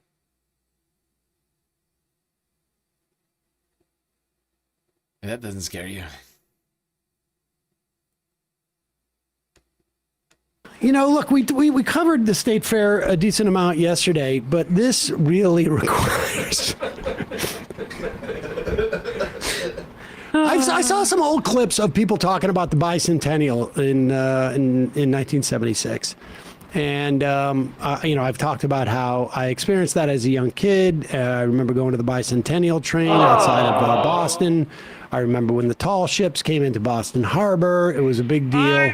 Maybe 250s, not as exciting as 200. People are also more informed generally, and so they were also, a lot of people are also a little bit more cynical about this type of stuff. Also, we've been gorging on patriotism for like this entire century so far. Yeah, it's all been like just sort of like, yeah, exactly. People are unhappy with the direction of the country, so that's part of the issue. But there's an old saying in Tennessee. I know it's in Texas. Me a year ago, will people, just generically speaking, will people completely avoid the 250th birthday celebration on in Washington D.C. in June? It's not that hot there. It's certainly not that much hotter than here. I don't think so. On the Washington Mall, I would have been like, no, I mean, there's going to be a lot of people there. It's not necessarily going to be like, you know, it's not going to be Woodstock or something, but there's going to be a lot of people there. I wouldn't have disagreed. You know, that's what I would have thought. This is stunning. And it's also awesome because Fox they thought they were getting like the prime position. Oh, yeah. Where they're like, we're the only ones getting a broadcast box. We got the World Cup. We are not, we are on the 50-yard line. We are splitting, directly, our camera will be directly pointed at the Washington Monument. We will see the throngs of crowds in the Washington, and it's going to be electric. And then it turns out to be this.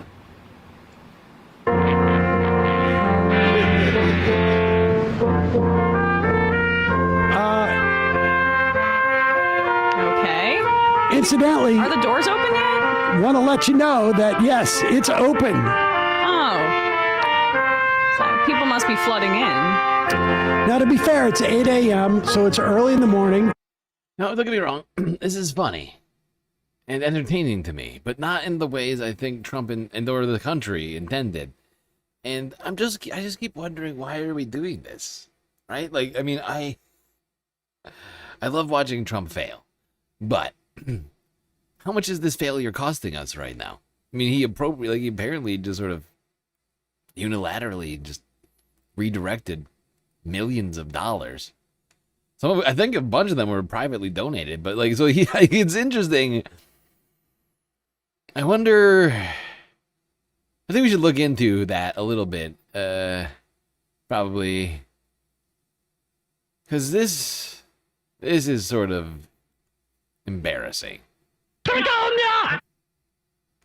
People are, I guess the early morning rush is not so dramatic. Beautiful sight. Beautiful. We're kicking off a week of special shows celebrating America's 250th live from the Great American Fair. It's so great. There's nobody there. Great to see you here today. Is a lot of energy. Live from the Great American State Fair. So great that nobody's there. Look at it. It's all Memorial Reflecting Pool green. From sea to shining sea over here.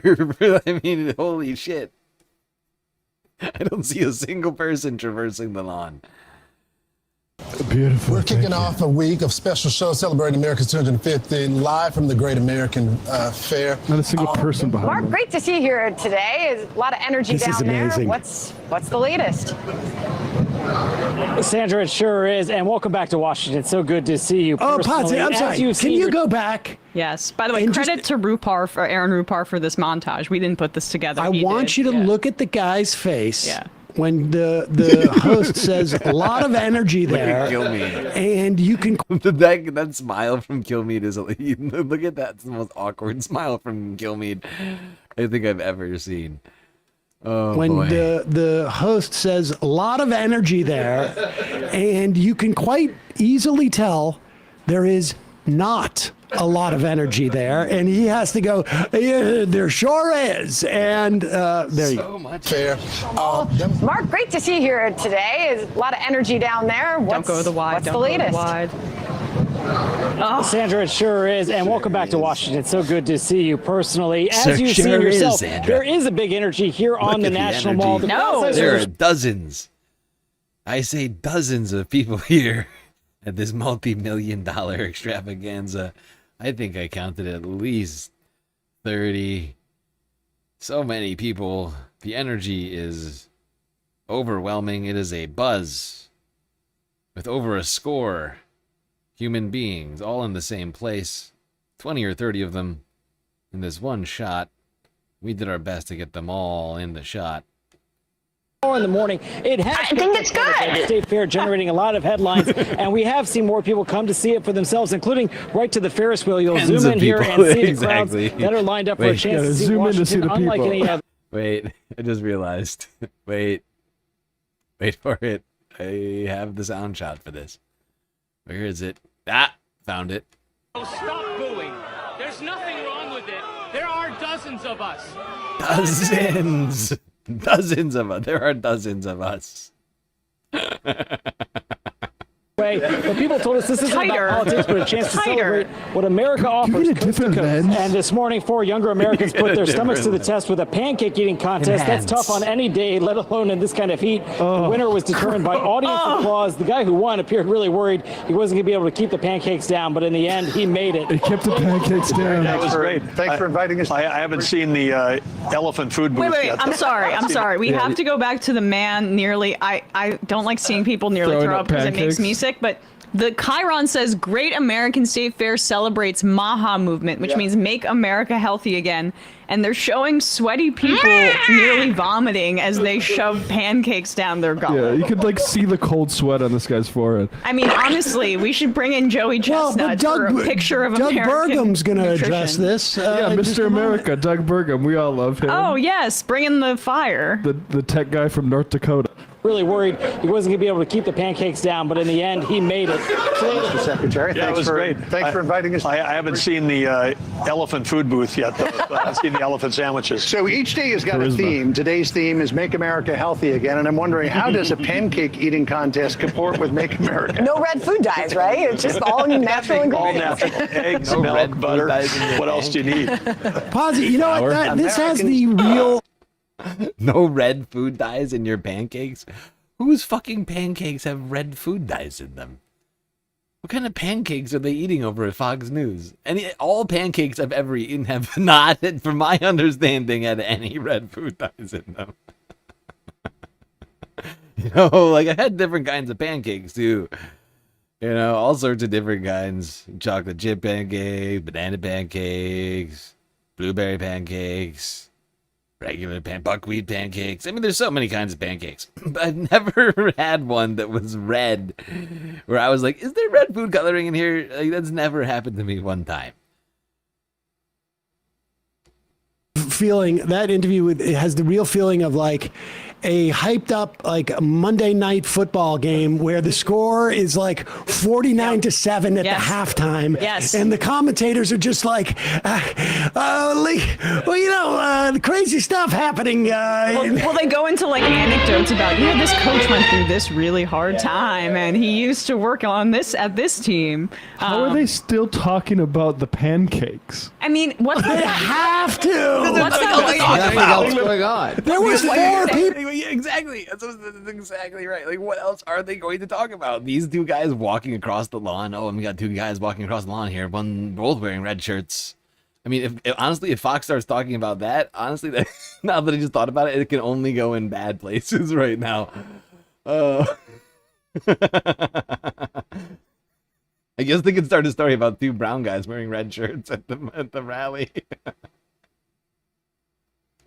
There, and they were all shoving pancakes into their mouths. That was crazy, the pancakes. What's that white-haired anchor's name who was like getting a little bit fed up here? This guy, he's been there for forever. I'm forgetting, I don't know that he's guy. more of a daytime guy. He can't even keep up the pretense of the Maha pancake eating contest. So yeah, the pancakes. Yeah, it doesn't seem to be. Circle back to that. Now that's it. Let's be clear. 11 o'clock Mountain Time.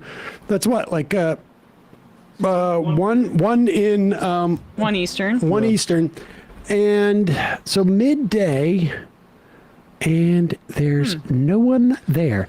Now, schools are out, incidentally. I just let you know. Like, no, there are no schools in the country that are in now in regular session. So it's a perfect opportunity for families to travel to Washington, D.C. and check out the nation's 250th fair. Is there a tent where you can shit on Nancy Pelosi's desk? That's where everybody is. Yeah, we didn't market this correctly. We should be able to stage a January 6th attack. And there are people, like a lot of these people who are just like have spent so much money to rent a booth there, and they thought this was going to be it. To go look at an empty Idaho booth with a chair inside of it. But the people, North Carolina one but filled like with Confederate flags. Some of the photos we've seen are wild. Just like nobody's even cooking the food because no one's there to buy it. Like, it's wild. This is such a flop.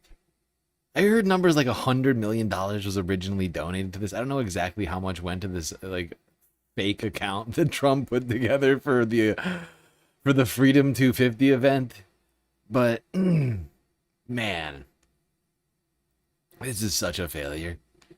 Who went there and expended money? What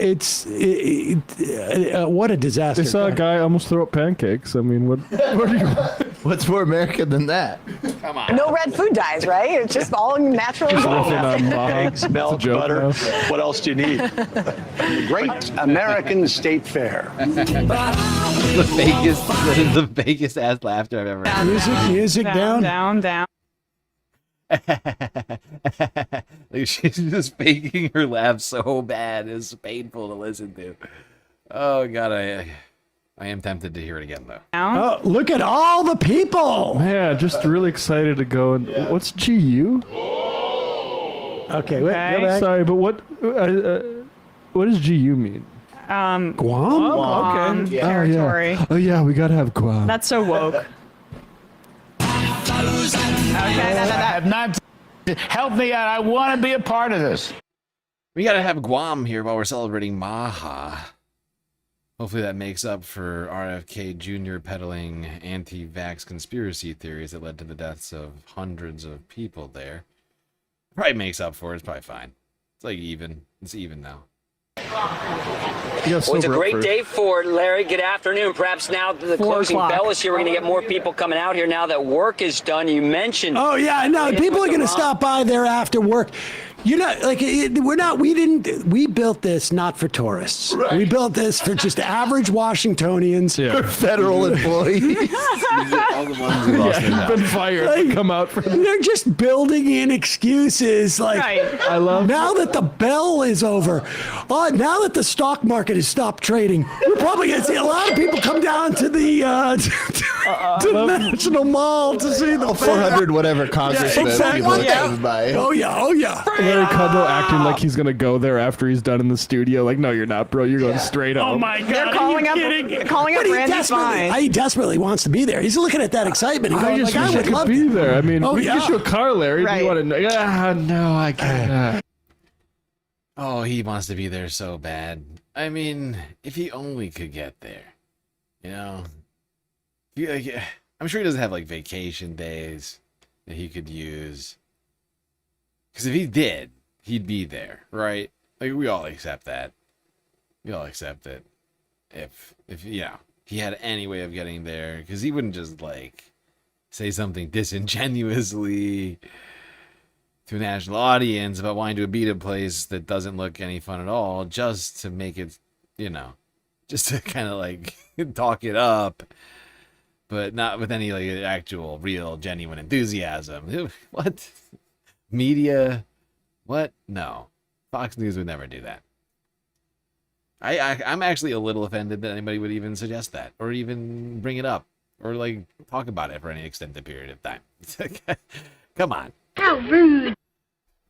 Very rude of you. Do such a thing. Don't understand. It's weird.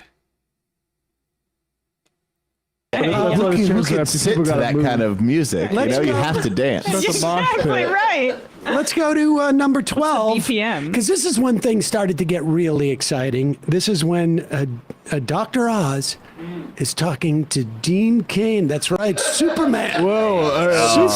Superman. Hey, everybody, let's not crowd the stage. Ladies and gentlemen, this is like Woodstock. Ladies and gentlemen, please back away from the stage. We have to stop pushing. We're going to stop playing right now unless you stop pushing. It's like all eyes on the least famous Superman ever. And it's because there's tons of people here. It's a huge space, and it's just going to get more and more crowded as the week goes on. Not only do we have a lot of people here, we have This is great cinematography. This is because TMZ's got to win an Oscar for this. I love them. Beautiful manual pan here. And it's because there's tons of people. This really requires. I'm sorry, but I love that. I'm sorry, I didn't mean to click that. I meant to pause it. But I just love the woman looking for the people and they're not there. There's something about that, about the Dean over there going, look at the huge crowds here, and you got one lady looking off into the distance where there is not a crowd, and it's just Something about that. Oh, it's the copium is like on like max. Like everybody is hooked up. They are just mainlining. It's the only way they can get through this right now. Crowded as the week goes on. Not only do we have a lot of people here, we have people. This is great cinematography. This is because that one lady, she's got to win an Oscar for this. This lady, I love them. That one lady just looking off into the distance, she just cooks me, dude. It's like there's something about that. Oh, God. And I don't know if she's doing it sarcastically or not. Doesn't really matter to me, actually, when it really comes down to it, because it still adds up to the same hilarious moment. This is because TMZ. It's about it really, when it comes down to it, it's the juxtaposition of the sentence and the actions being witnessed in front of you. Somebody looking for a crowd and somebody talking about a crowd. And then, of course, the conclusion. No crowd. Got to win an Oscar for this. I love them. Beautiful manual pan here. And it's because there's tons of people here. It's a huge space, and it's just going to get more and more crowded as the week goes on. Not only do we have a lot of people here, we have people that you want to have here, like Stacey Garrity. That woman will be next governor of Pennsylvania. There we go. Stacey Garrity's there? And it's because there's tons of people here. It's a huge Garrister. God. They just repeat the clip twice, so it's the same thing. But yeah. That is amazing. And honestly, kudos to that camera person. The timing of the pan is amazing. Here's the Michael Knowles debating. But the one area. But the one area. But the one area where the Salem witch trials went a little far is, I would say, they weren't organized enough. No. So you had these like random judges, you know, kind of burning these ladies. I don't know if they were guilty or not. But I think if it were more formalized, built up a little bit more, maybe with like a Grand Inquisitor or something. If we could just get a Grand Inquisitor, that would have solved the Salem witch trials. This is ridiculous. I couldn't think of anything dumber. Give me a joke. I struggled to come up with a dumber sentence than that. The Salem witch trials are pretty good. They just weren't organized enough. The Salem witch trials, you're talking about the ones that, I mean, first off, what a premise in 2026. A grown man, like a 40-year-old man, saying out loud in public, that actually witch trials may be a good thing. Like, you know, we gotta weed out the witches. It's just how you do it. You know, you can't have all these courts running around. You gotta have a Grand Inquisitor deciding these things from on high. Because witchcraft is, of course, a serious problem. Like, what? Who could possibly say this out loud? He's saying it to like a 12-year-old child, too. We're talking about the trials that literally were led. I mean, I don't know how much people know about this, but were led by, in some cases, like children and like scorned, angry, like Karens, basically. It was basically a bunch of Karens and children of Karens who were accusing other people, women specifically, and women of color, of being witches for doing things that are just, today, we all, you know, just take for granted as just like normal human stuff. But like literally, I mean, there was some crazy fucking shit. And as well as like outlandish, like nonsense claims like, oh, like she came to me in my sleep and poked me with a stick. And she was hovering over my bed, like, forcing me to, like, there's like all these fucking, like, it is insane that he is like, yeah, actually, we gotta think big picture on this fucking witchcraft stuff. It is a problem, but you know, courts aren't the solution. It's a Grand Inquisitor. If it were more formalized, built up a little bit more, maybe with like a Grand Inquisitor or something, that would have been a better way to do it. He's making a process-based argument against the Salem witch trials. This is a 10-year-old that's there? That's what I've been looking all over, and I can't find a confirmation of her age, but they're all calling her a child. People. Oh, yeah, right. No, the thing is this is the sort of thing you would hear from a 12-year-old child, 10-year-old child. Like, for a second, I almost thought we were talking about Michael still. Because this is the sort of thing you would hear from a 10-year-old child. Like, I don't know, witches are real, and we should do something about it, like, on a government level. It's like some of the dumbest things I struggle to conceive of something, a dumber concept. Thankfully, we have the opportunity for a little bit of sanity on this Independence Day. Years, let alone a quarter of a millennium. Oh, wait. This isn't the whole thing. How did this happen?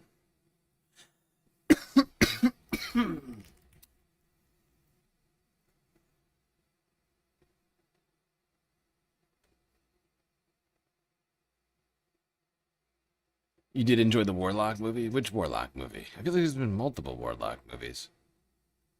Like in the 80s and 90s. And then, of course, you got Charmed. You got to worry about those ladies. Oh, God.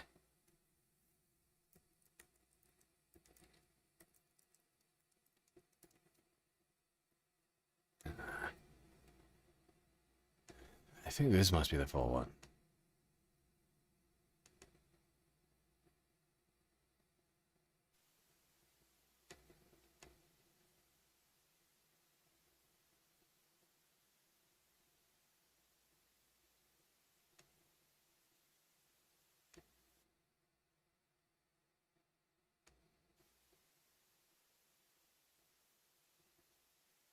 What is happening?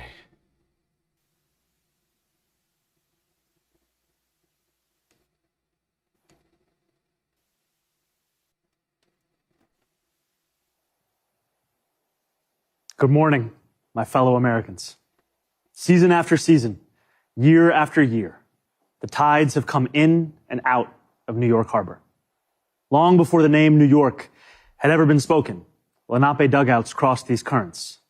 It was on these waters that tall masts crested the horizon, captained by explorers like Verrazano and Hudson, after whom we've named our bridges and rivers.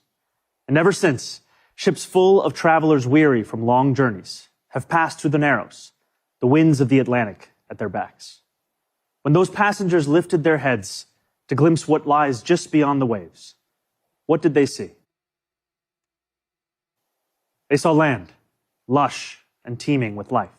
They saw men waiting at the docks to take them into bondage. They saw tenements rife with squalor. They saw industry rumbling with activity, steam and smoke rising, a city on the move. They saw a towering monument to freedom, her torch glowing worldwide welcome. They saw New York City. They saw America. Tomorrow, our nation marks 250 years since we declared our independence. 250 years of a grand experiment in self-governance, an experiment so audacious that some in 1776 doubted it would last more than a few years, let alone a quarter of a millennium. From Lexington to Los Angeles, Selma to Seneca Falls, Morrisania to Midwood, Americans will come together for a day, just as we do each year. Families will gather around the grill. Fireworks will fill the night sky. This will be no ordinary day of celebration. 250 years presents a rare opportunity for more than 340 million people to turn together, both towards one another and towards ourselves, to take measure of who we are as a nation. When we look at America, what do we see? Here at City Hall, as I sit behind George Washington's desk, alongside new Americans who came to this country, I cannot see all of America. But like so many who came before, I can see New York City. The city I see today looks very different than the one that greeted George Washington. In July of 1776, our city simmered under the yoke of oppression. The British had imposed a colonial rule so repressive that 250 years ago, 80 miles south, a small group of newspaper editors, farmers, and soldiers signed their names on a document declaring truths that feel self-evident now, but were revolutionary then, establishing the ideals our nation still strives to fulfill. The British did not take it well. War broke out, and that August, as the largest battle of the Revolutionary War unfolded in Brooklyn, batteries on Governor's Island took aim at British ships anchored just offshore. We were outgunned, we were outmanned, and we were soundly defeated. After only a few months, it appeared our fledgling attempt at democracy was on the precipice of collapse. But that night, with the moon overhead, thousands of our soldiers silently climbed into ferries and flat-bottom boats and escaped to Manhattan. The Continental Army survived to fight another day. Independence may have been declared in Philadelphia, but it was rescued in New York City. George Washington was the last to leave Brooklyn.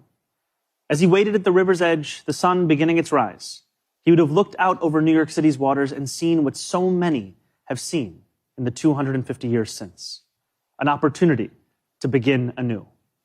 Those opportunities, like everything in New York City, are not given.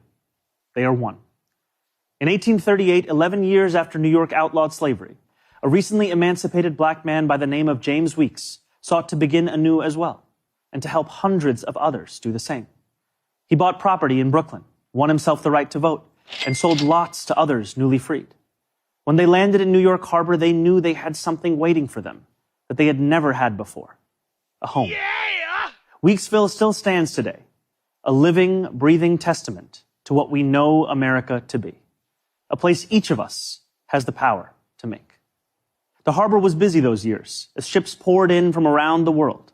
Hundreds of thousands of Irish immigrants arrived with stomachs aching from a famine manufactured by imperial cruelty. Chinese sailors settled in what is today Chinatown. Millions more traveled under the Statue of Liberty and through Ellis Island. Jewish people escaping pogroms, Italians fleeing poverty, Syrians seeking economic opportunity. Each of these new arrivals peered through portholes onto a city that was changing as fast as the nation. They saw merchants peddling their wares on the docks, streets being laid out on a grid, buildings rising into the clouds.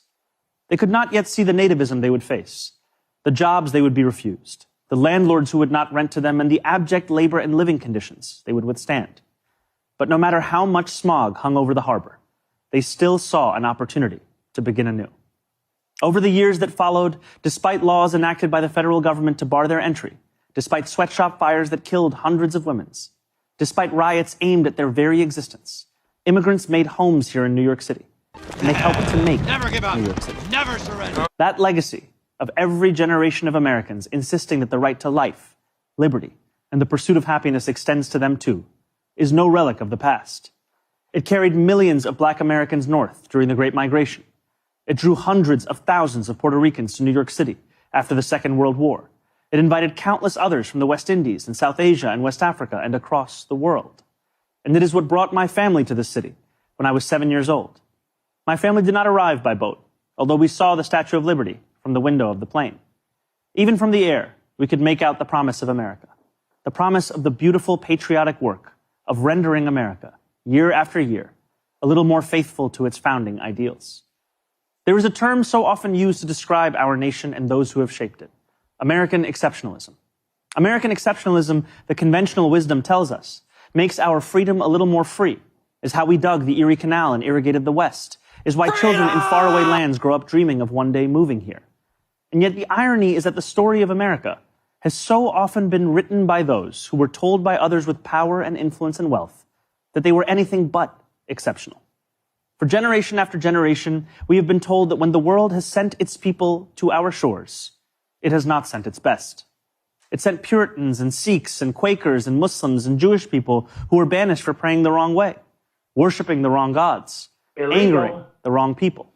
It sent peasants and serfs from slums and shtetls who were treated as less because they hardly owned clothes, let alone land. It sent immigrants from whom power was something someone else had. We are told that America is exceptional because we are richer, stronger, more powerful than everyone else. The truth, my friends, is that America is exceptional because here, nothing is fixed into place. The frontier may be closed, we may have walked on the moon, but the work of fulfilling the values first enshrined in the Declaration of Independence. That work endures, and it belongs to us all. It belongs too to our newest Americans, those standing here with me today, all of whom were recently naturalized. Nearly a decade ago, I too felt what you feel, the joy of no longer being just a New Yorker, but an American too. You each hold a special power, the power to determine what America means. The powerful have always known their answer. America, in their view, is an arena of supremacy, where only a select few are allowed freedom, where not all are created equal. America, if you ask them, becomes less the more people it welcomes.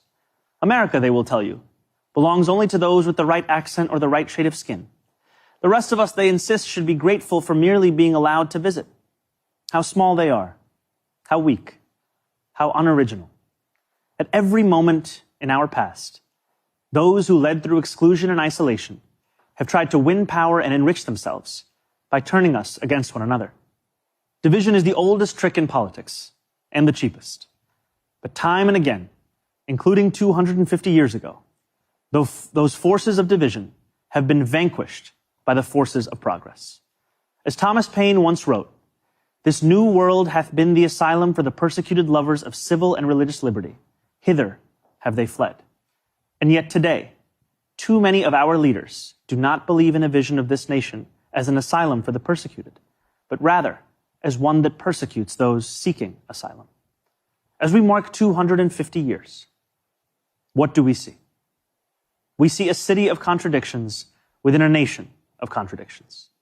We see the wealthiest country in the history of the world, one where children go to sleep hungry while the world's first trillionaire hungers for more. We see monopolies that dominate every industry and oligarchs who buy elections. We see masked agents terrorizing our streets, eating food cooked by our undocumented neighbors before spiriting them away in unmarked vans. We see a nation whose immense wealth has been built by those with calloused, dirt-streaked hands, those who toil on factory floors and chisel into stone. And we see a nation that has allowed so much of that wealth to be held instead in the soft hands of a precious few. Yes, we see America in a health insurance industry that exploits the sick, but that is not all we see when we look for America. We see it too in the nurse who works a double shift and then stops on her way home to check on an ailing neighbor. Yes, we see America in corporate landlords for whom negligence is a business model. We see it too in the father who tucks his children into bed beneath a ceiling stained with leaks, who wakes before dawn to go to work and still believes his country can do better by his family. Yes, we see America when we spend our tax dollars on bombs and bailouts, when we sell our elections to the highest bidder. Yet we see it just as clearly in every American who still believes this country belongs to we, the people. We see America each time neighbors link arms with neighbors, without asking how long they have lived here or what papers they have, as ICE invades our neighborhoods. We see America each time those young and old stand in the beating rain or the stifling heat to cast their ballots. We see America each time working people demand more, not just for themselves, but for their fellow Americans. There are some who respond to those who ask for more from America with a simple refrain. Love it or leave it, they say. But patriotism has never been about pretending our nation is without flaws. Patriotism is every act of righteous dissent. It is every march led under the heavy sun. It is every protest held a decade before its time. It is precisely because we love this nation that we will not leave it. After all, who loves America more than those who have sacrificed so much to make it free? Today, I think not only of the 4th of July, I think too of the 9th of July. 5 days after the Declaration of Independence was signed, it arrived here in our New York City. Immediately, Redcoats had disembarked on Staten Island. More than 100 British ships loomed just offshore. Across this city, the Continental Army prepared for an invasion. George Washington commanded his brigades to assemble just a few feet from this building. It was known then as the Commons. Today, we call it City Hall Park. There, within range of British guns, Washington ordered his generals to read the Declaration aloud.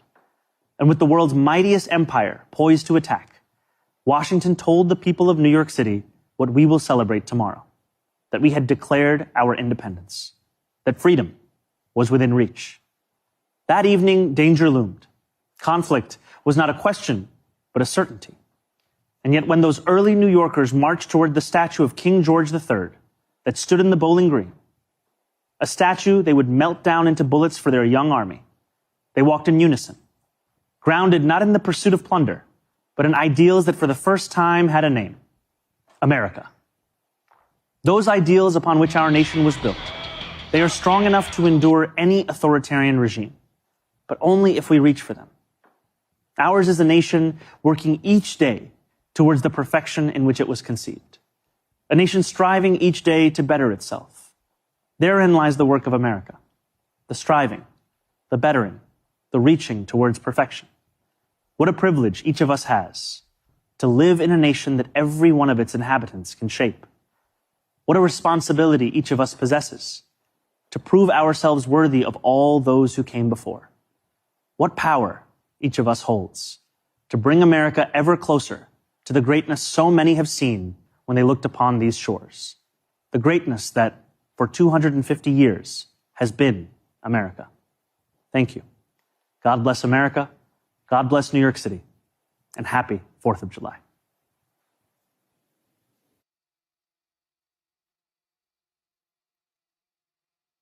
There you have it. A message from the mayor's office, New York City, Zohran Mamdani,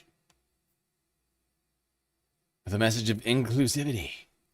A stark difference from the message we heard from Donald Trump earlier, one of finger pointing and exclusivity and of fear and hate.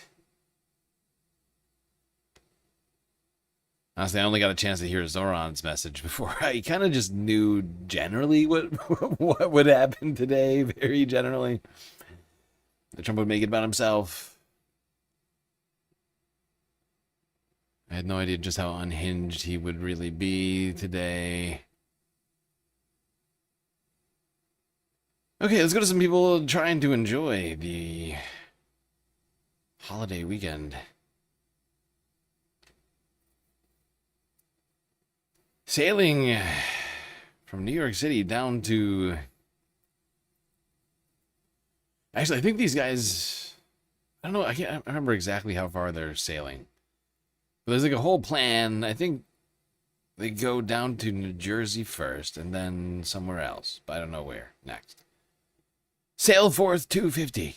A parade of ships. Starting in New York's East River.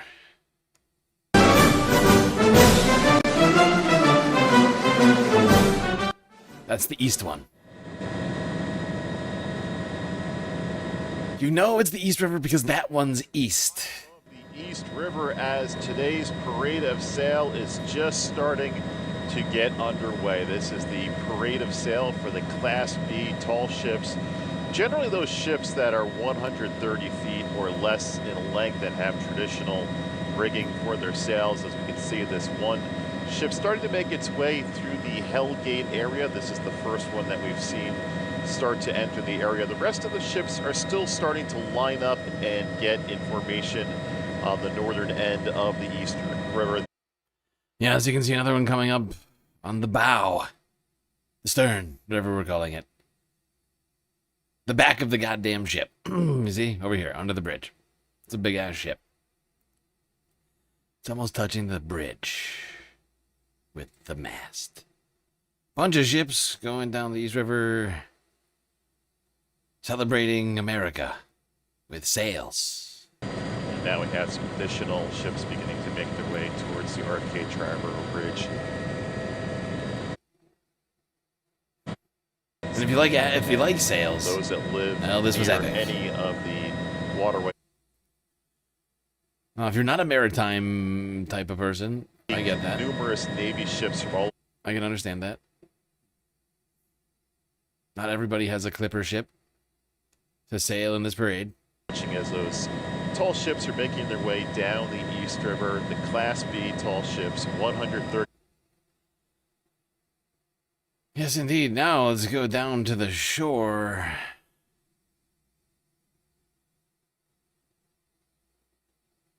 Tomorrow, dozens of tall ships from around the world will head north for the Sail Forth Parade. But right now, they are anchored off Sandy Hook Bay. Christine Sloan is there live with more on the big celebration. Christine.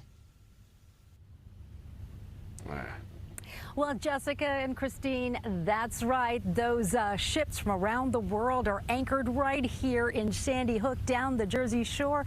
There are people gathered around the water, some with binoculars, trying to get a glimpse of the stunning sight. Now, we were able to interview some of the captains of those ships, many traveling on several oceans to come to the U.S. to celebrate our 250th anniversary. Governor Mikey Sherrill welcoming the commanders and crew members earlier today. As you know, Sherrill is a former Navy helicopter pilot. Of course. She reminds us George Washington's army drove the British away. Of course. We all know that he's a former helicopter pilot. Everybody knows that. Duh. Come on. Come on! Be real, CBS New York. We all know that. Don't even have to. Why remind us? Why even remind us of something so obvious? Duh. Well, there you have it. People celebrating by boat. And a special light show and celebration expected at the Statue of Liberty. Eyewitness News ABC 7. From earlier this evening.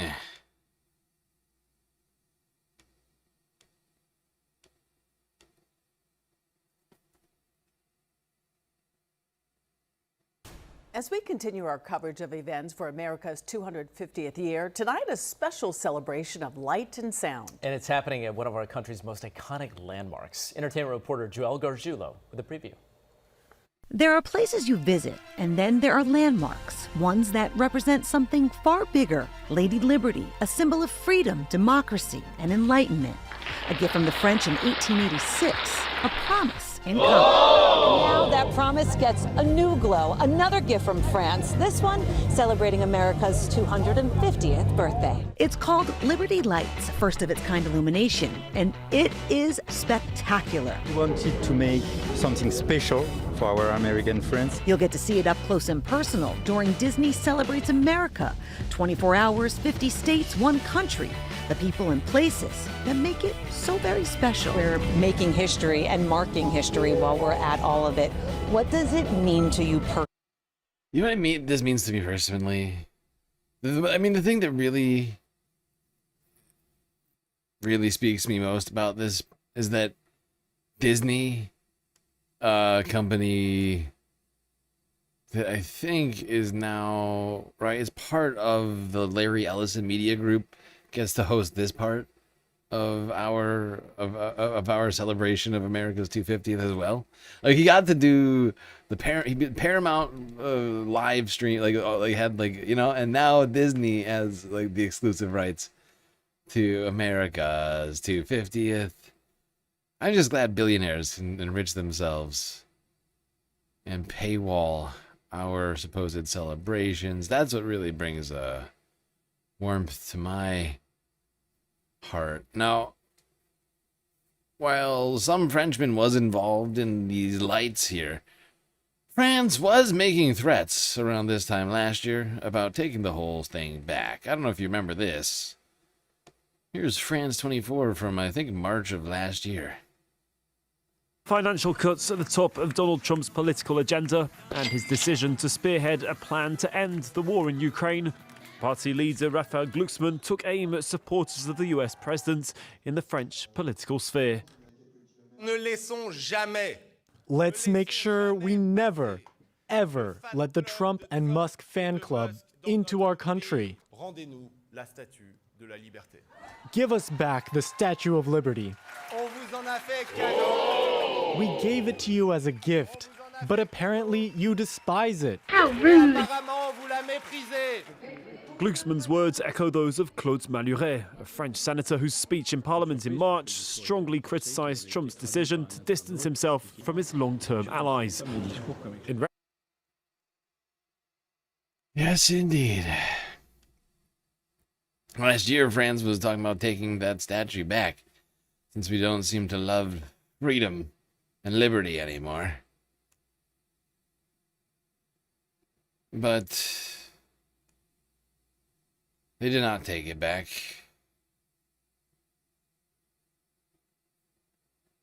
And just to remind you of how Caroline Levitt felt about that at the time. There is now a member of the European Parliament from France who does not think the U.S. represents the values of the Statue of Liberty anymore. They want the Statue of Liberty back. So is President Trump going to send the Statue of Liberty back to France? Absolutely not. And my advice to that unnamed low-level French politician would be to remind them that it's only because of the United States of America that the French are not speaking German right now. So. Oh, snap. Don't forget, Caroline Levitt saved you from the Nazis, France. Come on! You never forget. Oh, God, so stupid. Okay. Yes, incredibly petty.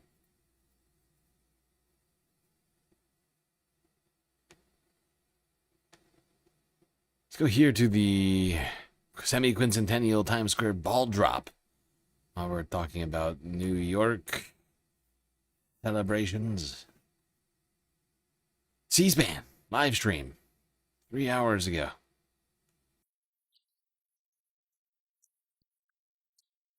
And it is hot. Clear.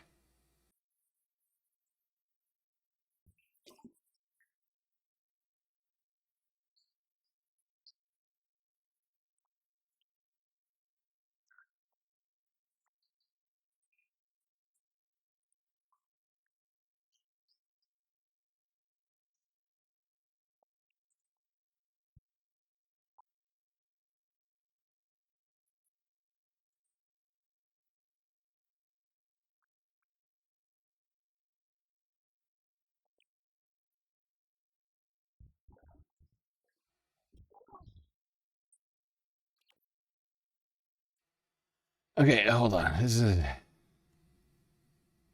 I didn't get to watch this because this was a live stream that was happening like while we were going here. Okay, here's the ball. Here's the ball. Let's do it.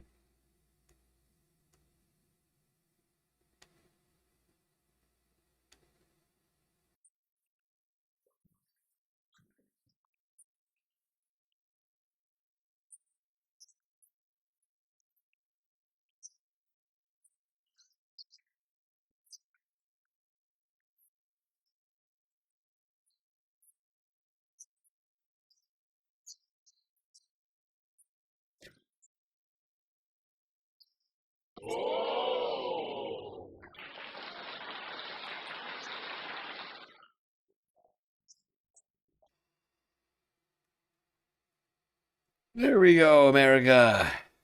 We did it. 250 years. And counting.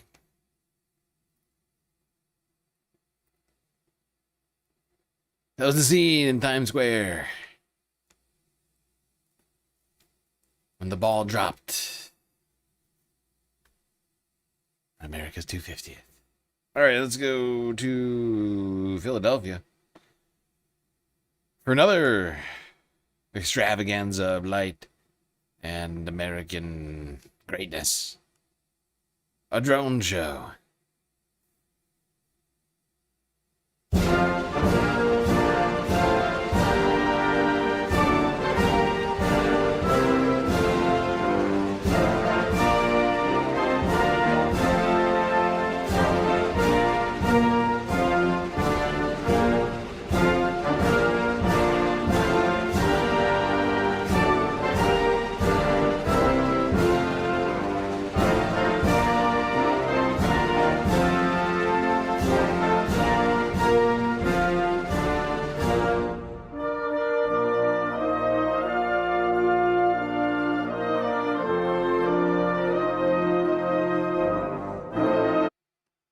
We got flags.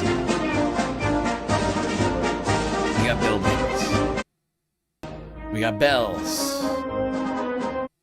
We got Abraham Lincoln and a flag.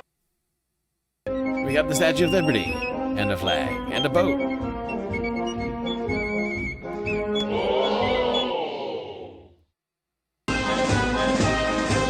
I don't know what that is. Iwo Jima.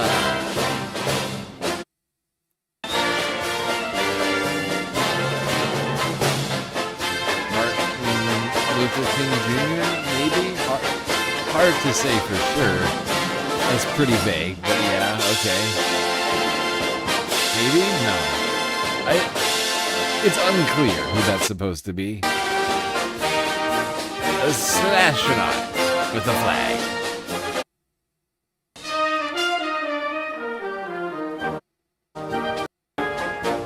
Another flag. This one going up a slightly diagonal pole. More flags. One of them a pride flag. And the Supreme Court. And a map of America with a flag inside.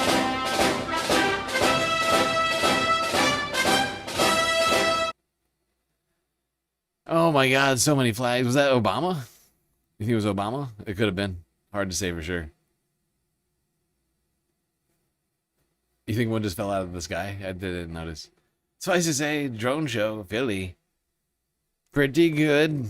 Most of the pictures recognizable. Like a 95% hit rate or something. I knew what most of them were, I think. Pretty good. Pretty good. A lot of flags. As I've said before, this is the time when all the flag perverts can let their pervert flag fly.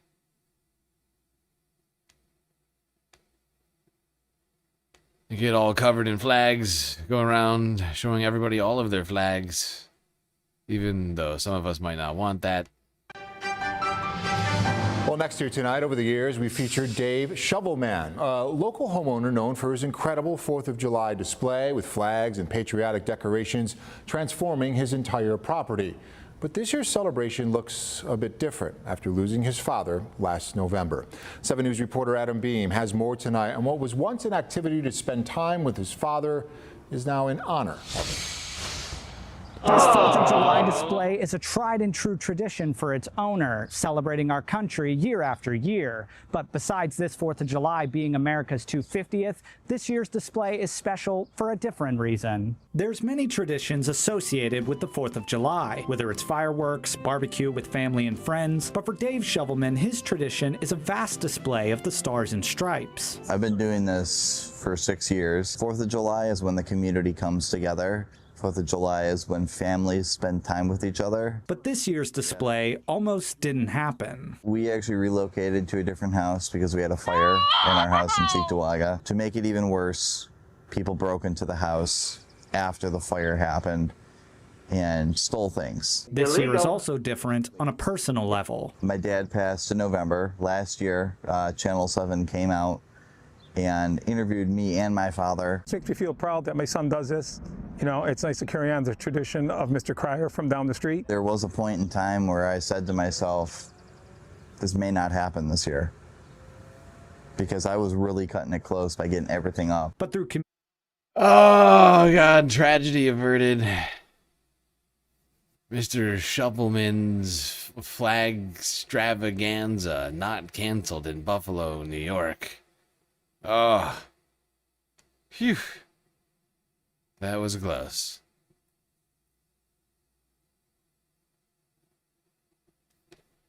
America saved.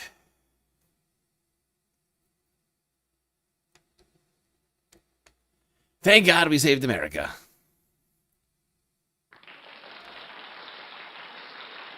And all of his flag-covered stuff continue to be, I'm sure, enjoyed by absolutely everybody in the neighborhood.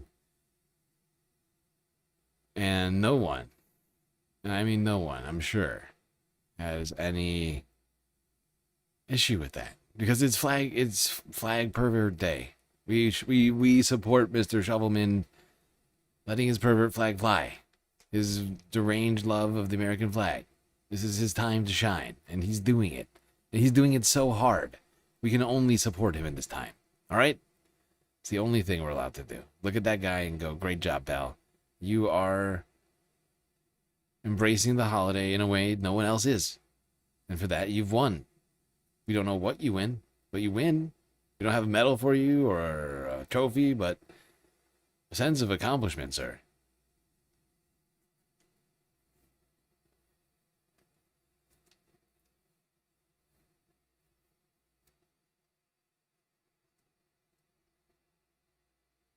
Where's my community? You don't see people swarming to see We Are Star Spangled Awesome. What does that mean? To me, where's my community? Why aren't they swarming to see me? I don't know what that means. I don't know what that means. You tell me, where are they? Ah. Oh, the flag guy. It's a small community, you know. It's got a small, but very dedicated community. Can't name a single person, but I'm sure they exist. Now, people have been trying to celebrate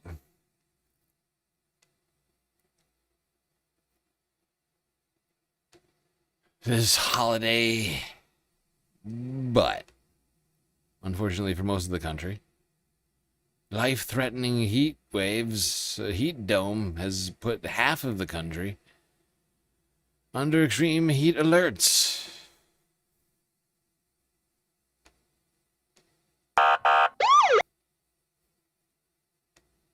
We begin tonight here with this life-threatening heat wave now spreading across the U.S. Authorities tonight are warning of dangerous heat expected to last for days. In New York City, it'll soon feel like 108 degrees or more. The Midwest already suffering tonight. It feels like 106 degrees in Chicago. Tonight, more than 175 million Americans, roughly half the country, under extreme heat alerts from the Gulf Coast to the Midwest to the Northeast. The heat index well into the triple digits. Philadelphia to New York to Boston, it'll feel like 110 degrees in parts of the Northeast for the start of the July 4th holiday weekend. And tonight, we're also watching massive wildfires burning in multiple states, red flag warnings in 6 states tonight. The Snyder Fire burning tens of thousands of acres along the Utah-Colorado border. Also this evening, heat advisories across the Deep South. And in the Northeast, these extreme heat warnings start tomorrow and right through Friday.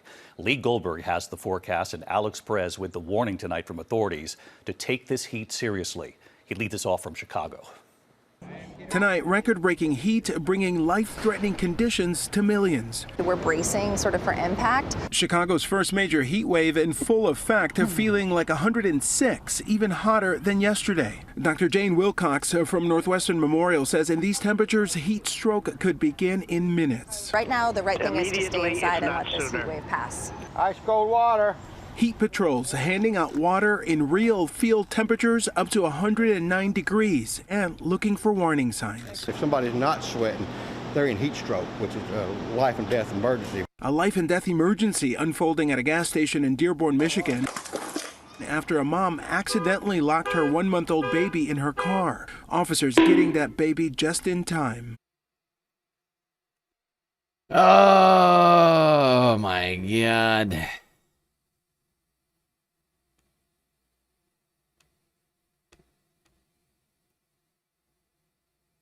Trying to celebrate America, but America's literally melting in front of our eyes. And extreme heat interrupting U.S. Independence Day celebrations.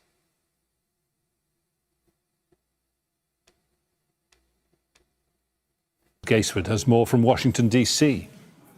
Well, it is 38 degrees Celsius here in Washington, D.C., but when you take the high levels of humidity into account, what they describe as the real feel is almost 10 degrees hotter, just under 48 degrees Celsius. And with that in mind, they've taken a decision today to temporarily close this great American state fair here on the National Mall, which is a centerpiece, really, of the 250th anniversary celebrations here.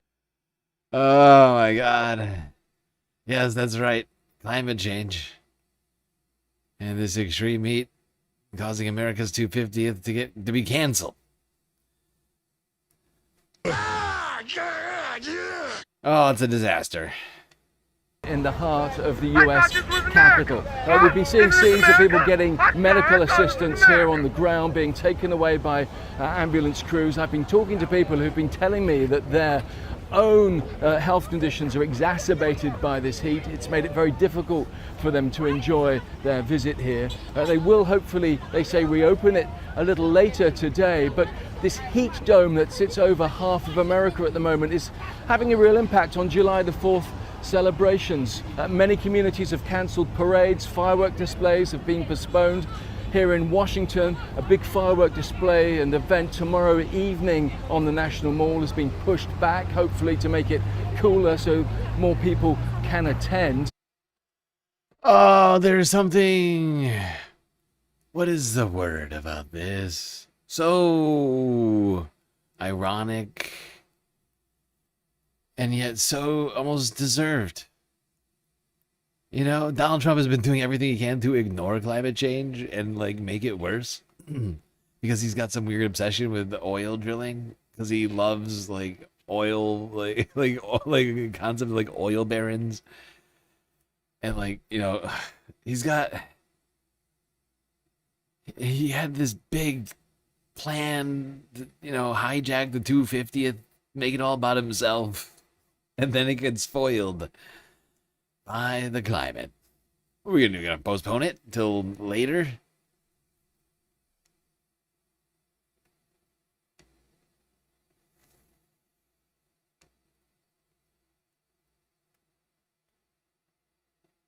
But as was mentioned,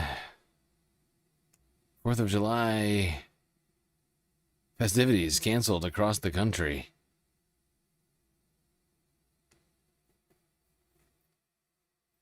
In New York City, gripped by a heat wave ahead of July 4th celebration, some things canceled, some things postponed. Everyone just trying to stay cool. And good evening to you. I'm Christine Johnson. And I'm Jessica Moore. We begin with this extreme heat, now officially a heat wave as the tri-state area gets ready to celebrate the holiday weekend. We have team coverage here for you tonight at 5. Addie Guajardo has more on how the city is responding, but let's begin with Lonnie Quinn, because in addition to the heat that we are dealing with, we're also talking about the possibility of some severe weather. Lonnie. Yeah, starting to kick in right now, KJ. I actually thought they'd be kicking a little bit later today, but I'm seeing isolated spots. I'll show you everything. It has been another hot one out there. So certainly hazy and humid. It's 98 degrees right now. That's actually now the high temp of the day. We just bumped it up a bit, feeling like about 106 degrees outside. So elsewhere, we're still 101 degrees in Somerville. You're 95 out around Montauk for the East End, but you factor in the feels like temperature with all the humidity that's in place. Everybody now, first time so far during the heat wave that everybody feels like the triple digits. Look at that. Oof. That's no good. It is hot out there, people. It's going to stay hot through the weekend for much of the East Coast. In fact, this is 2026. It's going to be a hot year.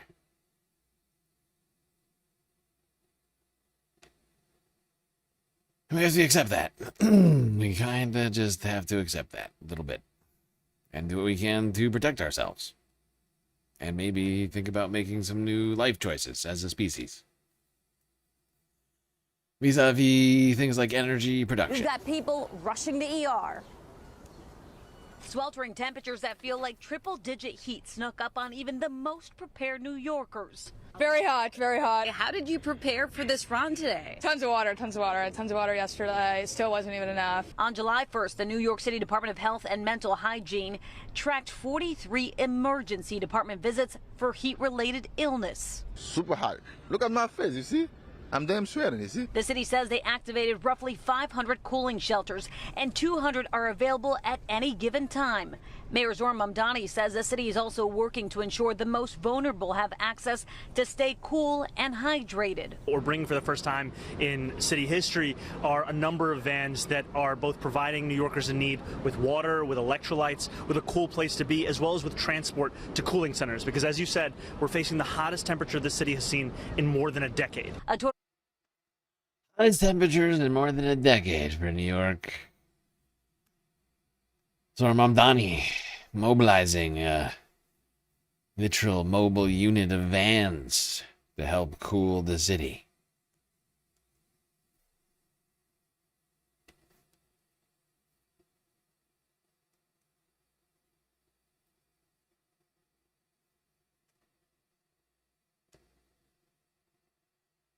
Yep, and there's a lot of danger that comes with things being really hot, especially for older people and babies, people with things like cardiovascular, respiratory diseases. Welcome to the News Hour. Americans across the East Coast are preparing for one of the hottest Independence Days in recorded history. A brutal heat wave is bringing dangerous temperatures to some 160 million from Mississippi to Maine. Record-breaking triple-digit temperatures have disrupted travel, strained the energy grid, and forced some communities to change or cancel planned celebrations. Yesterday, more than 100 people in Pennsylvania were treated for heat-related illnesses at an event tied to the 250th anniversary celebration. In the capital, today's events on the National Mall were postponed for hours because of the extreme heat. And in New York City, where the heat index was expected to reach 110 degrees today, Mayor Zohran Mamdani urged residents to take precautions. Zohran Mamdani. What we ask New Yorkers to do is to be mindful of the danger that accompanies those temperatures. That means make sure that you stay hydrated, make sure that you're putting on sunscreen, make sure that you're taking as many breaks as possible from being outside, and if you can, to stay indoors and to stay in air conditioning. Meanwhile, health authorities in Europe have now linked thousands. Speaking of hydrating, I need more tea. I'll be right back. Of excess deaths to record heat.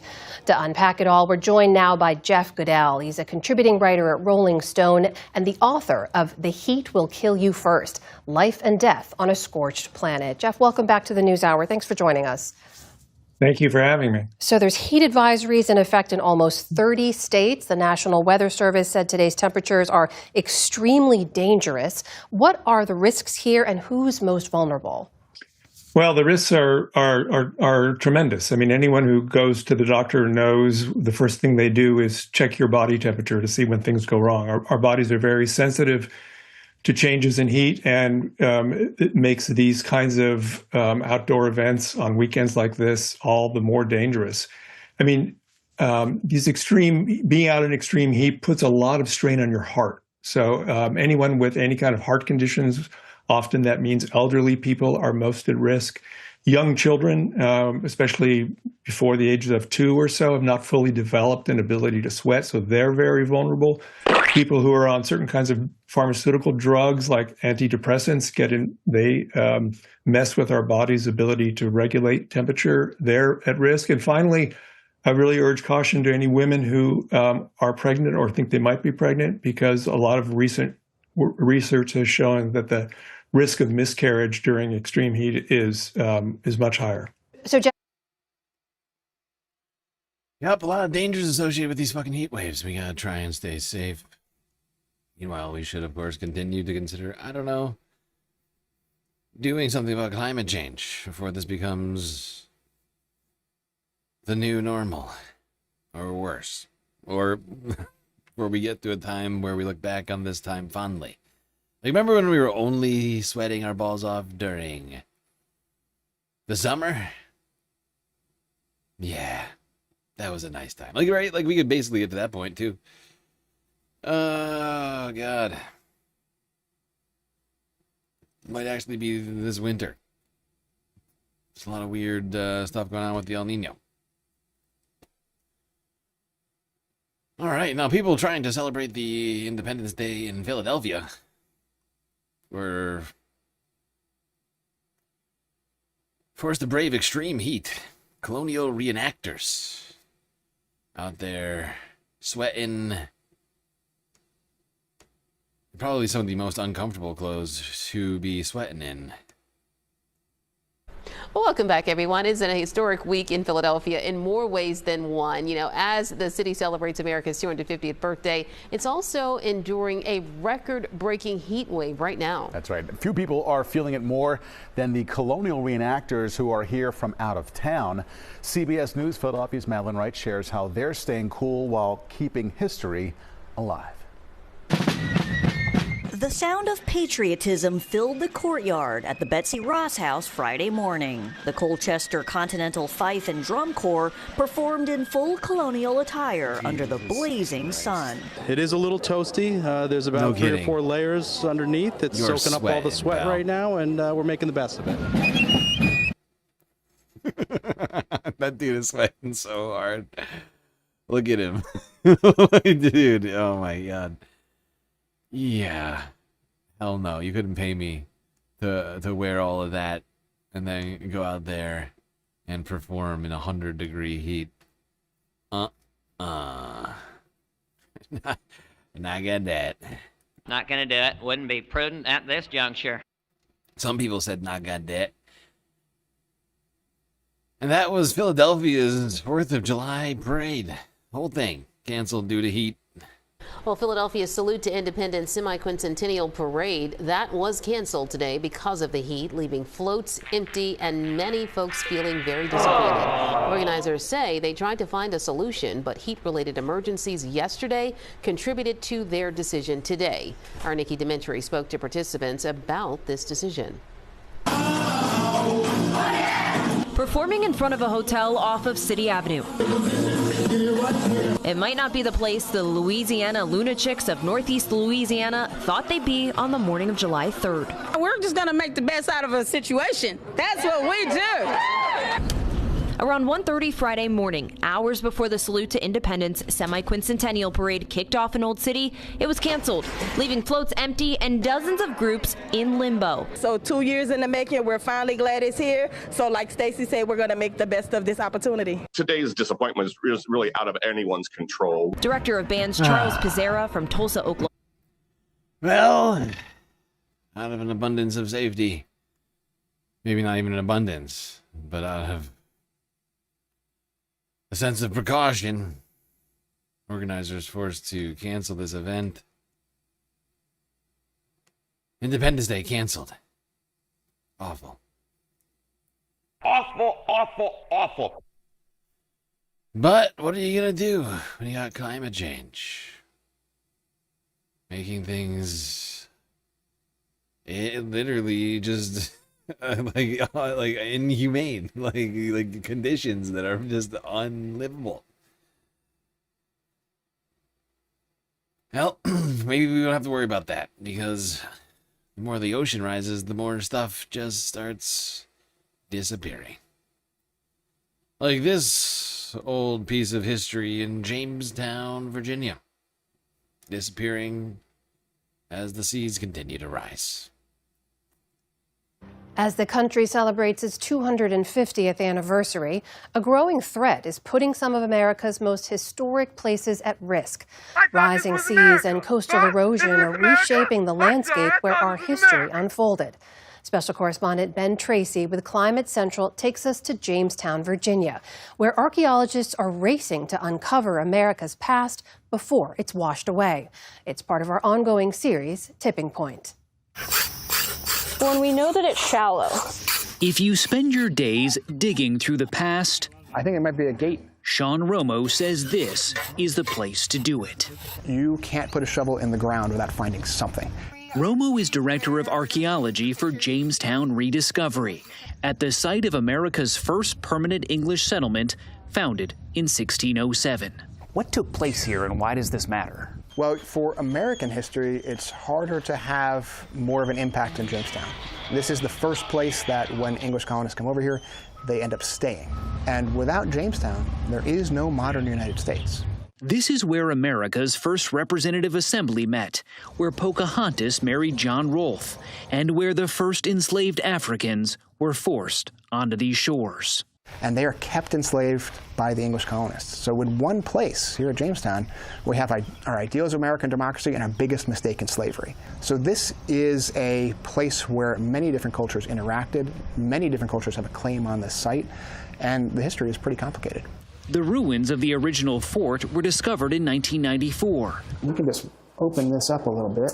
And archaeologists have unearthed 5 million artifacts that tell the stories of the people who lived here. This is a chain that was found at the bottom of one of Jamestown's early wells. And you can actually hold it if you like. So this is from how long ago? This is from the beginning of the 17th century. Now they're using ground-penetrating radar to map out what still lies buried. Now, if it shows up, that would be really cool. Because this has become triage, a race to save as much history as possible before it's lost. When I think of archaeology, I think of a very slow... Columbiarican_9505 just cheered 100 bits. Hey GSL, not to sound like I am doing actually, but wasn't Independence Day cancelled in January of 2025 when Trump moved back into the White House? Just saying. Yeah, it's a fair point. But we're going to pretend like that's not the case, just for the narrative. I see what you're saying. Painstaking process. You, however, don't have time on your side here. Have the artifacts thought of moving? Oh, there's a thought. We could just ask the artifacts to politely move themselves to a place that's not getting overtaken by the ocean. Very, Now we're thinking. No, we always have to be meticulous, but we do need to pick the pace up because we are under severe threat from climate change. And the real big one for us is flooding. Jamestown is under siege from rising waters. Sea levels here have risen 1.6 feet over the past century and could rise another 3 feet or more by 2075. The James River is battering the shoreline on one side. That swamp is really close. Yeah, and it didn't used to be. While an expanding swamp on the other regularly floods the excavation sites. So what happens on a day where you get a lot of rain or it's high tide? On a day with a lot of rain or high tide, we are in the water. And so when you talk about history being washed away, it's a literal thing. Oh yeah, that's not hyperbole. It's actually happening right here. And it's not just here. Our burning of fossil fuels is rapidly warming the planet, causing ice sheets to melt and ocean water to expand as it heats up. 2.5 million Americans and many historic sites could be at risk of severe coastal flooding by 2050. Immediately, if not sooner. Yeah, but those are low estimates. I mean, we've seen numbers closer, somewhere in the tens of millions of people. Yeah, it's a bad thing. It's not helping us celebrate America, I know that much. To have us be slowly entering some sort of a Kevin Costner Waterworld type of scenario. You still want the day off? Yeah, well, that's fair. You know, doesn't everybody? Okay. Good God, I'm getting hot. Been trying not to run the air conditioning on the space station all stream because that's pretty long. But I'm also running so much gear. Trying to keep everything going here.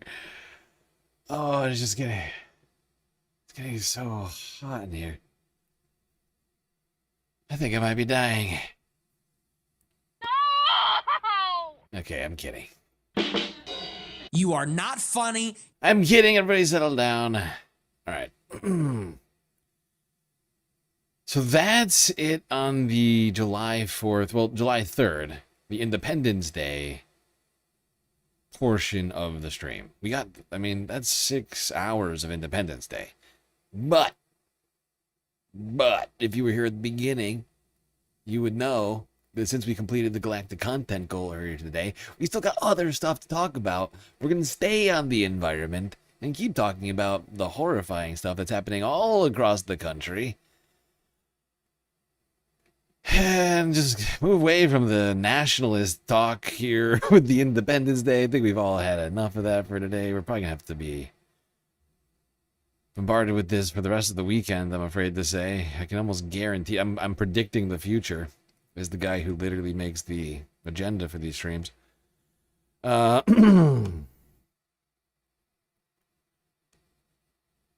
Let's do as we normally do, go across the country, west to east. Hawaii, where local officials are very concerned about this fire season this year, seeing as Hawaii is smack dab in the middle of the El Nino.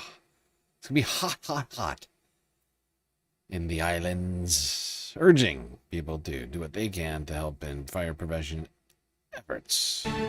At first at 4, prepare now to prevent a dangerous wildfire season. That's the message from emergency leaders and their partners ahead of the dry summer months. Dylan Ancheta has more. Smokey the Bear and Kaleo the Pueo are adorable fire mascots, but they come with a serious message of safety ahead of wildfire season. The more prepared our communities are before a wildfire starts, the safer our residents, our neighborhoods, and our firefighters will be during an emergency. Emergency crews want everyone to do their part to prevent the start of disastrous wildfires. They know that preparation can avoid a repeat of the Lahaina catastrophe or even the tragedy in Ma'ili last summer. Yeah, and hopefully people in Hawaii can do what is needed here to prevent another tragedy happening, but it's going to take a lot of effort from everybody, including this cute-ass owl. Does Hawaii have their own Smokey the Bear? They're like, Smokey, they're not enough. We need our own mascot for fire prevention. He'll be a native owl species. We'll call him Kaleo. Okay? Okay, Hawaii, I see you. Maybe that'll do it.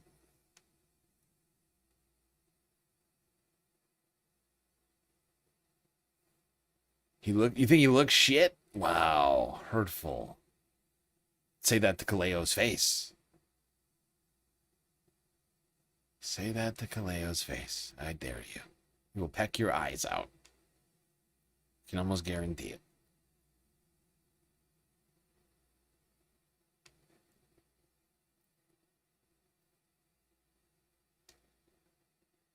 Yeah. Alrighty then. Now, of course, wildfires have been raging across the country and state of Washington, California, Utah, New Mexico, Colorado.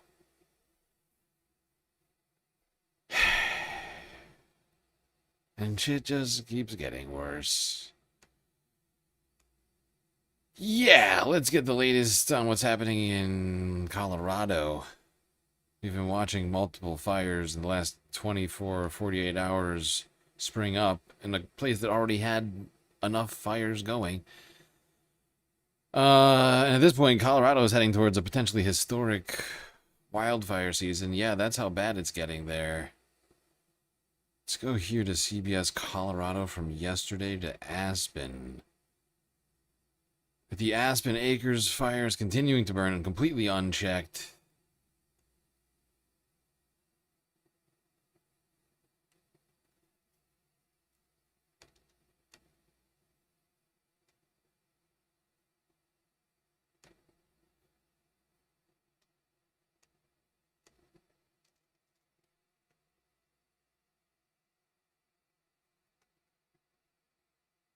Mandatory evacuations today in the Aspen Acres fire. And people who live in Wetmore and Colorado City are being told to leave now. That fire has now scorched more than 35,000 acres, making it the largest fire in our state, and there is zero containment. The Aspen Acres fire has already destroyed more than 180 homes and other structures in both Pueblo and Custer counties. And the fire already forced the entire populations of Beulah, Rye, and San Isabel to evacuate. Your reporter Michael Abeda is in Pueblo tonight, where evacuees as well as their pets and livestock are being told to go. A serious situation here in Pueblo County as the Aspen Acres fire continues to burn and even more evacuations have been ordered. Maybe that's why the community has come together to help each other out. in their time of need. Wednesday at the Pueblo County Parks and Recreation Administration building, people stopped by to drop off supplies for firefighters and pets that are being sheltered there. The Humane Society of the Pikes Peak region says they are at capacity and are going to have to open another shelter. But thanks to the community, they aren't running low on supplies. One woman we caught up with drove up from Colorado Springs to donate 450 pounds of pet food. So the Humane Society is asking for anyone who wants to help to make a financial donation. County sheriffs say evacuees need all the help they can get. And a lot of people have called in to offer to donate, and right now we have everything we need for the responders. But the victims, the people who have been evacuated, those are the ones that need it. And so if you own a hotel or a restaurant and these people are customers of yours, you may show a little extra compassion to understand the grief that they're going through. Yeah, appealing to the capitalists. Please, hotel owners, be nice. Yes. 8 now, and Colorado is ground zero for some of the nation's most intense wildfires, scorching more than 100,000 acres in total. The largest and most destructive is the... Some of these fucking photos are insane. Like, oh my God. Scorching more than 100,000 acres in total. The largest and most destructive... Look at the size of the freaking cloud of smoke. I can't stop it on the exact spot that I want. But you can just see how massive this thing is. Where is it? Yeah, look at it. Oh my God. Oh my, and this is like in a valley. Like you can see, like it's like gotta be like 1,000 feet in the air or something. There's so much smoke coming off of it. Most destructive is the Aspen Acres fire. It's on a rampage through southern Colorado. Right now, it's burning uncontained about 48,000 acres. Flames have destroyed more than 155 structures. At least 55 homes have been lost near Pueblo. Several communities are under mandatory evacuation orders. And we're hearing from families that have had to flee their homes and lost everything. They're facing an uncertain future this morning. Am I going to be able to retire now in 3 years? Am I going to work until I'm 75 years old? Because we have to, fund a whole new lifestyle that we didn't ever count on. The widespread fires are also affecting the 4th of July holiday weekend. More than 50 fireworks shows in Colorado have now been canceled. Yep, 4th of July canceled in Colorado too, because why would you have a fireworks display when the entire landscape is a tinderbox? Well, you wouldn't. You wouldn't do that unless you're an idiot. Fire alert tonight, the Aspen Acres fire near Pueblo. And no, I'm not segueing into somebody doing something like that. This is just more on this fucking fire in Aspen Acres, which just continues to get worse and worse somehow. Now the 8th largest wildfire in state history, and it is showing no signs of slowing down anytime soon. Here's a look at the latest information. As of tonight, the Aspen Acres fire has burned more than 74,000 acres. At least 55 homes have been destroyed, and more than 11,000 people in Pueblo and Custer counties have been evacuated. A small portion of Huerfano County is now under evacuation orders as well. That fire is 0% contained. Crews on the ground say the mountainous terrain and sheer size are making it hard to get control of. I mean, that's like nearly 100, like 6. There's like multiple fires of like 100,000 acres burned or more in Colorado right now. Like, there's so many states that are just getting like burnt to the ground. Just the whole state. Just might as well it's a loss. The whole thing. Just get rid of it. Just skip it. Oh God. Well, where it's not on fire, it is of course underwater, as we know. This is the way of the climate collapse that we are living in. Up in Iowa, storms leading to serious flooding Here's KCCI from 9 hours ago. Well, about a foot of rain sent 4 Mile Creek spilling far beyond its banks today. This is aerial video coming to us from Justin Rogers, taken over Ankeny this morning. You can see the flooded roads, parks, and neighborhoods just submerged under all of that water. The rising water even forcing people to evacuate their homes, apartments, even a hospice center in Des Moines. And KCCI's Amanda Rooker shows us just how quickly the water took over. Roads like these in East Des Moines have been underwater all day, turning pavement into a pond, blocking off intersections and overflowing into nearby neighborhoods. After hours of relentless rain, 4 Mile Creek burst out of its banks, spilling straight into Bill Johnston's backyard. I didn't think I'd wake up to this. Instead of grass, I was like, wow, it's crazy. He found fast-moving floodwaters. It was rising like 2 inches every 5 minutes, and it's been consistent like that since this morning. It stopped just before his garage, mostly sparing him of damage. But where Bill used to ride his four-wheeler, yes, this is my backyard. This is my backyard. Is now waist-high water. See how it starts dropping down? See? It starts dropping down. That's how deep it gets. Just a few miles away, the flooding forced evacuations. Some waiting nearby, watching the water rise. This home was evacuating all of their patients, as well as the hospice center that's across the way there. Amanda Lucero with Providence Reformed Church says she ran to get sandbags. Came back, and by the time I came back, the parking lot was flooded. Hanging out. Damn, dude. Oh, that's the worst. Trying your very best to try and prevent that situation. It's still too late.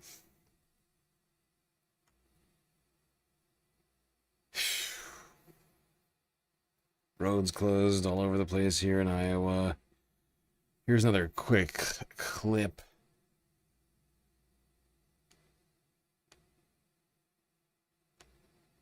Weather has been the big story today. Heavy rain this morning still causing problems across central Iowa. As we come on the air, this is drone video showing flooding earlier affecting 2 different areas along 4 Mile Creek. One was in Ankeny in an industrial area between the creek and Interstate 35. At one point, firefighters say something sparked a fire in a building surrounded by floodwaters, causing significant damage. The second area of flooding along 4 Mile Creek was in Des Moines. This is near an apartment complex off Hubble on the city's east side. You can see water was up to the windows of some cars there. The city of Des Moines says they proactively evacuated about 100 people in the area as we are expecting more. More what? Please don't say rain. I'm afraid to say that is what she's going to say. I just got to stop it right there. All right. God damn. Yeah. You know who else got raid? Just a little bit north in Manitoba, Canada. Severe flooding putting dozens of communities in a state of emergency. Here's CBC News. We continue to track the latest on the flooding in western Manitoba. Local leaders are calling the situation unprecedented. Ottawa says it has received Manitoba's request for help as widespread flooding continues to wreak havoc. These are images from the town of Swan River. It's one of the worst hit communities. The community is still recovering from serious flooding last month. Parts of the town are under an evacuation order. The CBC's I could swear this is we were just looking at this picture down in Iowa, but that says Manitoba over here. It's weird.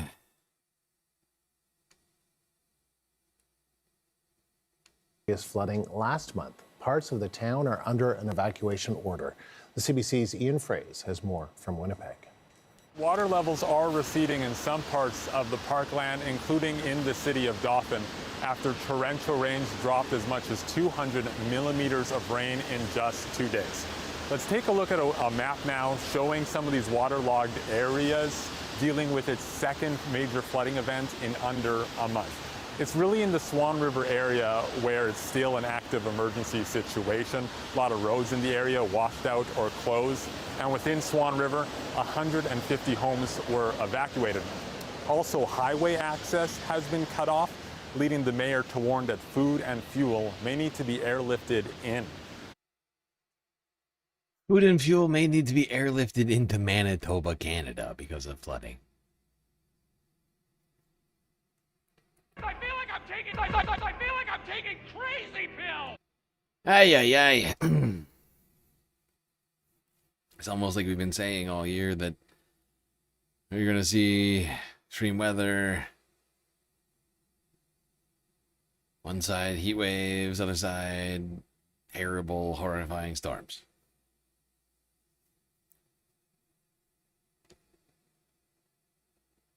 It's almost like we're seeing all of that come to fruition.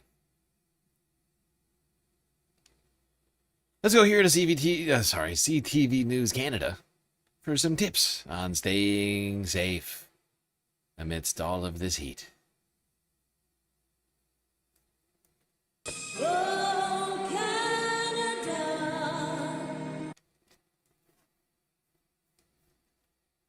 The city of Toronto has extended its heat warning through to Saturday as we head into our 6th day of extreme temperatures and humidity. Our health reporter Pauline Shan has some tips on how to handle the heat.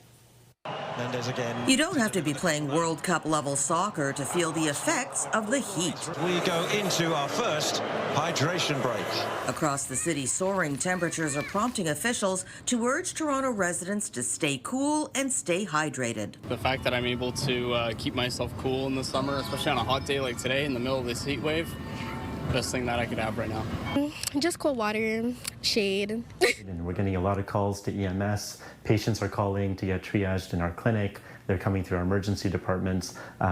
Heat stroke is a medical illness, and it could be life-threatening. Dr. Raul Jain says these are the signs of heat-related distress. Classic symptoms of heat stress on the body could be things like headaches, feeling tired, dizzy, excessive sweating, excessive thirst, even a rapid heartbeat. We have to recognize, heat exhaustion. And apparently not sweating can also be a sign of heat exhaustion or whatever we're talking about. Your body runs out of moisture. And you just stop sweating. All right, now Europe is also experiencing a heat wave, leaving much of Western Europe for slightly cooler temperatures, but in places like France, Spain, Portugal, wildfires popping up all over the place as that heat wave continues to make its way east across the continent.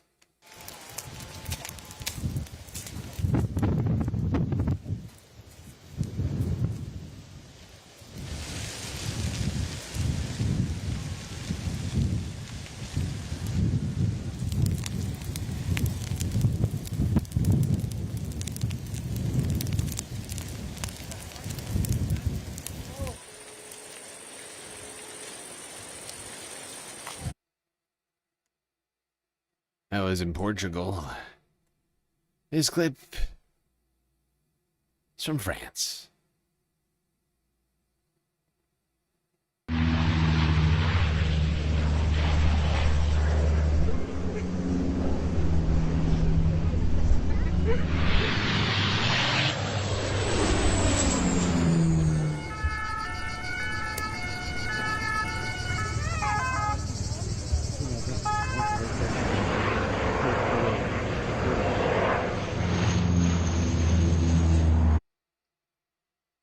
Well, there you go. French firefighters doing everything they can to put out wildfires blazing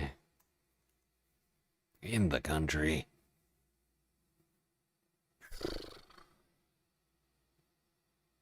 French lawmakers, specifically Prime Minister Le Cornu, getting a lot of heat over the government's response or lack thereof in Parliament. —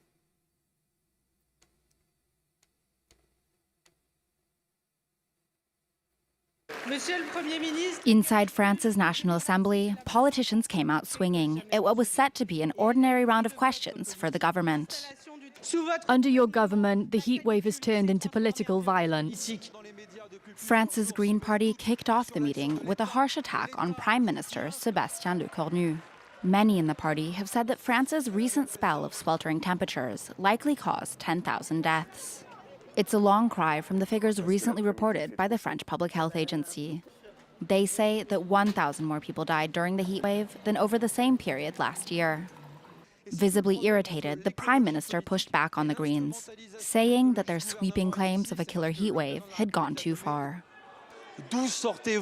Where are you getting this figure of 10,000 deaths?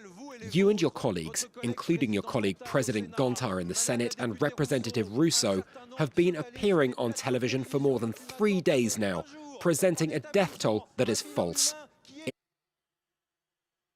Now, while Prime Minister Lecornu may take objection to this 10,000 figure being presented by the Greens, the number that is being accepted is that it is at least 1,000 right now. A number that I still think utterly shocking in the 21st century for a supposed, Western civilization, whatever you want to call it. I can't think of the words right now. God damn it, like a modern democracy, big economy having country like France. For a member of the EU to have 1,000 people die because it was a little hot outside, or not a little hot, it was really hot outside, but still, it just sort of breaks the brain a little bit.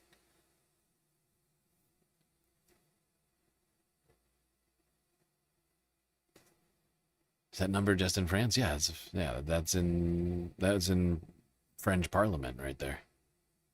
The Assembly.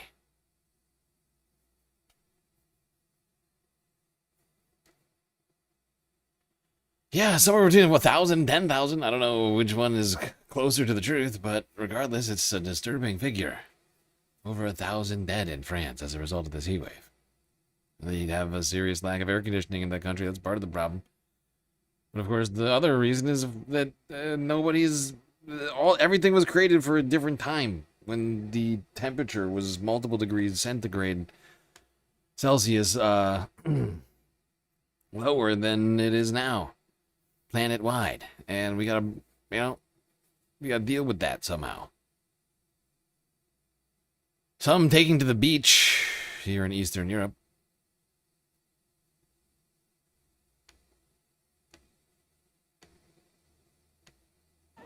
In Kiev, Ukrainians flock to the banks of the Dnipro River to cool off. The intense heat wave and forced power cuts as the energy grid collapses under heavy demand have pushed them to the edge. Despite the risk of strikes and no shelter on the beaches, they indulge in long swims and sunbathing. Whether there's no electricity or no water, you still have to get on with your daily life. You can't escape it. At least when it's cold, you can put on more clothes or find a way to warm up. But there's nowhere to hide from the heat, except maybe staying in the water. The heat isn't really that big of a problem, if you ask me. I'd rather have this kind of problem than war. It's not as big of a problem as a literal war. Yeah, I mean, I guess if you're living on the front lines of an actual war in Ukraine, extreme heat seems perhaps like a smaller issue. Some submerging themselves underwater, others in a sense of, I guess, context. Whatever, I don't even know what to call that. Of comparative suffering. It's like, yeah, but is it as bad as the war? Yeah, good point, ma'am. Good point. Perhaps not as bad as literal bombs falling from the sky. But it's still shitty. It's still pretty bad. Oh.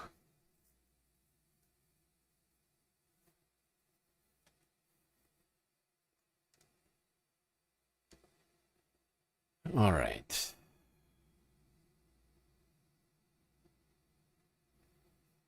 Let's go to Venezuela. The number continues to climb there. UN gave an update on Monday. 1,500 dead at that time. That was the last we heard. The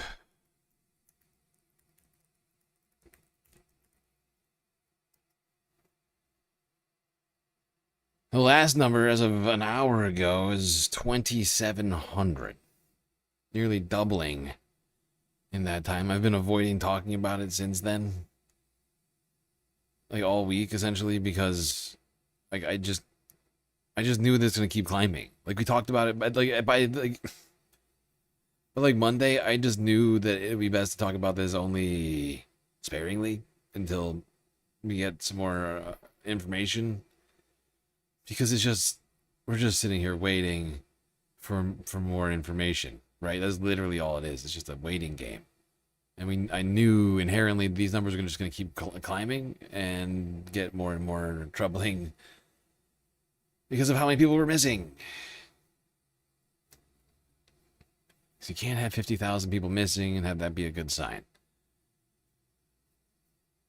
However, the United States could have really, helped out in this situation. If we still had an agency focused on helping people, like aid. And U.S. recognize aid. Mr. Pocan for any questions for 5 minutes that he may. I'll be right back. Great. Thank you, Mr. Chairman, and thank you, Director Vogt, for being with us. I think many of us disagree with the first time in 250 years history of the country, the unified executive theory. So let me drill into one area to ask. Do you concur that multiple studies have shown that people, both adults and children across the globe, have died because of cuts to programs like USAID?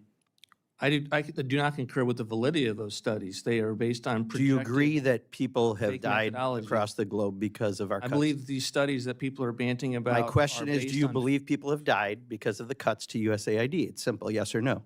I do not believe that the administration. You don't believe anyone's died? Let me finish the question. No, it's a yes or no. It isn't, Director, it's because really simple. our Do you think cuts- people died or our not? Cuts are aimed at. All right, you're not going to answer it. I would weaponization claim my of foreign aid time. I and thought other- you were going to be a little more helpful, Director Vogt, but that's fine.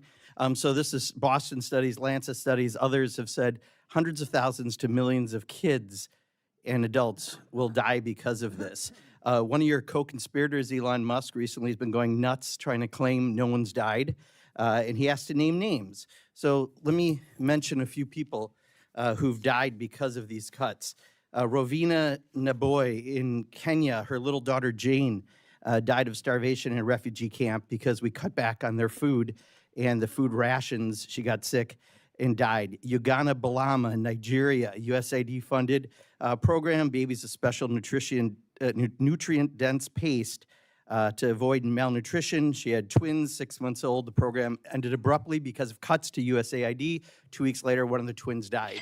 I've got a bunch more. Are you familiar with any of these stories? 13.4 million for civic engagement. Are you familiar with any of these stories? 38 There's no number involved in that answer, Director Vogt. You're citing. Are you fake familiar with any of these stories? I just gave you 2 examples. Are you familiar? It's a yes or no. I am Don't familiar. dance. You're not a tap dancer. Are you familiar with the stories? It's really that simple. I am familiar with the press that you are citing. The reports that you are also referring to are fake I take my tie back. You're clearly not going to answer questions today. I thought you came to answer questions. You're not. So will you commit to reach out if I submit some of these names of people who have allegedly died due to cuts? Will you personally reach out to find out if they have, since you're saying no one's died? I will personally read all correspondence that Congress gives me and do everything I can to be responsive to them. Yeah, and could you reach out to them to actually verify whether or not someone's died because of a cut to USAID? We're monitoring all of these studies to see. He can't be bothered. He can't be bothered to actually reach out to anybody. Like if correspondence is given to us, he'll look at it, but he's not gonna like take the time out of his day to like look into people dying. That would be too much effort for us. There's validity, but there is nothing about those studies that has caused us to think differently about ending morally, 4.6 that's all right. million to build climate resilience in I take Honduras. my time back, please. Morally, isn't it wrong to facilitate the death of children? Isn't it morally wrong to produce? That's a question coming back with in Zimbabwe? Look, you're not Confucius or whatever you think you are, answering a question with a question. I said, is it morally wrong to facilitate the killing of children?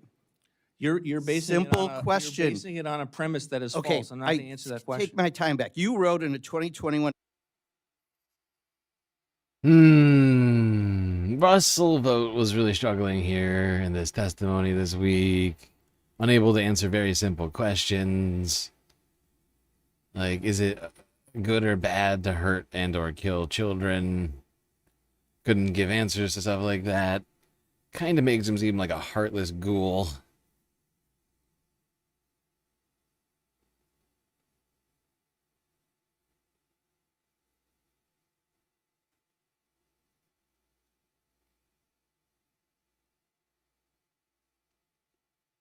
Yeah. So you have another place that could be the beneficiary of U.S. aid. Let's go down to Africa.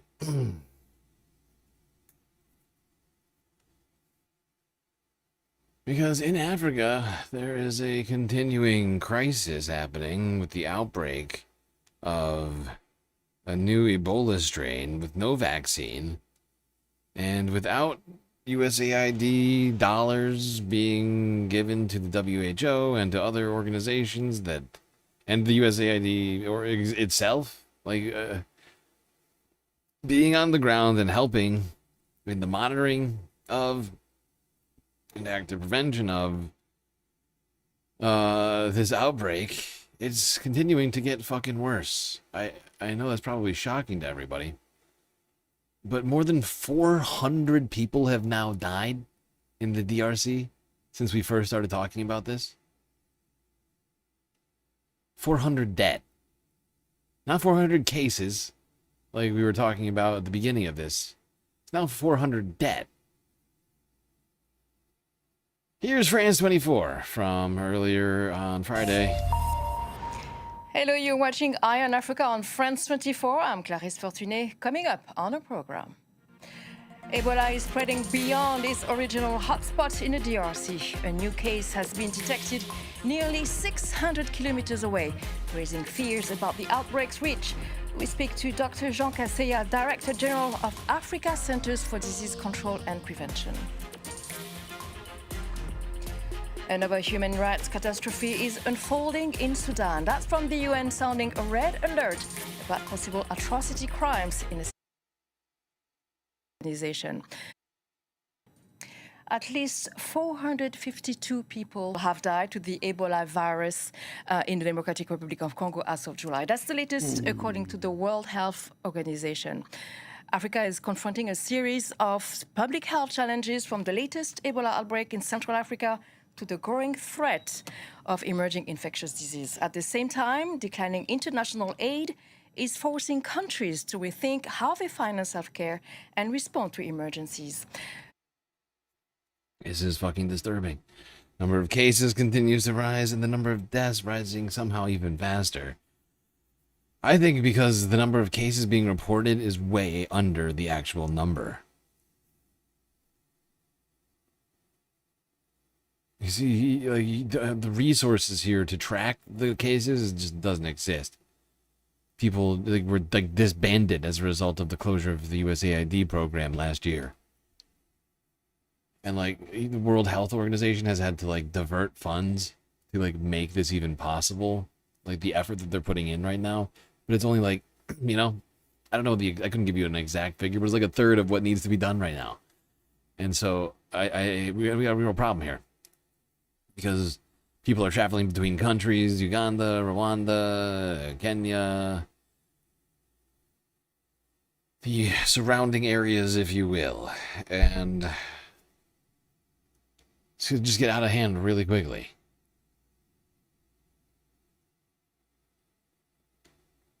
Jean Casella is with us. He's the Director General of Africa Centers for Disease Control and Prevention. So, Dr. Casella, hasn't it only been a month? It's been a little over a month, I think. You're right. You don't want Ebola, Mitty? Oh. Oh, that's sweet. But it's 2026. Africa is once again responding to an Ebola outbreak, so more than 450 deaths. So how concerned should Africans be today? Yes, this outbreak is serious. This is why yesterday Africa CDC managed to bring President Ramaphosa in DRC in his capacity as the African Union champion for pandemic preparedness, prevention, and response. I want to thank President Ramaphosa and President Tshisekedi for hosting a number of people. And today, we have to admit that this outbreak is serious, but we still have opportunity to control that. And this is why Africa CDC, working with other partners like WHO and others, we are at the same time supporting government to respond, but also we are moving with the clinical trials for treatment and vaccines. So I was saying earlier that the virus is still spreading. There was one case confirmed in the town of Kisangani. So have we reached the peak yet? Or? No, we didn't reach the peak yet because where we are currently, you know, when you have this Ebola outbreak, what is critical is what we call the contact list.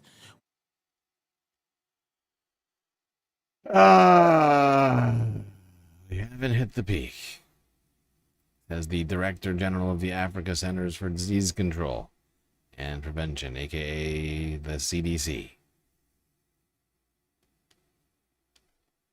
Yeah, that doesn't sound super optimistic, not gonna lie. Another place with a lack of optimism is, of course, Palestine.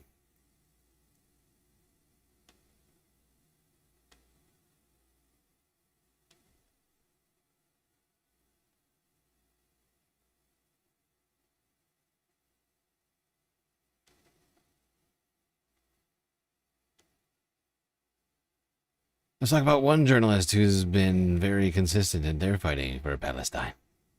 You might know her. I was born into a family that survived and didn't survive the Holocaust. And so that phrase, never again, I grew up with. Never again for anyone, anywhere. That's Amy Goodman. She's a prominent Jewish American journalist who spent decades highlighting voices that are often excluded from mainstream US media coverage, especially those of Palestinians.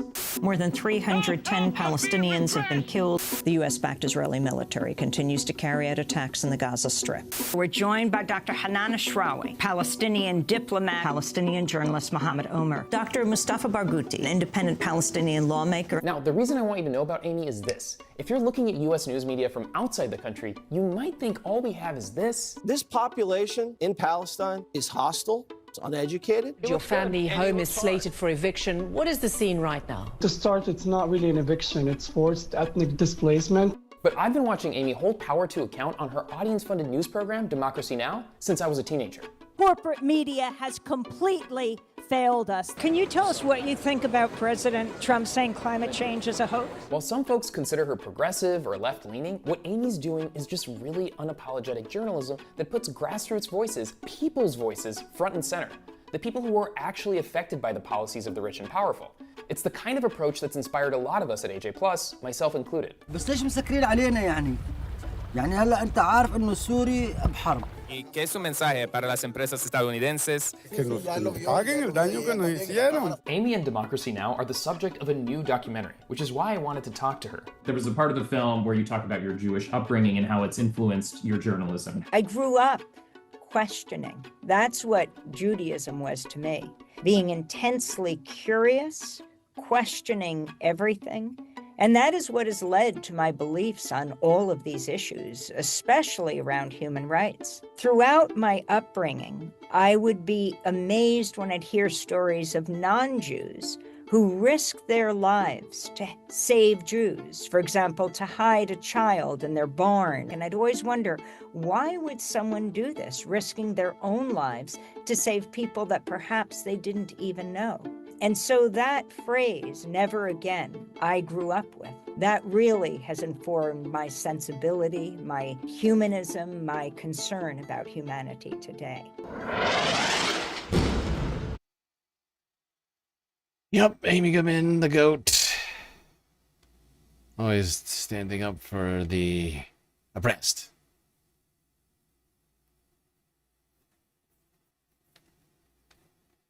A woman whose family experienced the Holocaust firsthand, grew up with the belief never again meant for everybody. Unfortunately, Since October, the latest genocide still ongoing, and a horrible, well, I don't know if realization is correct, maybe perhaps for some, something that we all, I think, have been aware of this whole time, regarding the premise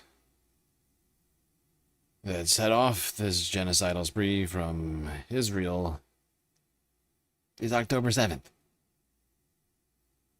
One thing the mainstream media has, I don't think, ever really talked about: the Hannibal Directive.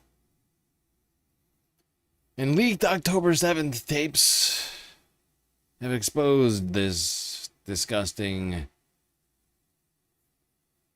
military practice and decision.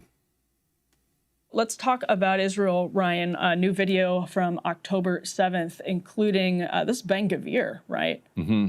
Right, Ben-Gvir showing up in this video, and we'll kind of read some of the, because it's in Hebrew. So there's a documentary crew news crew who's in there filming on the morning of October 7th as the army is putting together its plan for a counterattack, and for a defense and then a counterattack. So let's roll this, and then we can kind of read it for you. Right now, one person says, "I would bomb the entire Gaza border, hit them with a blow, so they'd have a real problem. It looks like they're on it," somebody else says. I wrote this to Amir. "They're not even getting fighter helicopters."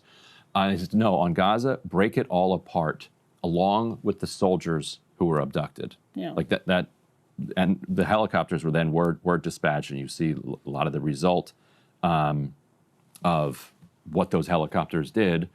And then Ben-Gvir comes in and says, wait, are you filming me? You could film when I give you permission. Please take this out. So that's when they shut that down. We know we have other evidence of there being hostage situations in a kibbutz where they tank shell everyone in there. Yeah. Killing the Israelis inside as well. There's all something I think a lot of us are already familiar with, this Hannibal Directive, Israel's completely callous treatment of their own citizens.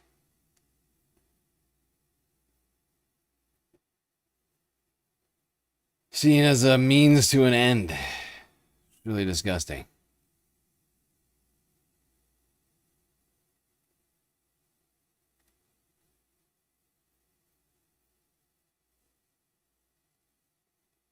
Now, earlier this week marked 1,000 days since October 7th.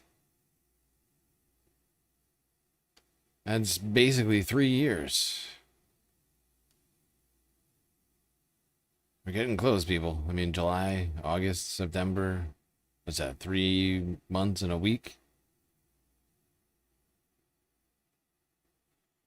Not even. We're a week in. We're already a week into July. It's almost 3 months and a day. Children growing up, 1,000 days without school, without play, without anything.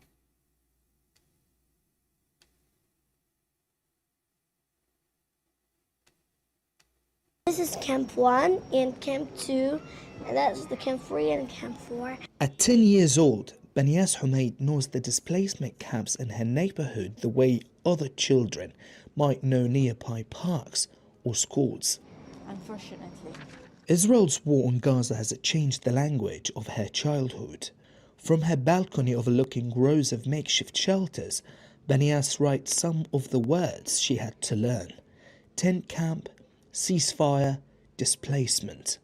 During the war, I heard so much terms that I never heard before in my regular life before the war, such as rebel, destroyed building, drones, quad capture. Quad capture actually is one of the most terrifying words I ever heard in the war. Banias is part of a generation of Palestinian children here in Gaza growing up with limited access to formal schooling. I always think of the children, how they're displaced, how they left without education, left without playing. Kids just in my age now are supposed to be focusing on education, on their life, playing. They should be eating food, living in homes, having sweet dreams, but now no, they're living in tents. Children. Yeah, absolutely. She's absolutely right. They should be having play and sweet dreams and education. And not bomb and food, right? Food and not bombs and tent camps, right? Oh, and quadcopters. Jesus Christ.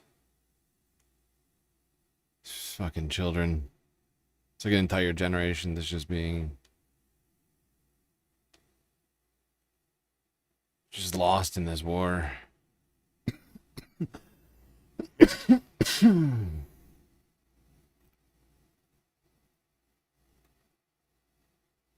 I just said war. I should have said genocide. But I mean, everybody keeps using the word border. Very frustrating. It's like it's incepted into your brain.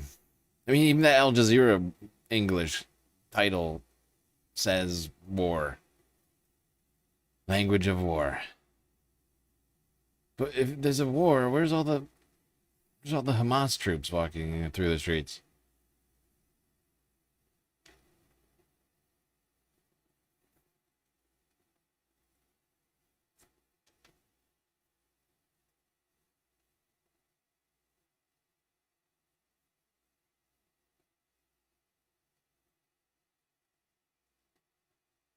It's just an entire population that's being occupied and kept in what is effectively a massive detention center.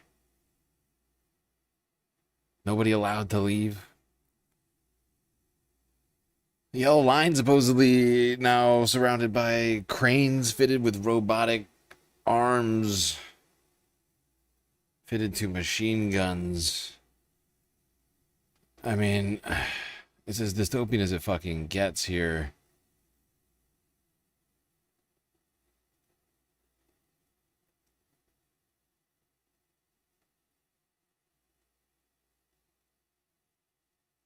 All right, I think we'll do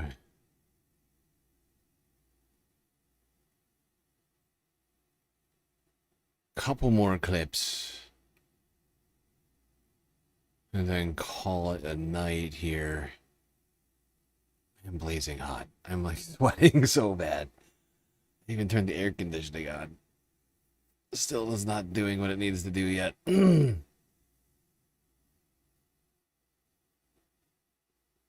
I honestly thought all that would take a little bit longer. I figured by now we'd be 8 hours in. We're only 7 hours in somehow. I undershot it or overshot it, however you want to think of it. I fucked up. But U.S.-Iran talks have been put on hold again.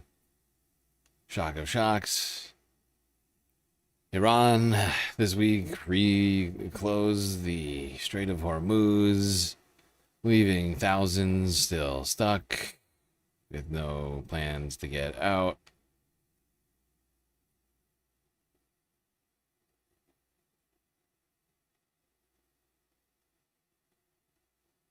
Seen in Lebanon earlier this week, I think Wednesday, horrifying blast.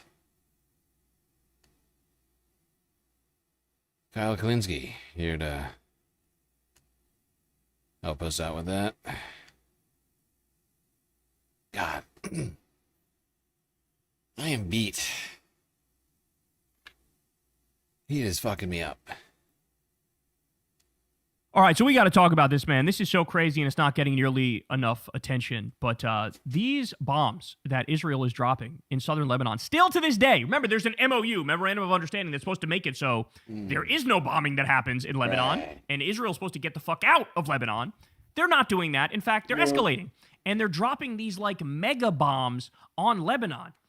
And nobody cares. Nobody's talking about it. They're acting like it's not a thing. So look at this. Israel warns. By the way, I was just like, and I don't know if how much Kyle's been focused on this, but let's not forget, it's not just it's not just the MOU, right? It's not just the memorandum. Israel and Lebanon what's the word? I can't think of the word right now. They like there was a ceasefire earlier this year between Israel and Lebanon after fighting broke out, right? After Operation Never-Seen Fury started. Then there was another one, which was like, it was done the exact same way, right? No Hezbollah, just pro-US Lebanese officials and Israeli officials signing a document. But there was another one of those too, right? So it's like double ceasefire, and Israel's doing this shit. Northern settlements of massive explosion in South Lebanon, quote, will be felt by many, especially northwest Israel, may trigger earthquake alarms. They told people beforehand, we're going to drop a bomb that is so big and so powerful that the ground is going to shake and it may trigger earthquake alarms. That's what they're saying.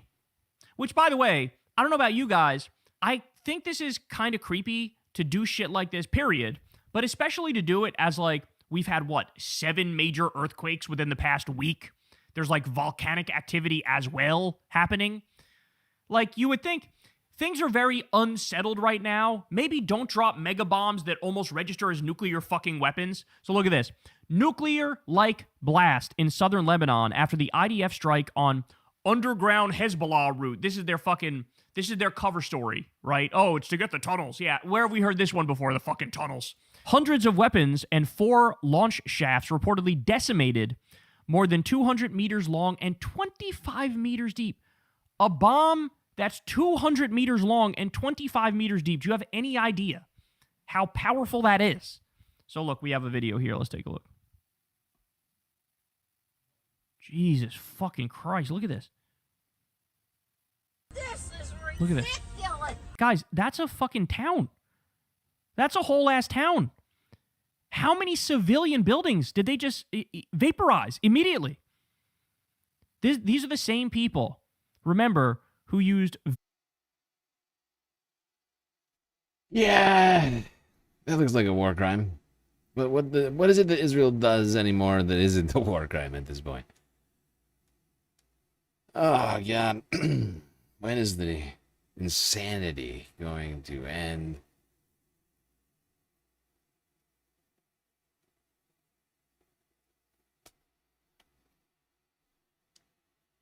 All right. Let's check in with the vice president. See how he's doing. J.D. Vance. By the way, great job, everybody.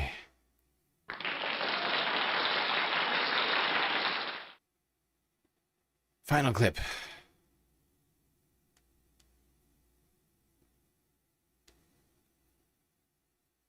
You know, the Daily Wire is in some real trouble. Yeah. They're not doing very well. There was a story about on the Daily Wire that Shapiro hired a young black kid. Did you hear about this? No. A 19-year-old black student who ostensibly was out there to defend against Nick Fuentes, to promote Israel and everything at the Daily Wire and push back against Nick Fuentes.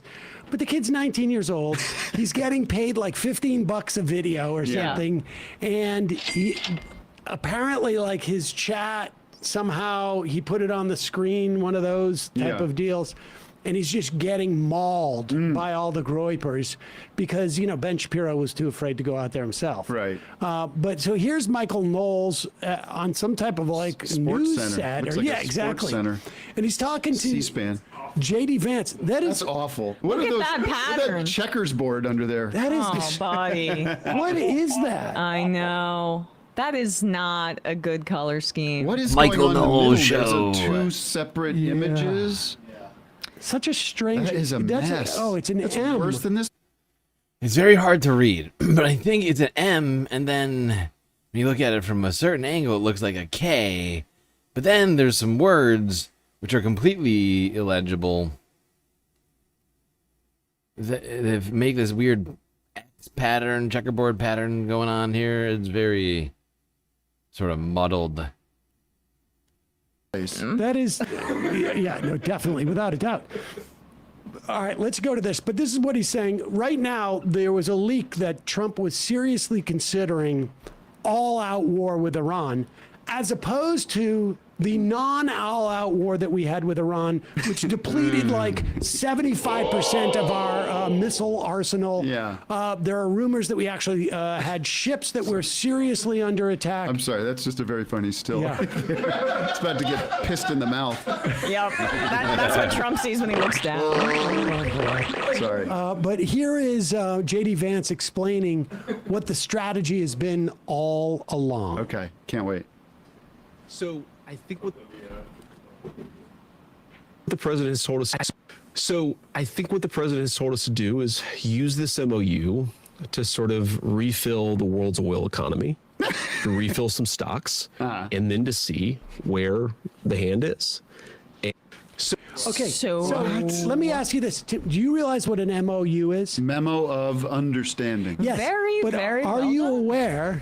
It's what we had saying that we were going to be nice to each other today. Right, exactly. Yeah, right. Exactly. And then you'll review it in 2 weeks. We'll review it in 2 weeks. Me and your producers flew to Islamabad and struck a deal.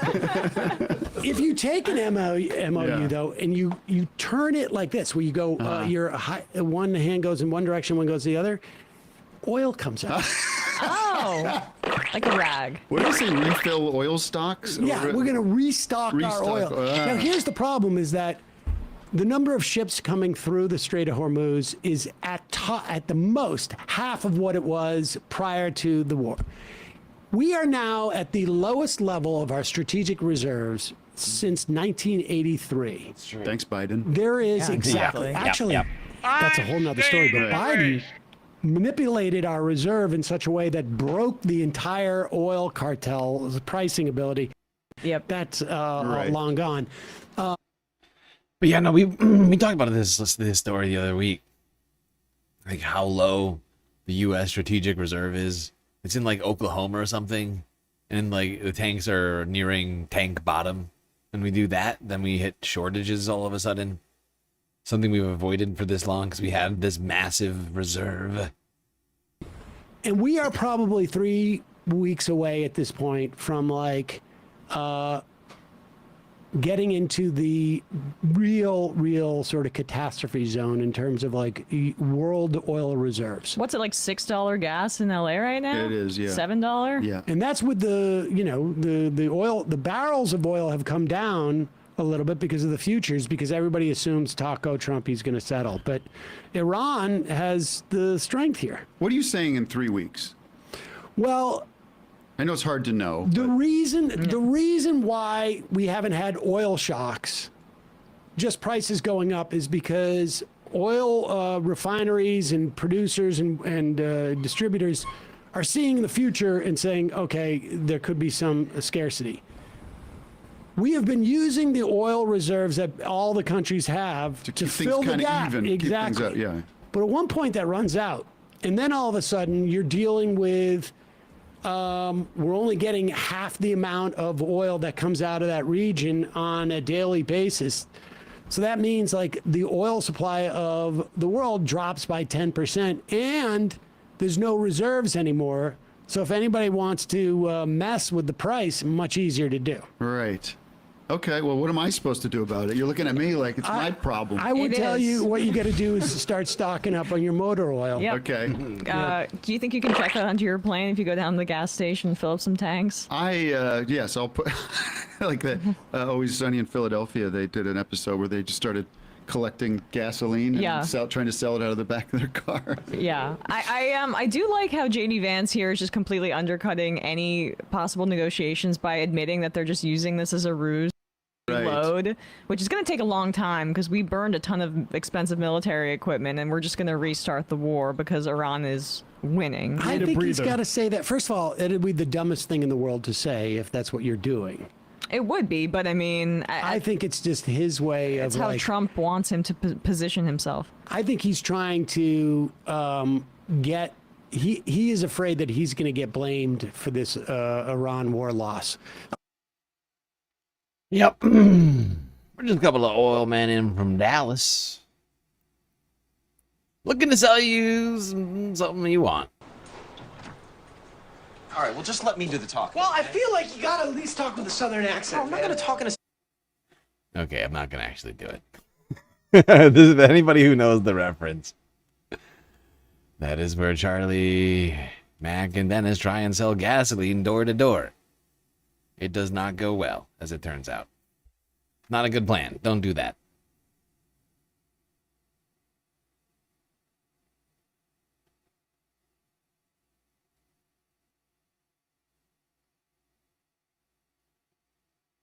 Well, Space Fams, we made it through another stream, it would seem. Another week. Another crazy freaking week. Well, it wasn't a real week-ending report today, mostly just because we're doing freedom celebrations all weekend. Or the facsimile thereof.